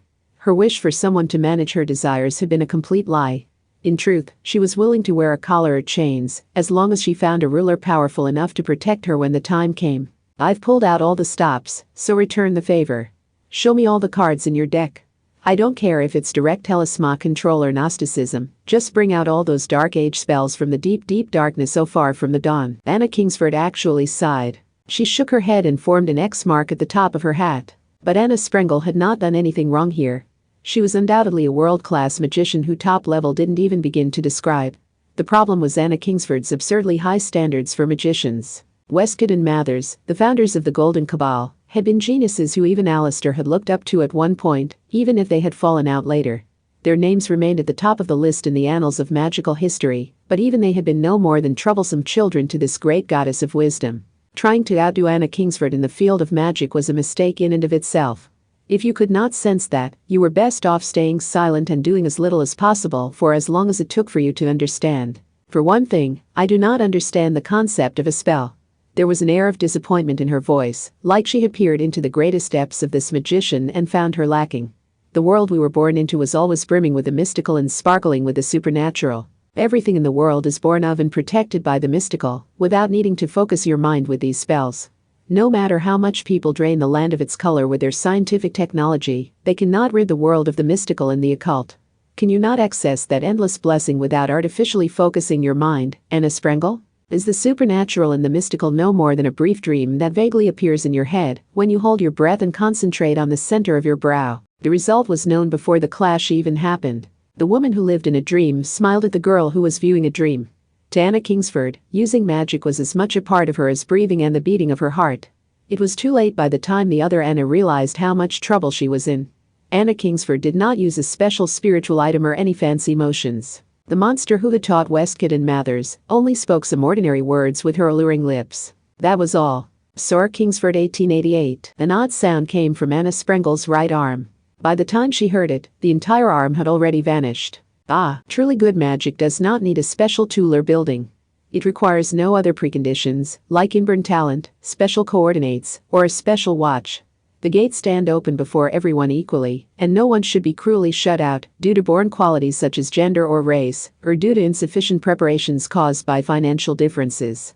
No matter what. Yes, magic should be about producing a miracle using no more than a stone or a stick found on the ground. There is no need to call on a fancy four-letter name like YHVH, as long as you know the proper way to use the magic. Even the most ordinary name can carry great power. Her flesh was torn away. Body parts disappeared, vanished, and were lost. Her arms, her legs, her torso, her skin, her flesh, her bones. One by one and in order. Whether it is true or not, you may have been involved with the Golden Cabal's founding using the name Anna. But that fact will be your undoing. If you had not carelessly gotten involved with Westcott and Mathers and your whims had led you elsewhere, you would have been just an ordinary Anna with no connection. With what sounded like the rustling of cloth, a thin disc-like can appeared in Anna Kingsford's palm. It was a film can used to store film stock. She supported it with just her slender fingers, like a waitress holding her round tray. But that wasn't just an ordinary film can. Magic is a powerful mutual link to the entire world, including all its phases, and that link can be activated for your own purposes. Shape, color, number, action, knowledge, and the connections between people are much the same. If you had not formed this thin connection with me via those disappointing children, this never would have happened, Anna Sprengel. Her head spun. No, not even her disembodied head remained any longer. All that remained in Anna Kingsford's hand was the disc-like film can. It looked a lot like a miniature version of the mouth of truth. But even in that state, she could still breathe and blink. The flat face pasted to the surface of the disc wasn't even allowed to die. This was of course very intentional. Even that selfish Mathers who refused to sit at the same desk, cried and begged for forgiveness when I punished him like this. The disc was technically countless parchment charms pasted together. And it was also Anna Sprengel's body except for the face. Now, do you require a spell-style explanation of what just happened? Heh. Storing planetary power and a charm is introductory magic. And the macrocosm and the microcosm are always linked. So you didn't actually destroy my body. You separated my limbs and organs and sealed them in the corresponding charms. Which is why I'm not even allowed to die. Yes, I did not think you required one. That would be redundant in the face of a visible punishment like the sounding disc, said Anna Kingsford with a smile. One was a preserved corpse given cutting-edge tech in place of her stopped organs, and the other was an undying film can with a face. They made for an unbelievable pair, but it still wasn't enough to faze the people of Shibuya. Aradia and the Bologna succubus had already proven that ordinary people wouldn't even question the supernatural when it was boldly carried out in plain sight. From what I see in the Miyashita arc where I was stored, they seem to have created piggy banks that eat up the coins with a very realistic silicon face. That was the only thought on her mind as she released the temporal and spatial separation. Immediately, a slender finger touched her back between the shoulder blades. That was the physical shut-off switch that human Alistair had installed in her youthful, due to the injection of lipids and hyaluronic skin, when remaking that monster inside and out into a moving preserved corpse. No one could defeat her in the field of magic. So the final safety had to be placed in an entirely different field. That very human fear and caution could be seen in her very design. That human would not allow himself the arrogance of Westcott and Mathers. His history of failure and defeat had taught him all too well what happened when he saw too much power. He knew from the beginning he was going to look pathetic in the end, so he had developed a habit of considering in advance what he could do in those parameters. This was the result. Alistair asked a question as his finger rubbed gently at the slide switch embedded in the woman's skin. Would you be angry if I confiscated that? No, not really. Anna Kingsford did not even look back while holding the singing face film can on one hand like a tray. The light swaying atop her hat looked like a pleasant will-o'-the-wisp. That true master was looking past the crowd down below the New Year's fireworks, where a boys' group was filled with bright hope at the possibility of getting at the bridge builders' cabal using a GPS tracker. Those young lives would not hesitate as they moved into the new year. The dark claws and fangs of magic had failed to reach them. The historical genius teacher happily narrowed her eyes behind her glasses, like that joy was her own. My job is to aid the people around me. I am willing to do anyone's bidding if it will lead to a good result. If you are willing to accept clear punishment if you fail to hold up your end, then I need not explain the process. I, Magician Anna Kingsford, am also one who has chosen to walk this path. I have long since dedicated myself to this life too much to worry over whether I live or die. This path, huh? Ma'am, this is a silly question asked purely out of personal curiosity, but what is a magician in your mind? It is that which you find before you. That was her entire answer. She did things very differently from Alistair, whose habits from his time among the contrarians of the Golden Cabal led him to give lengthy answers to even simple questions. But just like with E=mc2, the simplest answers were the most beautiful. Anything beyond that was mere lip service meant to help the less experienced understand. Like the reference book sitting next to the main textbook. So when Anna Kingsford kept going, it was a sign of the great gap in skill between the two of them. If someone is bedridden with sickness, a magician brings them medicine. If someone's crops are suffering during a drought, a magician makes it rain. If a poor woman requires a dress for the ball, a magician prepares one for her. A magician requires no further explanation or qualification. Magic can simply be defined as a strange power ordinary people cannot understand. And a magician should be one who gives the blessings of magic to all people, whether they have any specific knowledge of any specific field. If a magician sees someone in need, that is all the reason they need. The great difference elicited bitter laughter from Alistair, who had single-handedly won the Battle of Blythe Road. But that probably was what magic really was. Just like Westcott and Mathers had failed to become the children's book idea of Santa Claus or the Casa Jizo, because they had wanted to be someone special, had been obsessed with their elite tastes, and had fought among their own golden members for superiority, ultimately tearing the cabal apart. Alistair, of course, was little different. He had been exposed to their oppression, raised in their hatred, and never attempted to hide his own desire when using magic. He had taken some serious detours before his rematch with Mathers had taught him that magic was meant to give form to people's most precious feelings. Anna Kingsford had died shortly before the founding of the Golden Cabal. That was why Westcott had borrowed the name of that outstanding magician for his lonely falsified letters, whether or not a magician named Anna Sprengel really existed in Nuremberg, Germany, and why Alistair, who had joined the cabal later on, had never directly learned anything from Mrs. Kingsford. Would he have seen the path of magic differently if he had been given that opportunity? Would he not have created a technical system that would make use of a pregnant woman if it would advance his goals? This is all meaningless sentiment. Do not forget that Aleister Crowley had possessed a gloomy personality even before making contact with the Golden Cabal. Even without Mathers and Westcott's influence, he would have suffered a magical fall eventually. It was only after around 100 years of experience that Alistair could give a simple response here. He chose to seal away his bad habits and respect his predecessor's simplicity. I see, however, until a moment before, that powerful Rosicrucian had thought she had complete control of the world, including science, magic, and even the transcendence of the bridge builders' cabal. She had been reduced to no more than a flat face, and an intangible change came over the expert who held her. She had already proven very clearly what happened to any magicians who arrogantly misbehaved in her presence, regardless of their rank or legendary status. With that established, Anna Kingsford simply smiled. If your behavior moves beyond what I deem to be necessary, I will not hesitate to turn against you. The perfect safety you so selfishly imagine you have can be torn down at any time. I will keep that in mind. Alistair pushed up on the physical slide switch installed along the center line of her back between the shoulder blades.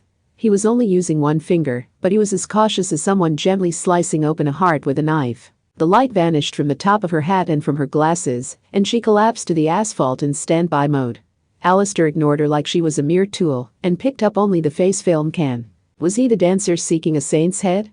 Or was he the lonely Norse god seeking wisdom and advice? The human lifted the can respectfully in both arms, brought the face to eye level, and spoke. I think it's time you told me everything, Anna Sprengel. About what? About the transcendence of the bridge builders' cabal.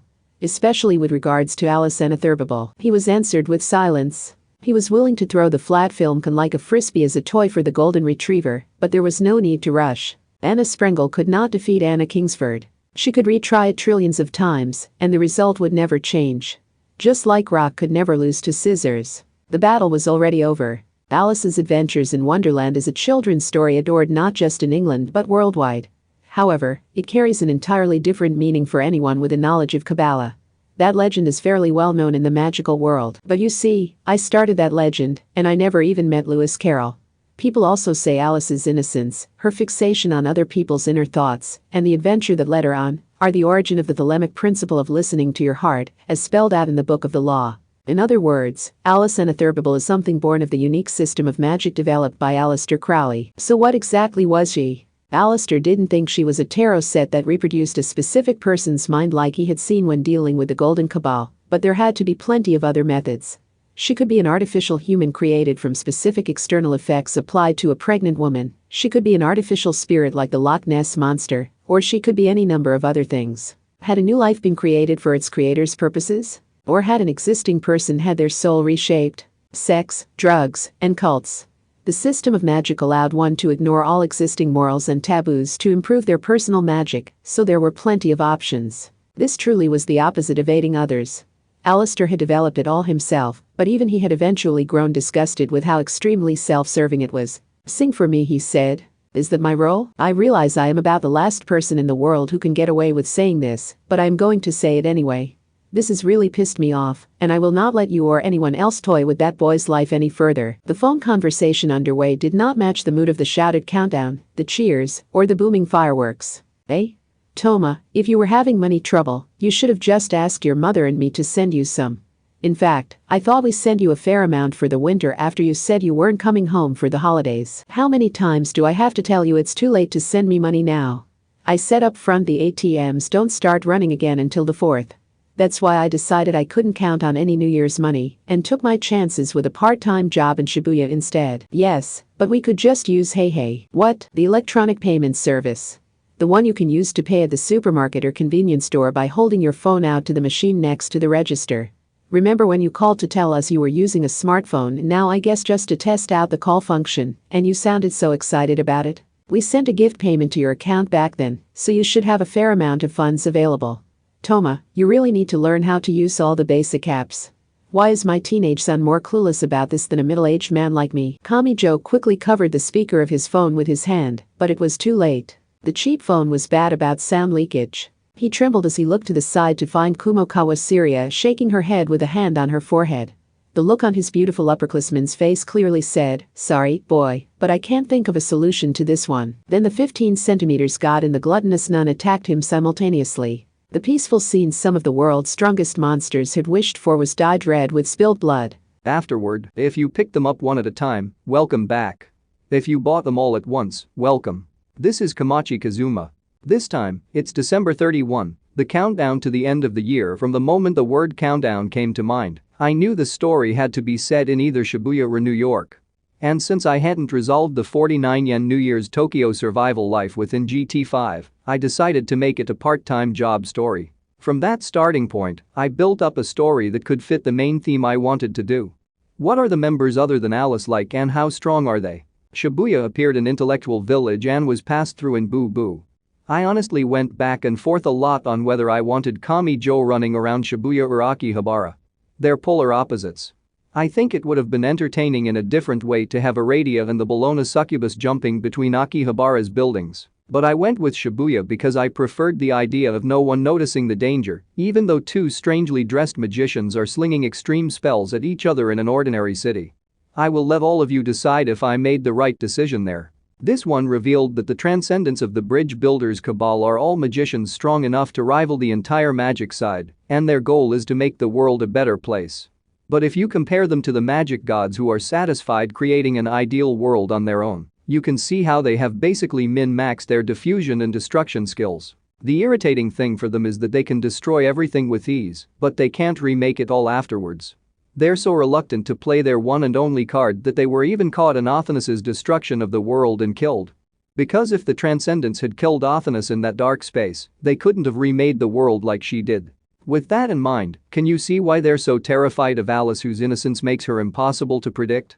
She has the destruction button right in front of her, after all. Aradia, the Bologna succubus, and good bold Mary. I designed them so you could compare them and make some good guesses about the average and basic specs of the Transcendents. And after working that out, it might be a fun mental exercise to also imagine just how extraordinary Alice was for what she did in GT5 and what the difference is between a standard Transcendent who uses their great charisma to start a cult or riot versus Anna Sprengel, who created the giant IT company R&C Occultics and used it to mess with the entire world. I give my thanks to my illustrators Haimura-san and Itu Tateki-san, and my editors Miki-san, and Ann-san, Nakajima-san, and Hamamura-san. This one had the Transcendents. And a second Anna. All the magic side characters with a weirdly powerful presence about them must have made this one tough. Thank you again for everything. And I give my thanks to the readers. How long has it been in real time since my debut novel? And in the story we've finally reached December 31. Yes, the endless in-story year is finally over. Thank you all for staying with me to the end of that year. I hope very much you will see Kami-jo Tauma and the rest in the new year as well. It is time to close the pages for now, while praying that the pages of the next book will be opened. And I lay my pen down for now. Did you notice I changed how I spell Lucifer? 1. Kamachi Kazuma,